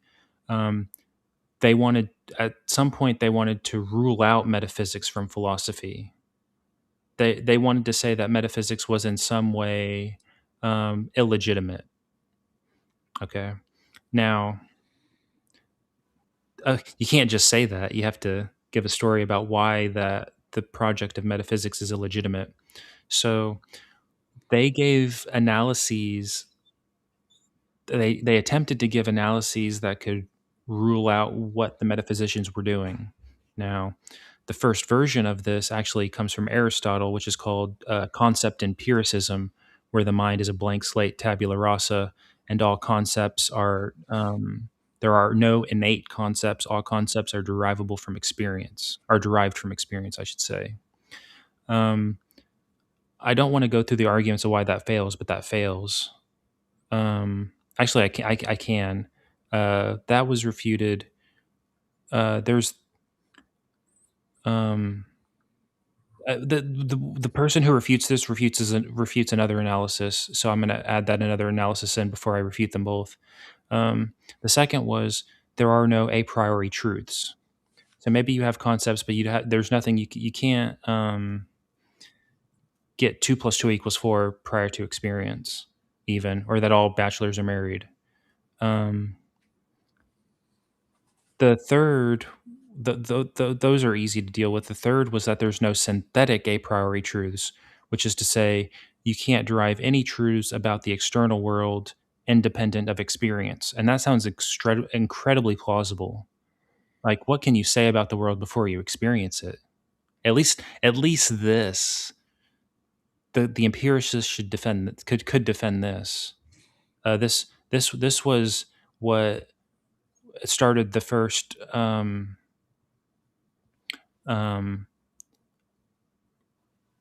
this started with Berkeley and Hume. They had this version of empiricism, and they made plausible arguments about why you couldn't derive truths about the external world before you experienced it. Okay, all of these projects collapsed to Kant.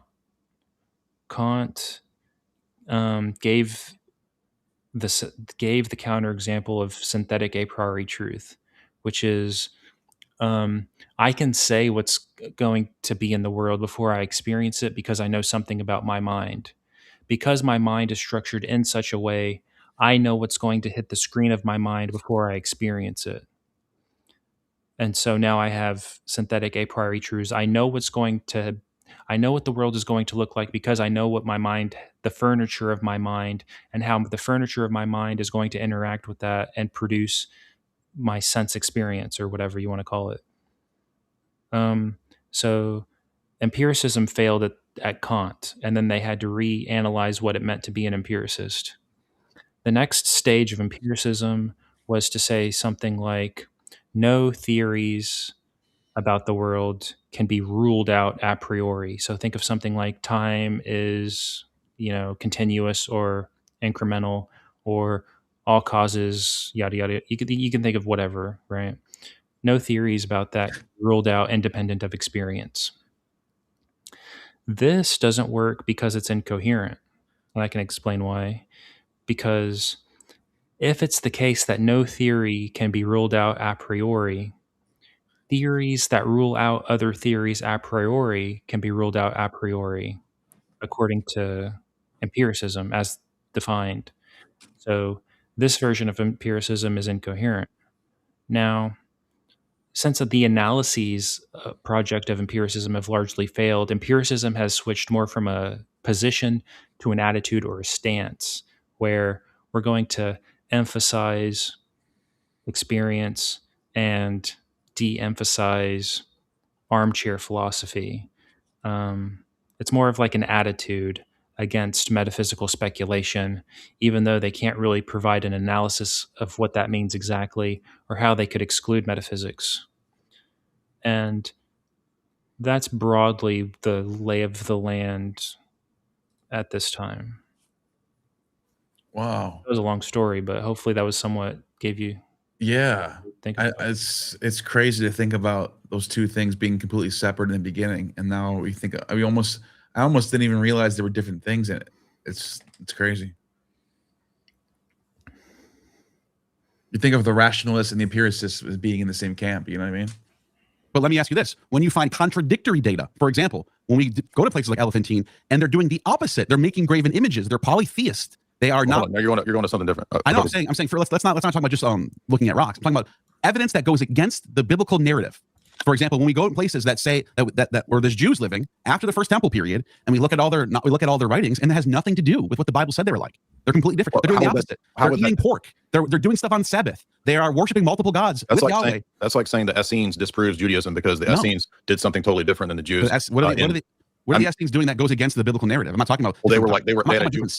Listen to me. They had a Jewish Gnostic perspective. They believed that they were the sons of light, and they had certain ascetic practices that the Torah doesn't teach. So my argument is, but the Essenes have the Torah. The Essenes had the Torah. Okay, go ahead. It doesn't matter. That's not the point. The point is that the fact that there's a sect somewhere that's doing things different in no way leads you to the conclusion that the Jews with the Torah or the Jews in Israel are doing that they don't exist or that they're not there. It's an argument from silence. It's not an argument from silence. It's actually the evidence is the opposite of the historical claims from the Bible. There's evidence Remember just a little bit ago when he said that they don't reject empirical evidence? And now he does. Remember that? Yeah. That was a direct thing that you guys argued about for a minute there. By the way, I don't think you can call the Essenes Gnostics. Like, I guess the whole light versus dark thing is something the Gnostics share, but that's like saying, I don't know, Buddhists are Platonists because they both have a reincarnation thing. You know what I mean? Like yeah, they have one thing have a few things in common. They're not Gnostics though. The Essenes are like Jesus was like close to an Essene in a lot of ways. The Dead Sea Scrolls community. They literally, the reason why we have the Torah is because they left it, or we could find the ancient manuscripts of the Torah is because of the Essenes. So that was a horrible example to bring up. I do have a comment on this. Schopenhauer would call it a stratagem. This is one of, I think, several. So in disputation, one tactic, or what Schopenhauer calls stratagems, is what's called, I don't know if he calls it this, but it's like inflate and explode, or deflate and retain. So what happens is your opponent says something, like he uses a word. What you can do is you can take his word and expand it from the sense in which he means to capture cases that he'd exclude, and then use those cases that he would normally exclude to refute his position. So like, let's say I say, you say all Platonists are X. And you say, well, this guy's a Platonist, and it's like an open question. Well, is he a Platonist or not? But the converse of this is deflate and retain. So whenever your position gets refuted, what you can say is, oh, well, it's like Mott and Bailey, where I didn't have this big concept. I was talking about, I think the example Schopenhauer furnishes is he says, the Englishmen are the best at drama. And then he said, and then someone counters with, well, the Athenians are better at comedy and tragedy and whatever. And you say, oh, well, the way that I mean drama excludes those cases. So you can think of inflating concepts and deflating concepts that way as like a rhetorical device. Yeah.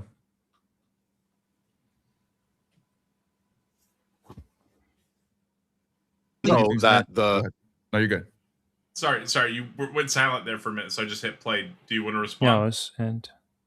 No, you're saying if he had I was. Yeah, it sounded like he wanted to respond for a moment, so I paused it.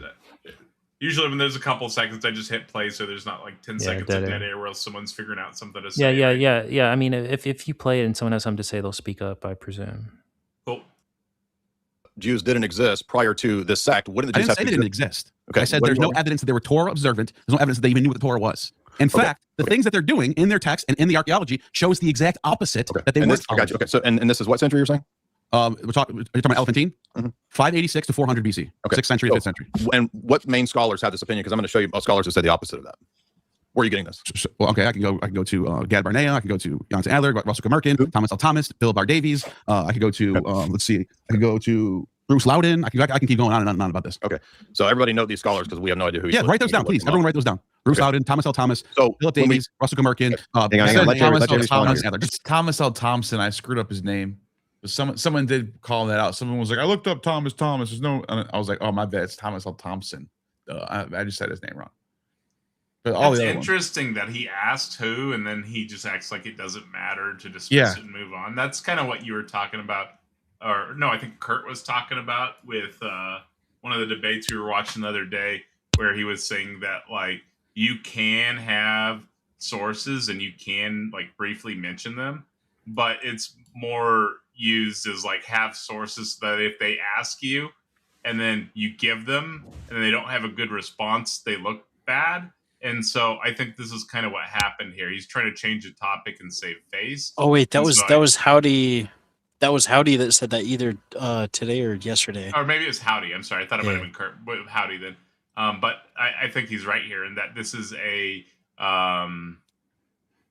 point in your favor here for sure. This is called moving the goalpost. This happened. The best example I like to furnish for this is disputations about like exegetical interpretations about the Bible. So, like, let's say you furnish an interpretation, and someone says, "Yeah, that's the English translation, but you know, translators are traders, and so exegesis has to be done in the original language." And let's say that's the goal, and you accept this goal, and you step forward, and okay, this is my exegetical argument using from the original language, and then you just move the goalpost back and says, well, you know, are you Greek like are you fluent in Greek? Like, do you have like are you a Greek scholar? And then let's say you take another step and you say, I'm a Greek scholar. Like I went to beginner, intermediate, and Greek advanced 1-2. I was in seminary. Mm-hmm. Yeah, absolutely. I'm an expert. I can tell you whatever you need to know. It's okay. Well, you have the degree, but you know, degrees are like toilet paper, right? Are you updated on the current information? Have you read this book? Like you move the goalpost back. Have you read, you know, XYZ QRST? Like, have you read these? And then when you say you have, they'll say, okay, well, what did he say here? And they quiz you to make sure that you have. And then if you have, let's say you even spent the time to do all that, they'll move it to the goalpost back further. It's like, okay, well, you're just one scholar out of many. Here are all the others. Here are scholars who have equal credential as you who disagree with your point. So you can always, you know, change the rules. I think Jay's good at that. I think Jay knows what to say in case he says X. I'll say Y. You know what I mean?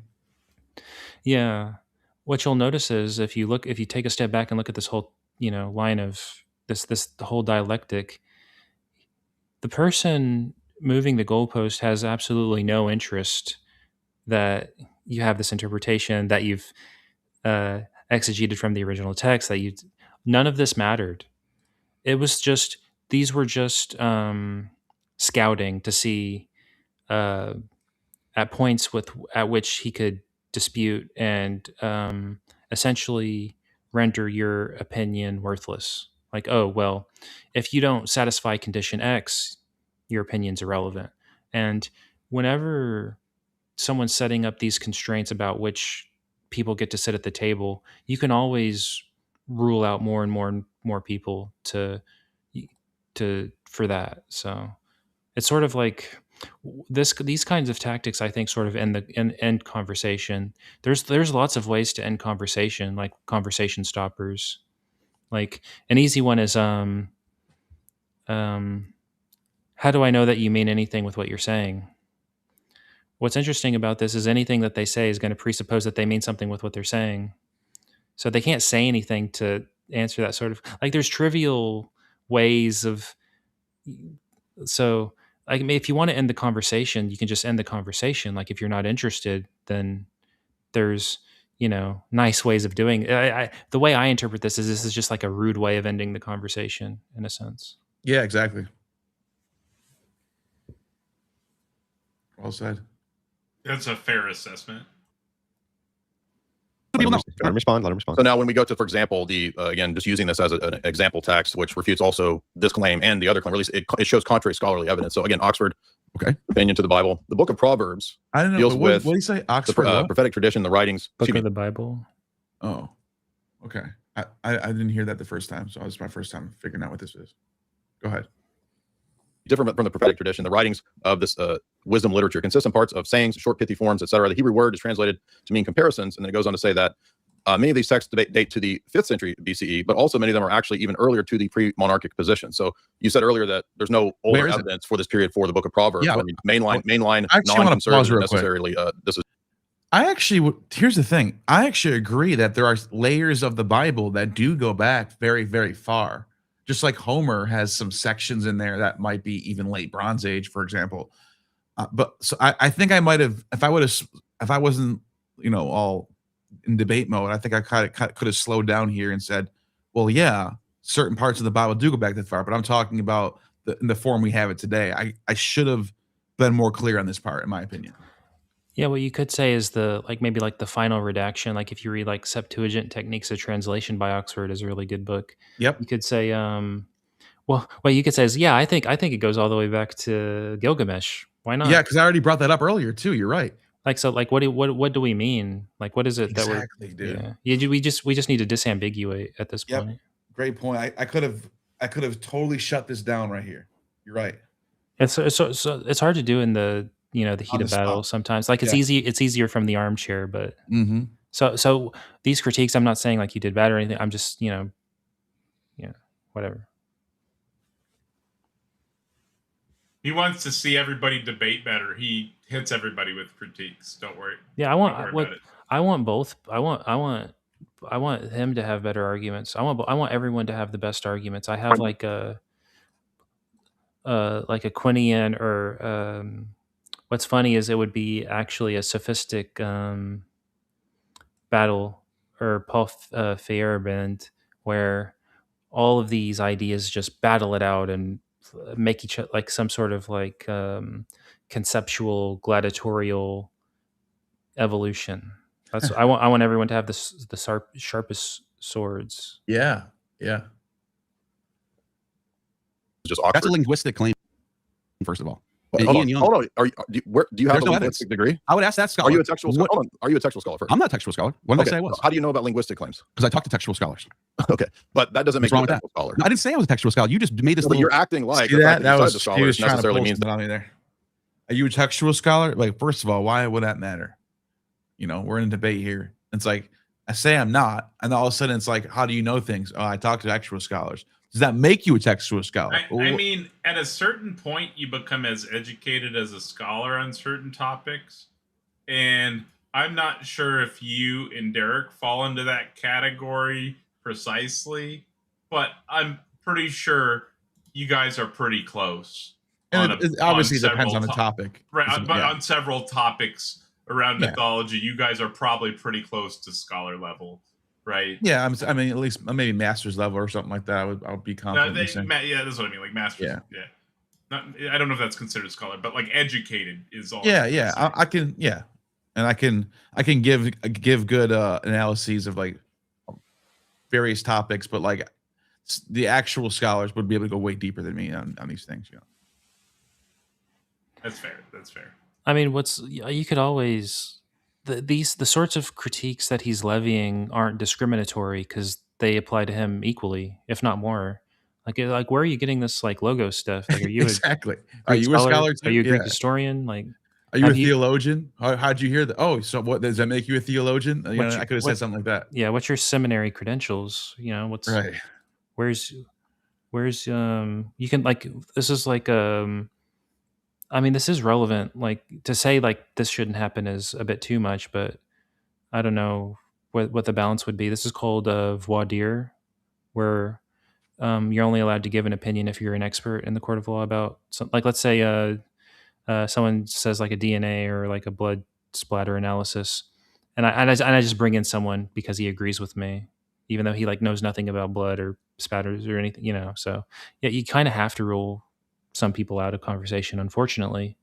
But it depends where we draw the line, because if we're drawing the line at where Jay Dyer wants to draw the line, then he's saying that we should cease this debate, and he just doesn't want to have the conversation anymore. Yeah. I think he wants to have the conversation, but he wants to have the conversation on points where he's gonna win. And so I think I don't know, to me this seems like scouting, like you said. He's just trying to get easy points. Oh, I don't know if I mentioned this. This is another stratagem. I mentioned it in the first video, but if you haven't, so scouting is when you sort of query your interlocutor's knowledge on an area of like you challenge their expertise, and if they respond in a way where you think they have expertise, you just move somewhere else. But if they don't, then you just continue down that line of inquiry. I call that scouting. I don't know if other people do, but that makes sense. Scouting, yeah. They want to catch you off guard. Yeah, intellectual recon. I don't know. It's just kind of like talk about stuff you guys both know about. Isn't that the point? Yeah. Like, come on. By the way, where was it? They didn't argue that the argument is on the basis of the words. No, it said the word Proverbs is from that time period, and then it says that the Proverbs themselves are pre-monarchic. Where are they? Who's talking? Who's citing it? Where's the text? What? You don't think we have texts that go back that far? We do. None of them cite Proverbs. None of the texts from that period cite Proverbs. No one mentions Proverbs. The first person to mention argument from silence. That scholars are saying that. What I meant by this is like, what is it? What's the data that he's arguing from to say this? Like, what is it? A linguistic argument? Is he pointing to a manuscript? Is he pointing to a source that's being cited? I'm trying to get to what because I'm trying to press him on this. Like, how do you know that, basically, without saying how do you know that? You know. Oh, so he's saying this argument from silence stuff. So speaking of rationality, one analysis of rationality is called Bayesianism, where you have hypotheses and then you're prompted with new evidence and then update given conditional probabilities on all your hypotheses. Now, no one does that in practice because that's like impossible, but like it's like an ideal reasoner. Okay. So some people will say like the argument from silence, or some people will say the absence of evidence is not evidence of absence. So that's just false. So if something is evidence for a position, by evidential parity, its absence means it's evidence against the position. Yes. So let's say you have this theory that, I don't know, I have cake in my kitchen. Now, suppose that there are facts that would be considered evidence that raise the probability of that hypothesis. You can think of the way that the living room smells cakey. Mm-hmm. You can think of, there's a receipt with cake on the receipt in the trash bin, without going into, or maybe there's like crumbs leading into the kitchen. You could imagine, all sorts of states of affairs that, if obtained, would raise the probability of the hypothesis that there's a cake in my kitchen. Now, when that argument is missing, it lowers the probability of the hypothesis. So let's say we're agnostic on whether or not there's cake in my kitchen, right? And you say, well, there's no receipt. It doesn't smell like there's any cake in there. There's no crumbs. I don't recall buying a cake. Buying a cake's not the sort of thing that I would do. Certainly, if I did buy a cake, I'm psychologically constituted that I would remember such a fact. My doors are locked. People aren't generally in the habit of breaking into places and yada, yada, yada, yada, yada. So even from negative facts, you can infer, that there's not a cake. Yeah. So, and go ahead. And just to flip this over to actual biblical archaeology, it can get worse. It's exactly that, because you have we're going to these places like Elephantine's a prime example. It's a perfect time capsule. That's why I always bring this up. And you're looking for any sort of piece of evidence that just like gives, like we come from Abraham, he's our father, or something like that, or just like anything that just like any citation or anything that reflects some sort of knowledge of this like Mosaic lifestyle. and you instead of not having it, you actually find contrary, like pork, evidence of pork consumption, evidence of activities happening on the Saturdays, which would be Sabbath,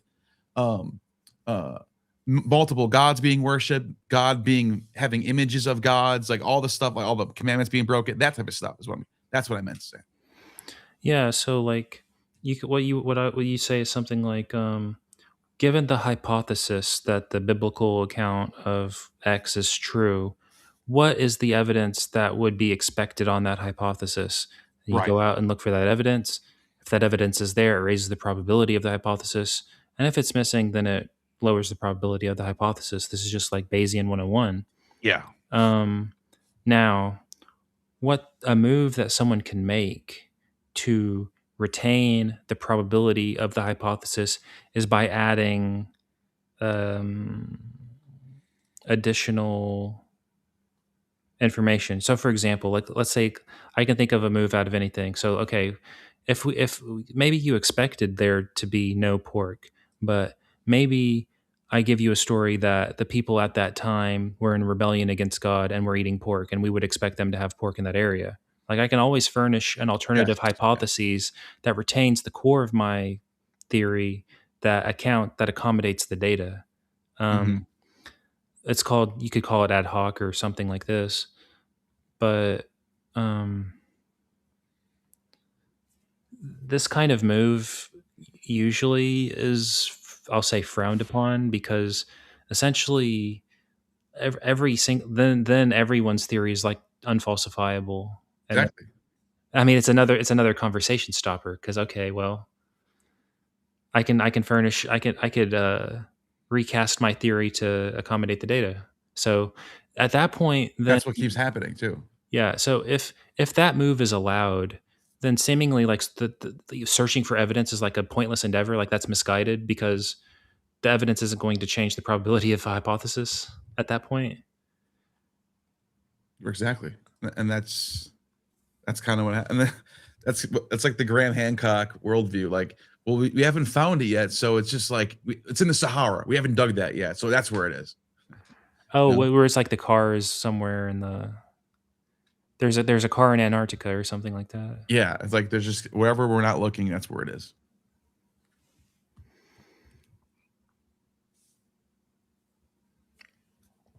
Yeah, TBS is great, but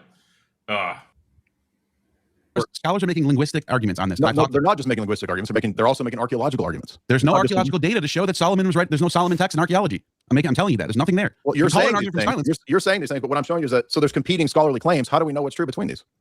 I would say what you're reading is probably outdated scholarship. When is that dated to? What year? What is that book from? What year is that book from? How do you know? What year? What counts as outdated? Because the most up-to-date, most rigorous academics are all agreeing that we don't have any evidence of the Bible. Now, there might have been some layers of Solomon that do go back that far. What counts as outdated? I don't know, 20 years ago? So whatever book I cite, right? No, it's 20 years probably. It's 20 years. How do you don't say arbitrary this? No, it could still be correct. No, I'm telling you, there's no evidence there. Well, I mean, because a book can be old and still be correct and still be like held high in academia, like as the the standard or whatever. But like, I don't know. I guess I was just throwing out a number. I don't know. I probably should have been more specific about that. Yeah. Well, it depends on the field, I would say. Because yeah, that's true. In the sciences, 5 years might be out of date, right? Yeah. Medical. A year might be out of date with technology. Yeah. Yeah, this is like difficult. Maybe how I would phrase it is like, well, because what's happening is at some point, unfortunately, because of time constraints in a debate, sometimes you sort of have to leave it into the hands of the audience. You could say something like, well, here are my scholars. I think people should investigate this issue. I mean, it depends. Like if the contention is like scholarly consensus, unless there's like immediate, like if you have like a poll you're referencing or something like that about this like exact issue, there's having that argument is probably not going to be fruitful. What you could say is something like, okay, well, me and you are sort of not going to concede to either side of this point or this issue.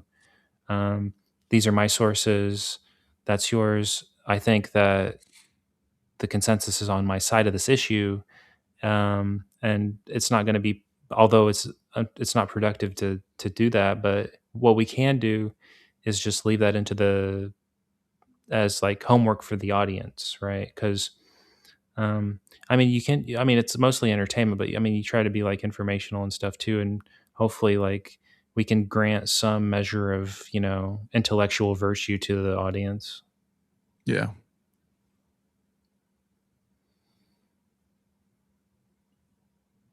I know you're telling me that, but you're not actually proving that. You're saying that when I give you scholars with, hold on, So when I give you scholar said when I something? give you counter scholars, we're in a dilemma then where we have to figure out, well, how do we know which scholars are right or wrong? And I'm asking you, what tells you? And you said, well, it's got to be up to date. And I said, that's arbitrary. How do you know what the up to date is? You said, oh, it's got to be 20 years. This is all arbitrary. You just asked me what I think is outdated, and I just gave you a number. You're in a debate. That means you have to make good arguments. But Neil. Jay, what I'm telling you is, scholars can guess Solomon is dated to the 5th century or whatever. Fine, based on linguistic. So now you're saying they're guessing. How do you know? I think when he asked that initially, he could have avoided all that. I mean, we kind of touched on it, but just been like, it just depends on the topic, right? Yeah. Like technology. That's what I should have said. Yeah. Technology related a year or two, probably. Just if I was to guess, 5 years maybe on medicine, and so on and so forth. Oh, I do have a comment. I don't know how much he uses this, but I have seen him use this rhetorical device several times. Is when you don't have like a principled delineation or bifurcation of anything. He says that, well, then this sort of distinction is arbitrary, and such an arbitrary distinction is somehow intellectually vicious or something. Okay.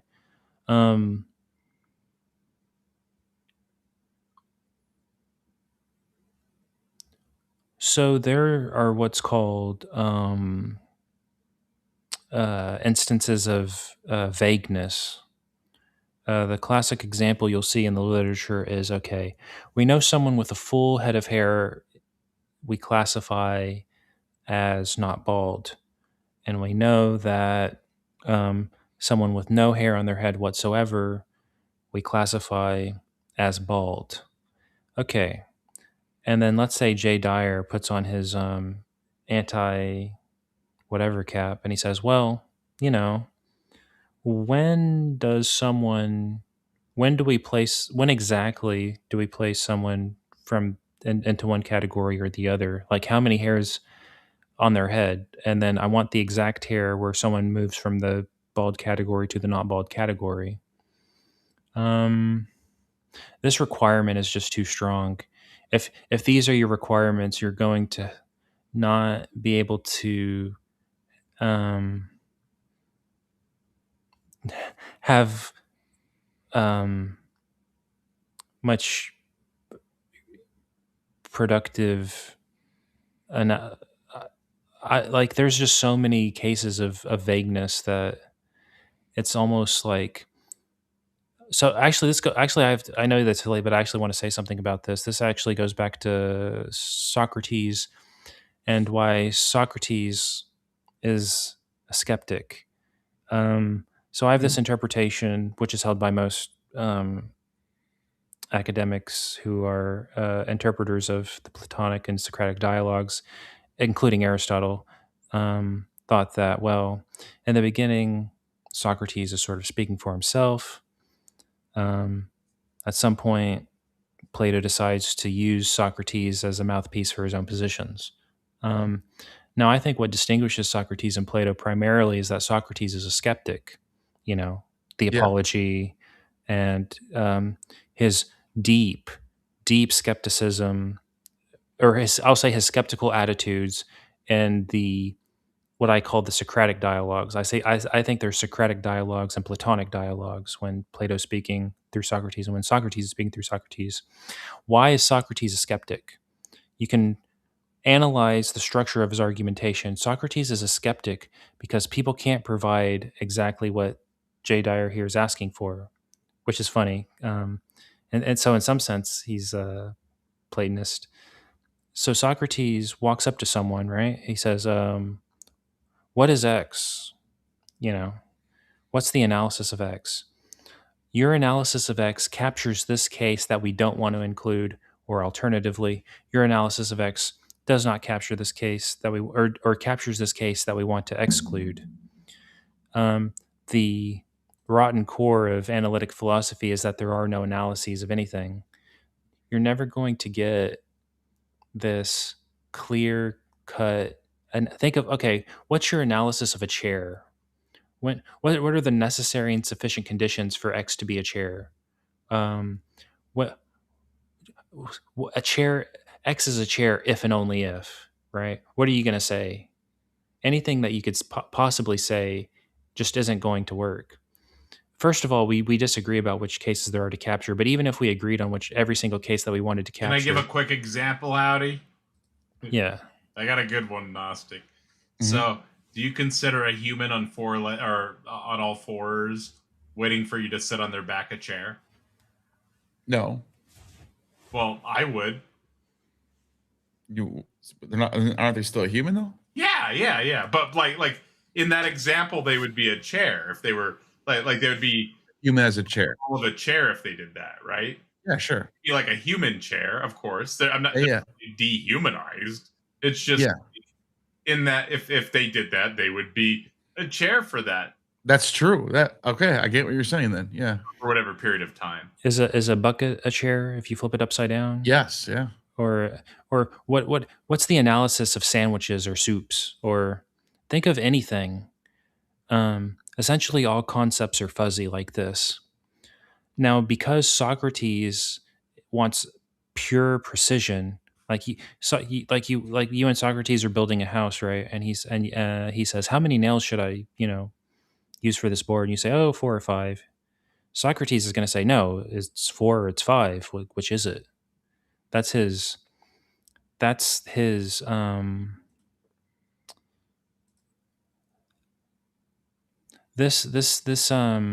concept fuzziness is what motivates, at least from his argumentation, what motivates his deep skepticism about everything. To furnish an additional example for people in the audience who might disagree with me, you can think of the Theaetetus, where he gives you the classical analysis of knowledge with the Theaetetus, and at the end. There's so much I could say about all the Platonic dialogues, but briefly at the end, he's like, well, I'm a midwife and all I can do is see if someone's idea has, I have no ideas of my own. The best I can do is look at your idea, and if it's good, I can tell you when it's good or when it should be discarded. Now, unfortunately for everyone, Socrates never finds someone that's pregnant with a good child. Everyone's concept that gets that's provided to Socrates, he thinks you cast it away. Now, this is, some might say that if your philosophy results in this, then your philosophy is just bad. But Socrates says, well, even if we throw everything away, at least we'll be more humble to each other. Like we're not gonna. Okay. But it's kind of scientific in a way. It's like a good epistemology to be that way, isn't it?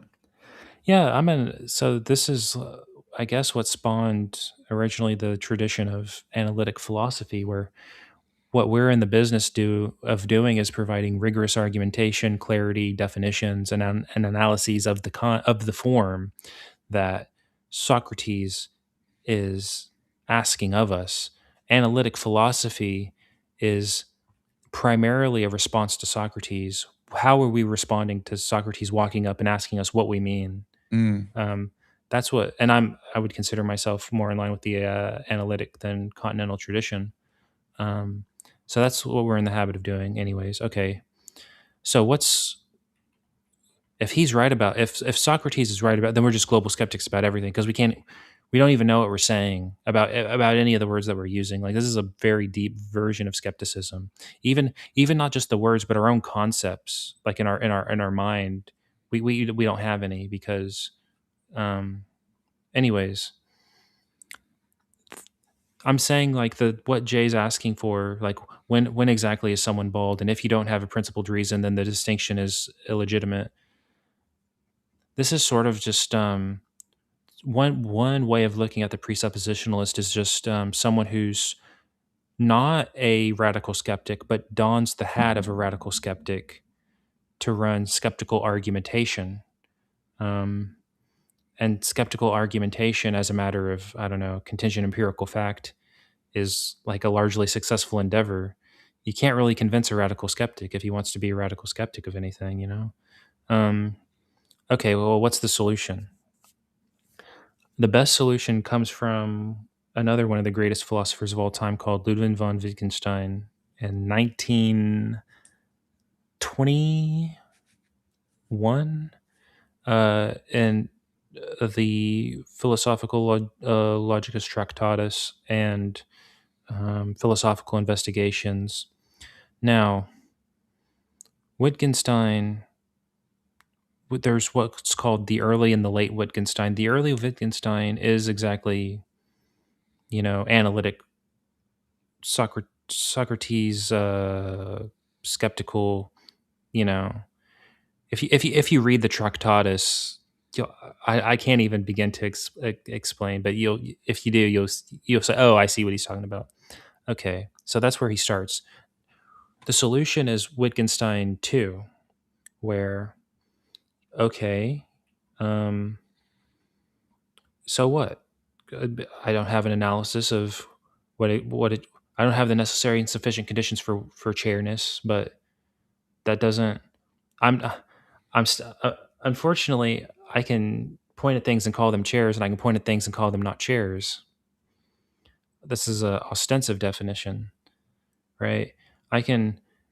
One of the quotes is he says, for most of the time in which the word meaning is employed in the language, the meaning of a word is determined by its use.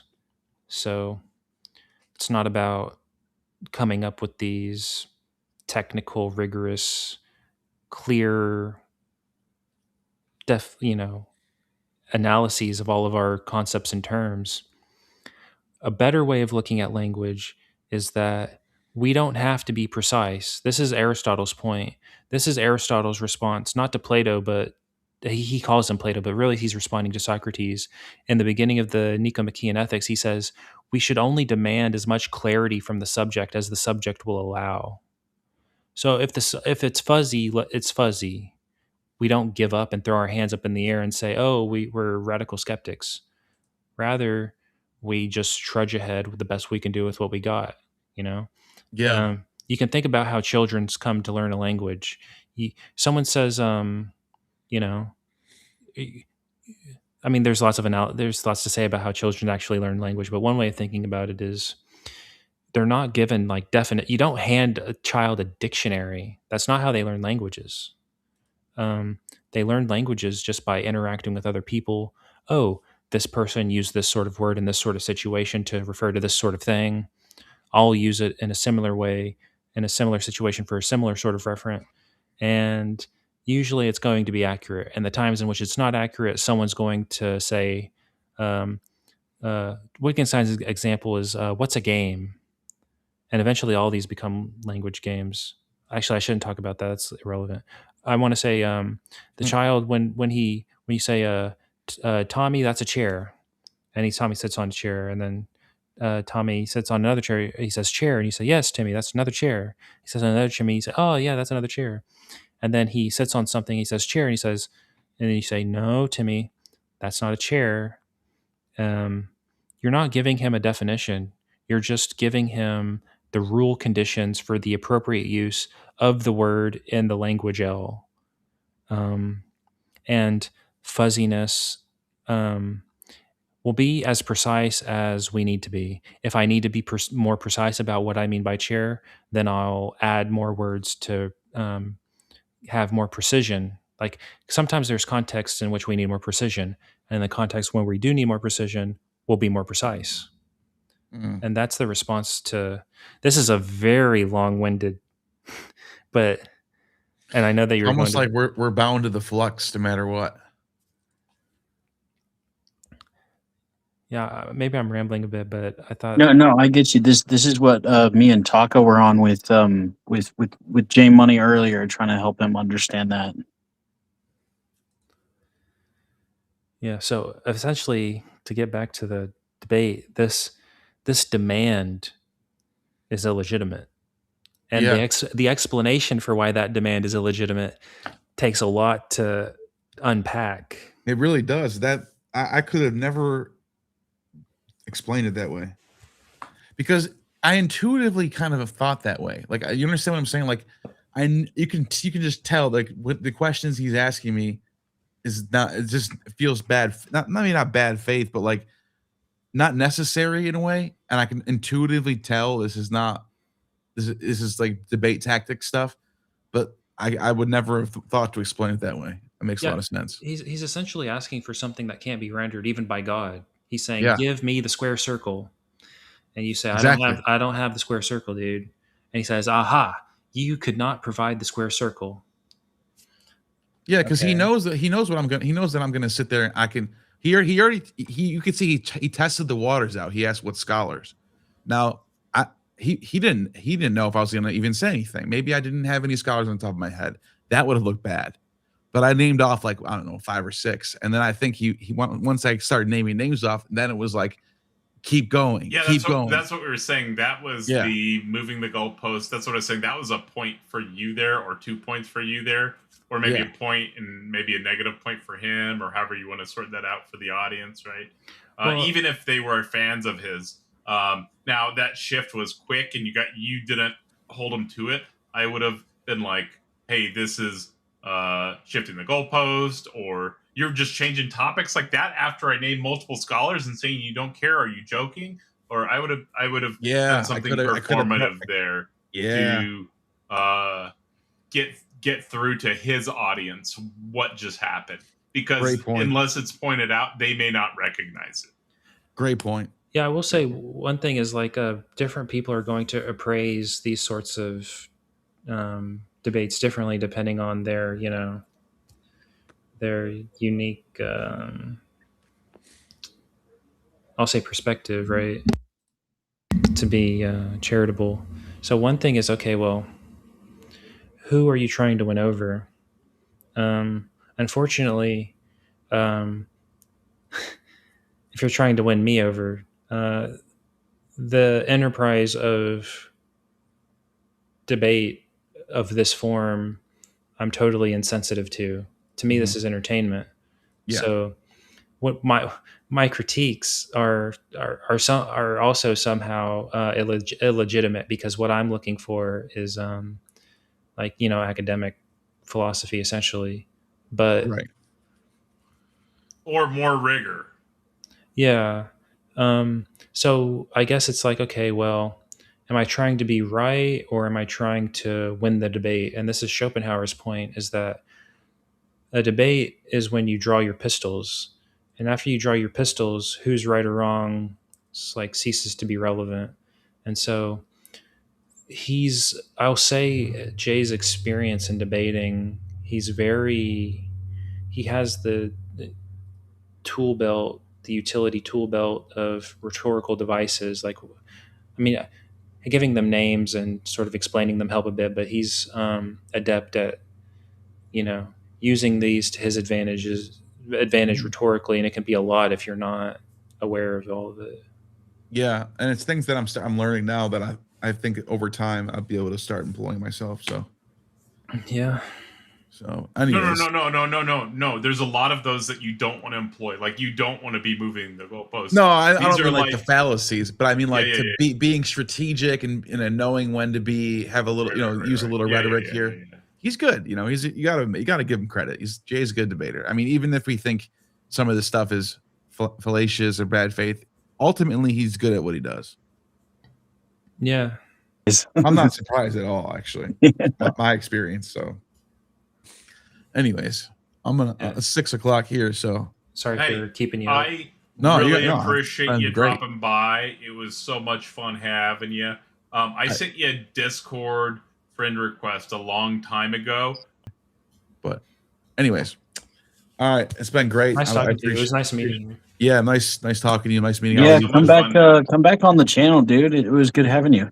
Definitely. Yeah. All right, see you later. We'll be reviewing this next 2 days too, so expect us to cover more. All right, or at least I will. I'm not sure who will show up, but awesome. I got beds. Yeah. well.